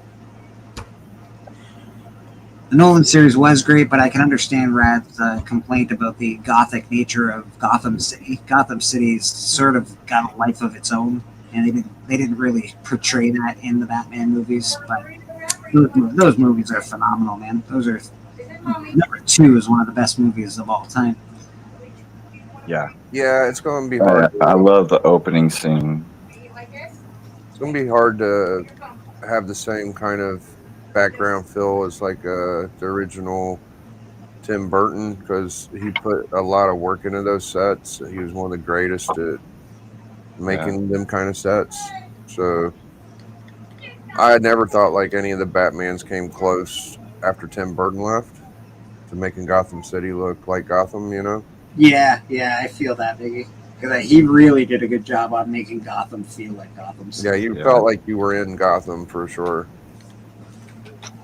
The Batman's not too bad either. I guess the one with Pattinson, it's sort of got a pretty dark gothic feel to it, but not nearly as good as the first ones. How many were there? Like there was the first 2 Keaton ones. Keaton was in 2, right? Yeah. So Keaton's in 2. I felt like it kept going after. Yeah. It was Val Kilmer. Val Kilmer, then Clooney, I believe. And then it went to what's his name? I can't even think of his name right now. We just mentioned him. Dark Knight guy. Dark Knight guy. Oh Nolan. Yeah, Nolan. No. Well, that's the director. I'm trying to think of the guy who played Batman. Christian Bale. Christian Bale. Yeah, I think Clooney was the last one to play in the original series of Clooney was in Batman and Robin. Yeah. Yeah, because the sets were really good in 2 too. Like they were like Val Kilmer vehicles and shit. It was probably least favorite. 2 was your least favorite? I liked the Penguin and you had Val Kilmer. Oh, Val Kilmer. That's the one that had Batgirl. Yeah, I don't know. I need to rewatch it, I guess. Alicia Silverstone. Yes, yeah. What the hell are you talking about? Tim Burton is so. I know. Pop Willie's got some hot takes. I'm not sure about them. So. Yeah, I guess you didn't like Beetlejuice. Nightmare Before Christmas. Yeah, this current Wednesday series. Like Wednesday is great. He's pretty well archived as one of the greatest. But yeah, you want to go out there. Like I will say some of his movies were kind of a hit or miss because I didn't really like his Wonderland series, Alice in Wonderland movies. These are all books I got for sale right now behind me. If anybody watches my content, all the books that are behind me are for sale. So I've added some new stuff. A lot of zombies, Marvel zombies in there. Lots of good stuff. All the top row, a bunch of different keys. There's keys throughout that whole thing. There's a little Indiana Jones action. There's a Canadian price variant for Secret Wars number 12. There's a lot of good shit up there. 316 and the Rogue. So do you got another Rogue? First Rogue? You do, right? Yeah, I've got it up there, I believe. I think I have it up there. Well, you got 2 copies, I'm guessing. You're getting rid of one of them. Yeah, one of them's up there. I think it's on the top shelf. I think out of all them books, the one that, I mean, there's 2 that interest me. I'm not going to say the one, but that X-Men, I've never had that one either. The I forget what it's called. The one with the big sentinel, that green one right above your chair. Oh, yeah. The one where he's blasted Wolverine. Yeah, I always kind of wanted that one. It's part of the future, the Days of Future Past story. That's right, Future Past. Yeah, I never ran across any of those for some reason. X-Men is not easy to run across for me. Hey, Legion, how you doing, brother? Good to see you, my friend. X-Men I run across a fair bit, but not a lot of the keys. Most everybody takes the keys out, but I got a few good Forge keys. I still got some good X-Men keys. I got the first Nimrod. That's Nimrod, what, 191, I think, is the first Nimrod. Cool. I think it's a good book to have, actually. I was specking on that book a few years back. I have to look it up. I forget what it looks like. I feel like I've had it a couple times. As a Colossus fighting somebody, Nimrod, or kind of looking like Vision. Edward Scissorhands was just okay. Come on, Papa. Come on, bro. Hey, man. Papa is controversial at the very least. Got his own type of flavor. Oh, yeah. Okay, so you're talking about 191. 184 is the first what? Is this the first Forge right here? Hold on. Is that it? Let me make it big for a second here. Yeah, it is. Or I think so. I got that book behind me. That's not first Nimrod. No, that's first that Forge. one's Nimrod. Yeah. That's Nimrod. Yep. Yeah, they have it grouped together. 184 to 91. Lot of 8. First Forge. I think that's the first Forge, the red fire one. And It's then not they got. Forge. It's something about Forge, though. Is it? Yeah, I just pulled it last night. I have that book behind me as well. Let me look it up. I forget. I know I got the first cover Forge. Oh no, it's saying that one. It's the first Forge. That's what I thought too. Oh, is it the first Forge, eh? I Interesting. think so. Yeah, everybody's saying. Well, at least on eBay, it's the Papa listing. Willie, your I think some take good up spec for Christmas is for. I like Nightmare for Christmas. everybody likes Nightmare Before Christmas. Forge is good because he bangs Storm. You know what I mean? Yeah, man, Forge is he knows what's up. Forge is clutch because if you're gonna pick a mutant to bang Storm, it's probably gonna be Forge, I would guess. You know? I think like the best X-Men spec for like what the MCU is gonna do coming with the X-Men would be to go for first. I would go for Mr. Sinister. Okay. Because they're gonna do a Mr. Sinister. They've been teasing it for too dang long to not do it. Yeah. And I think also. Oh, I just was thinking about it. Now I forgot. I thought about it so long, I forgot what I was thinking about. Yep. It'll come back. Beckerman's in the chat. Hey. Oh, okay. Mara Taggart. The first appearance of Mara Taggart would be a good book to go after, because I think that could be a way they could reset, kind of reboot mutants, and just kind of reintroduce them. because she relives her life over and over. Her mutant power is that she becomes reborn, and so she tries to fix the timeline. It is the MCU, so going after any first female appearance is probably a wise. So Mara Taggart is a good one, and then if they don't do that, I think they might lean towards Avengers vs. X-Men, and I would say go for the first appearance of Hope Summers. I'm just talking about what MCU will probably do with the mutants. Oh, I was going with the cartoon. Yeah, the cartoon is going. They've got to be doing a bunch of different storylines. But X-Men's interesting for MCU. That I don't know what I never even thought of that really. What they would do immediately after. I would guess they do the fucking Claremont run. But I think that's Avengers vs. X is probably likely to. But I've also heard some rumors of like Fear itself because they want to bring Thor back. I don't know if that could come into bringing in mutants also. I don't know. There's also rumors that they're going to do the the No More Mutants storyline. There's so many rumors, man.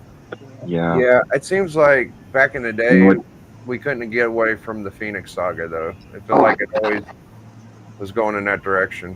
Every X-Men series, it still is. Even in like the recent X-Men cartoon, they brought the Phoenix in at one point. Phoenix. I've had enough of Phoenix. It's just a great character. Don't they resurrect her one more time? I was like, that was my only like part. I looked at the X-Men '97 when it came out. That was the only part where I looked at it like, didn't they just use her as a scapegoat? Like they were just like, hey, we're just gonna bring this character in because like we can, and it'll save the day for this one moment, and then she'll just disappear and say, bye, see you guys later. I'll be back when you need me, like when you're finished death. Now for the cartoon spec, dude, it's to me it's like it could be 4 different things. Yeah. But I thought that Rad was talking the cartoon whenever he brought up I forgot his name now. The first appearance. Mr. Sinister. Mr. Sinister, Hope Summers, Mara Taggart. I thought she was talking cartoon. The cartoon can go in a lot of interesting ways. For sure, it's going to go in Age of Apocalypse, but it's got other. Too. Well, I think season 2 be Age of Apocalypse. It could go. It ended on Fatal Attraction, and it also ended with Gambit dying. They could do Onslaught. The Apocalypse shit. So you guys are right. I think about that's why I think the Gambit death and comeback. We'll have the Apocalypse and 4 Horsemen. We'll have. Weren't they teasing Onslaught? Oh, I think they were. I just don't remember the scene. Yeah, because the connection between Xavier and Magneto at that moment. Morning, Legend. They're teasing quite a few things. Like they're accomplishing a lot in a small story. Yeah, a small amount of time. Sorry. What kills me about Fatal Attraction is everybody always remembers how bad Wolverine got it. Dude, I felt like we just reviewed it, and I felt like Cable got it worse. Oh, Cable got fucked. Cable got fucking wrecked. Oh, he did. He got wrecked. Speaking of Phoenix, we got a little Phoenix War song. More Phoenix. A lot of Phoenix stuff going on. What's wrong with Phoenix, bro? Yeah, no, she's alright, man. This is a great cover for Phoenix War song. That is Michael Turner. Yeah, that's really nice, eh? And then, we got some X-Force number 1s. Got about 4 of those, Got a couple X-Force. You know how much cooler that book would have been if Wolverine or Deadpool would have been in it. Way cooler. Yeah. Way X-Force 1, put him in there. Got some Kitty Pryde action. That's a cool bad guy. There's some Uncanny X-Men. That's just a weird cover. That is that a Sentinel? It looks like a Sentinel, yeah. Yeah, it's pretty. It's just a bizarre cover. Where's that book Biggie was just talking about? I just had it yesterday. Oh, you got the Doom one next to it too. Yeah, there it is, Biggie. Oh, the Forge, yeah. First Forge. And then I also pulled, and this isn't worth very much, but I don't have the original copy, but I got the Tales to a Star. Yeah, looks good. Dude, my number one is detached and it's fucked up bad, but You'll appreciate that, Vicky. You'll appreciate that one up there. Mm-hmm. It's cool. Yeah, they trolled all the Deadpool fans at one point. They made one of the. It was all in Spanish. You couldn't even read it, so you were. Oh wow! It was ridiculous. That's hilarious. And they loved it at the same time. I just found this the other day. That is a nice Dave Stevens Rocketeer. Damn. Must be nice. Yeah, well, I got a bedroom full of comics. I can go in and find comics anytime I want. Sometimes, yeah. gotta find something good once in a while. This one I pulled out. I actually used this as a thumbnail recently for one of my other videos. But that, I think, is going to be important shortly.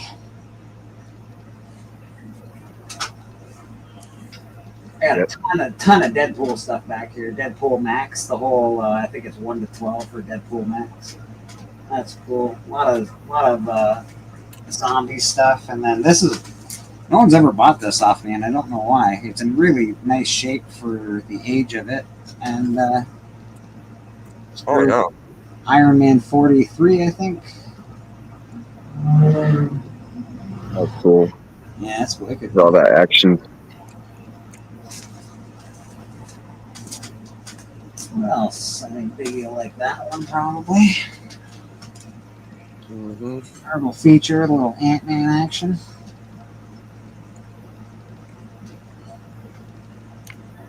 Yeah, it's a pricey ticket for a first appearance. Ant-Man. Ooh. Yeah. And you know what that is. Most people know. Oh, dude. Iron Man Annual 5.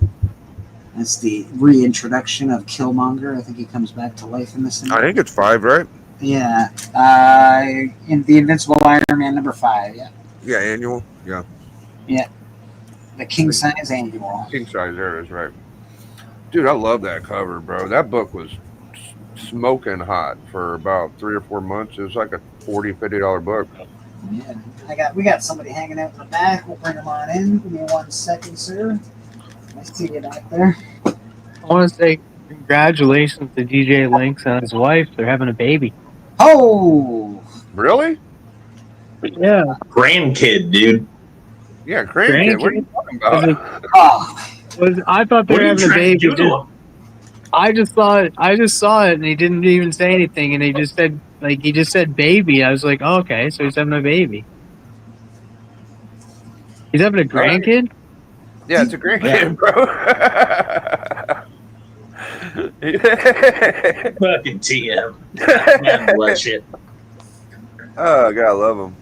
There's Angel coming back as the one of the. I was getting ready to say, man, what a hell of a.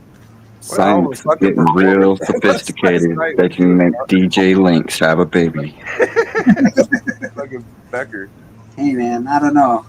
Having a baby, I don't think I would, bro. And I wanted kids all the way up until I hit about 40. At our age, Bleak, it's like a threat.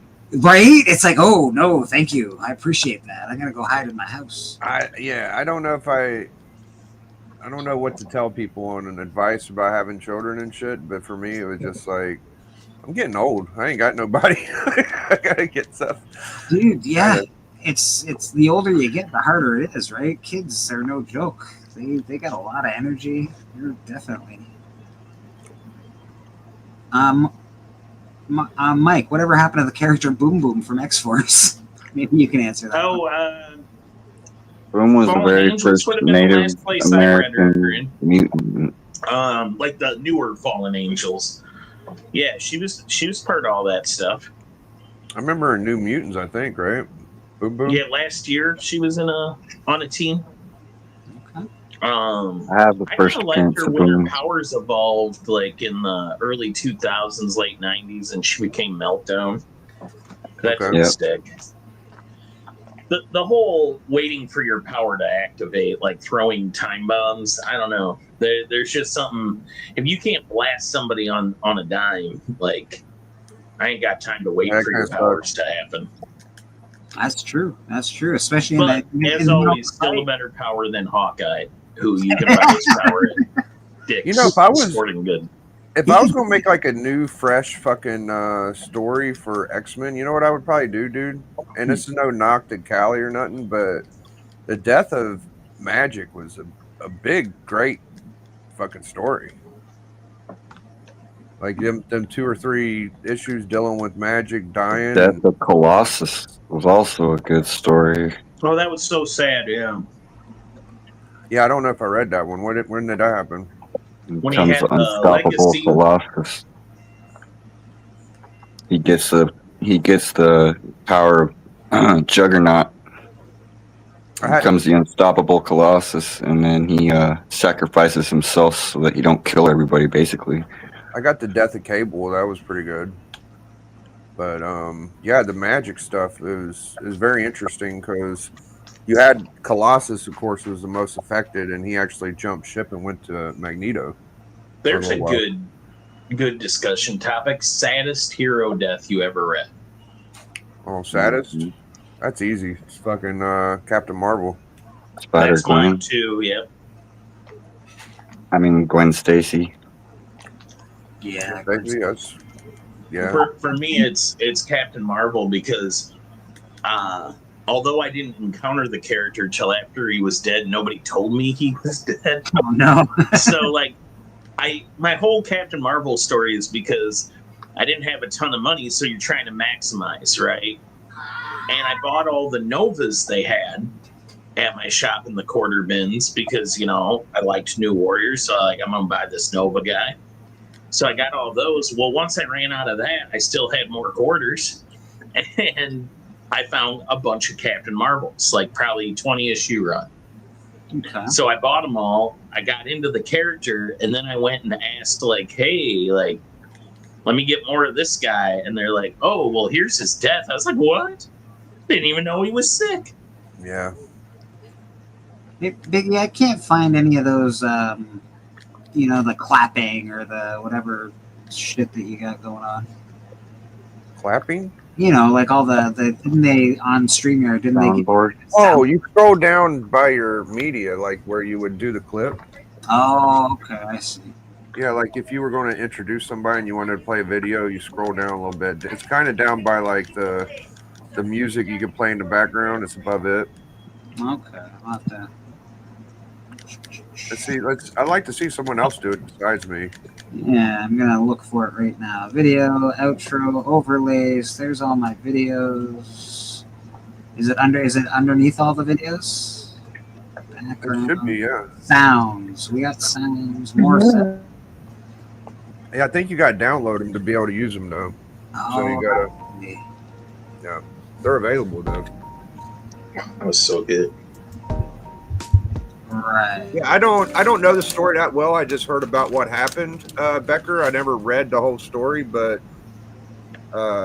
people put it up there as the highest with. Well, if you're me, you really hate Nitro, right? Because this guy, one, killed Captain Marvel. So Captain Marvel gets cancer from interacting with the villain Nitro is the story, and Death of Captain Marvel. And then Nitro kind of disappears. And you know where this motherfucker comes back? Big sorry for swearing, guys. You know where he comes back? He comes back in Civil War when his powers interact with speedballs and he kills the New Warriors and all of those people in Stamford, Connecticut. So this guy has killed killed lots of people, but like he's been involved in two pivotal storylines that have like broke my heart. Dude. So F Nitro. When Magic died, that was pretty heavy too, honestly. Like, I'm adding sounds apparently. There you go. We got some applause. And we have a gunshot apparently. There you go. Surprised they let you have that. I'm very shocked they let you have that one. That's fine. What is bounce? Let's see what bounce is. Death of Wasp was jarring.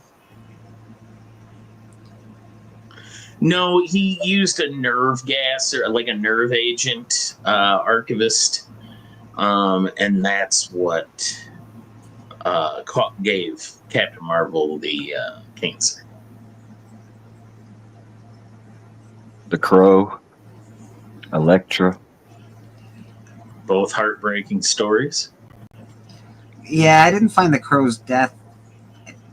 It was part of the story. Like it was, I don't know. It wasn't like, yeah, like it's like going, oh, I love Spider-Man. Oh my God, Spider-Man died. That would suck. But like the Crow sort of is that, so it didn't bother me too much with the Crow. What about deaths that didn't get over? Like Thunderbird comes to mind. Like GSX, big book. First appearance of Thunderbird, nobody cared when they killed him a few issues later, apparently. Because you don't really hear it from anyone as being like, oh, this guy. You know what I also thought was sad? When Big Daddy died on Kick-Ass. Oh, but Kick-Ass, that was a sad death. Big Daddy. That was a sad death. I'm sorry, but Nick, like in the movie version of that death, Nick Cage's voice, there's something about it that makes me laugh during that scene. But it almost seemed real, like he's like screeching. Yeah, poor Nicolas Cage. I like Nicolas Cage, but he's Nicolas Cage. You know, that's what he is. Rubber Girl, like I don't know, like his voice in that movie is just. Doesn't Old Man Logan die at the end of Old Man Logan? Yeah, that was the saddest spot in a movie when he died. It was fucking tore me up, man. I can't even watch the movie anymore. I watched it once, and I think I won't watch it again. I don't know. Movie, and you forget it was a comic book, and they're How probably sad were you when Black Widow died? Nah, I was okay with Black Widow. It was alright. What about like those mutants at the end, the kids that like then they walk off? Like I could have taken a movie of that, or at least a TV series. It was kind of messed up when Peacemaker killed Flag. Yeah, that was messed up. The Flag death was pretty fucked up. At the time, it didn't make sense to me, and now Or what about Hangwire? Or what was his name? Was it Zipline? Hangwire? What was it? No, you're talking about Slipknot. Slipknot, yeah. Yeah. Do you notice like all the villains that die in Suicide Squad are always Firestorm villains? Interesting. There's a connection. I think because Firestorm had like the crappiest rogues gallery. All those Well, any collected edition too. Like I was looking at like the Suicide Squad DC Finest, and there's a lot of Firestorm issues in that DC Finest book. Mm-hmm. Did Mysterio die? Yes, in Spider-Man. I think yeah. at one point he did, yeah. Everybody's died in the comics at this point. Jane Foster. Mm-hmm. Biggie, what's your call on this book here? Oh, Batman in the Flash.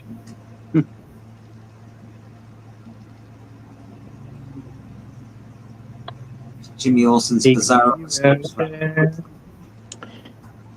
So, do you think like the artists on Jimmy Olsen were like the only guys in the industry getting paid by the hour? Well, do me a favor, Bleak. Show that book again. I will, yeah. And please note the lower right corner of it and that jacket he's wearing. And you have to ink that. Green jacket with the red bow tie, that'd be your right? Yeah, there you go.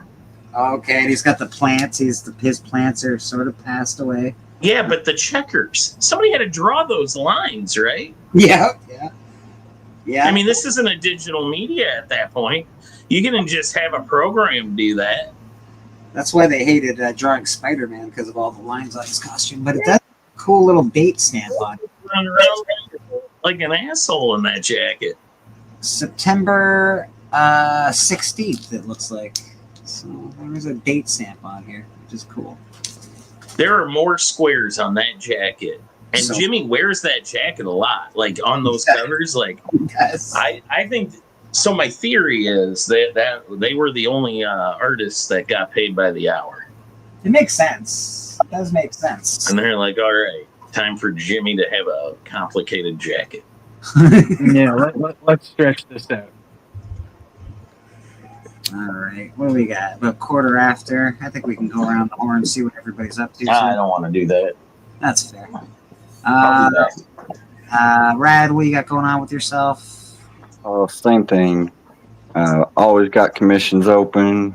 You can find me on Instagram and you can watch me right here every Sunday.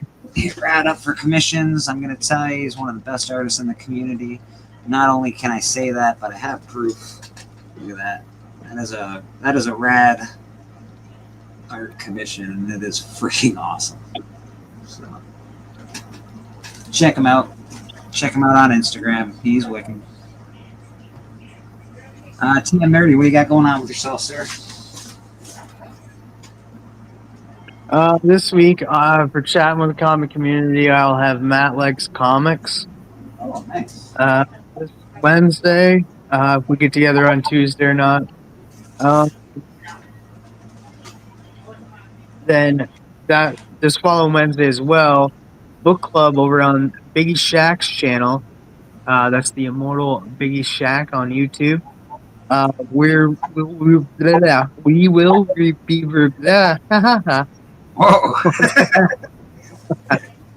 we will be reviewing Action Comics 271, The Origin of Lex Luthor. And then Collector Club Friday. Always check out Biggie's channel because Biggie's doing great stuff over on his channel every single day. 2 to 4. Biggie's Commandments. You can always check out Biggie. Also check out Darth Lopez because Darth Lopez is doing the Aliens After Show on his channel every Tuesday. So you get to hear his thoughts on the Alien show, and he goes in depth. He opens it up for people to jump on. So definitely check him out. Check out Alan, Comic Collector Geek, and Steppo on the Monday night special. Check out Matt Likes Comics channel. He's doing great things over on his channel with interviewing a lot of great people in the community and his Sunday Superman show. Yeah. And just yeah. Also go follow Biggie on Instagram. And we got Papa Whitley down in the corner. He didn't have Thursday Sweet Chin Music this week, which I was a little disappointed about. But that's okay. He's doing some woodworking right now. We saw a nice woodworking piece of art for Comics Curing Cancer. He's also, so he does his Thursday night show, Sweet Chin Music with Beckerman and Biggie. They also have Boston Chris, and I believe D is on there from time to time. And what else do you do? You doing some lip syncing? Not too much lip syncing anymore, but he does a lot of video game stuff on his channel, so you can catch him playing Fortnite and baseball and golf and all sorts of stuff. It's Beckerman's fault that you didn't do Sweet Chin Music? Wow. Just throwing back. Can confirm. Just throwing something under the bus. No, my internet. Somebody cut our wire. Oh no, that's awful. Like Yeah, that goes into the house. We would like to think it was a gardening error from the neighbor. Like the neighbor's a rental property, Right. and the landlord does the maintenance and stuff, the yard, all that. I don't know how, based on where it was cut. It could have been them, but they were doing yard work at the time. But also, it could have just been some asshole kid came around and decided to cut a wire. I don't know. It would have definitely cut. So that is Papa Whaley. Check him out. Follow him on the YouTubes and the Instagrams. Biggie Shack, what do you got going on with yourself, sir? Not a whole lot. Just all the stuff TM said and you said, I guess. We did do a club. It was probably the lowest viewed club in the history of collector clubs, so that was kind of weird. But if you're bored, go check it out. I thought it was a good show. We had Ian, beautiful Bobby Ian, on, and it took a pretty good effort to take him out. And I think Bleeker and Matt won the tag match at the end of it, right? Did, yeah. Yeah, so yeah, it was a fun night. And shout outs to all the homies, man. What can I say? It was a good show last night on the hunt. I appreciate Darth for giving it a decent, good effort at trying to defend and shit. And you know, he had it, man. He had it. Darth had it. He wanted to go to bed too bad. I think he gave up on purpose. He got a little bit.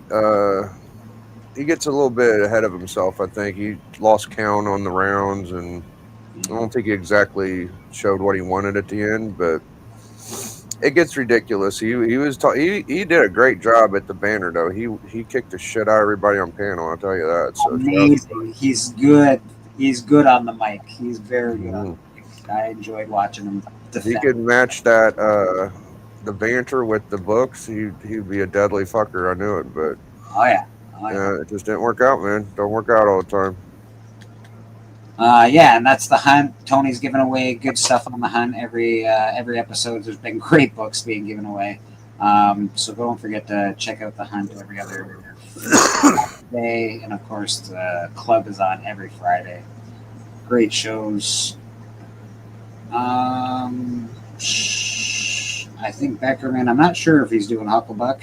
He hasn't done it in the last couple of weeks, but he usually does Hucklebucks for Tuesdays, hangs out, does his Thursday Sweet Chin Music with Papa Willie, hangs out on the club, hangs out on the hunt, and of course hangs out here at church on Sundays, and we appreciate him here. Thanks very much, Beckerman. Anybody else want to, don't forget, watch K-Pop tonight. I think she's got a show every Friday and Sunday. Mostly, sometimes it differs depending on her guests, but mostly Fridays and Sundays are when she does her show. Check out Brian for his Kickstarter and all that jazz. Check out Murder King, and check out Comic Book Church every Sunday, Bleecker Street Comics. Everybody's welcome on. We invite. I don't usually put the link in the chat anymore, but if you do want to come on, send me a message or ask for it in the chat. I'll send it to you usually, or somebody on the panel will send it to you. But yeah, hi K-Pop, how you doing? Yeah, I just got one last thing I want to say. Yeah, buddy. Congratulations on your baby, DJ. There you go. Yeah, that was a good one. Breaking news there, DM. I didn't know that one. Yeah, man, he's that's amazing. The miracle of science. That's what it is. All right, let's get.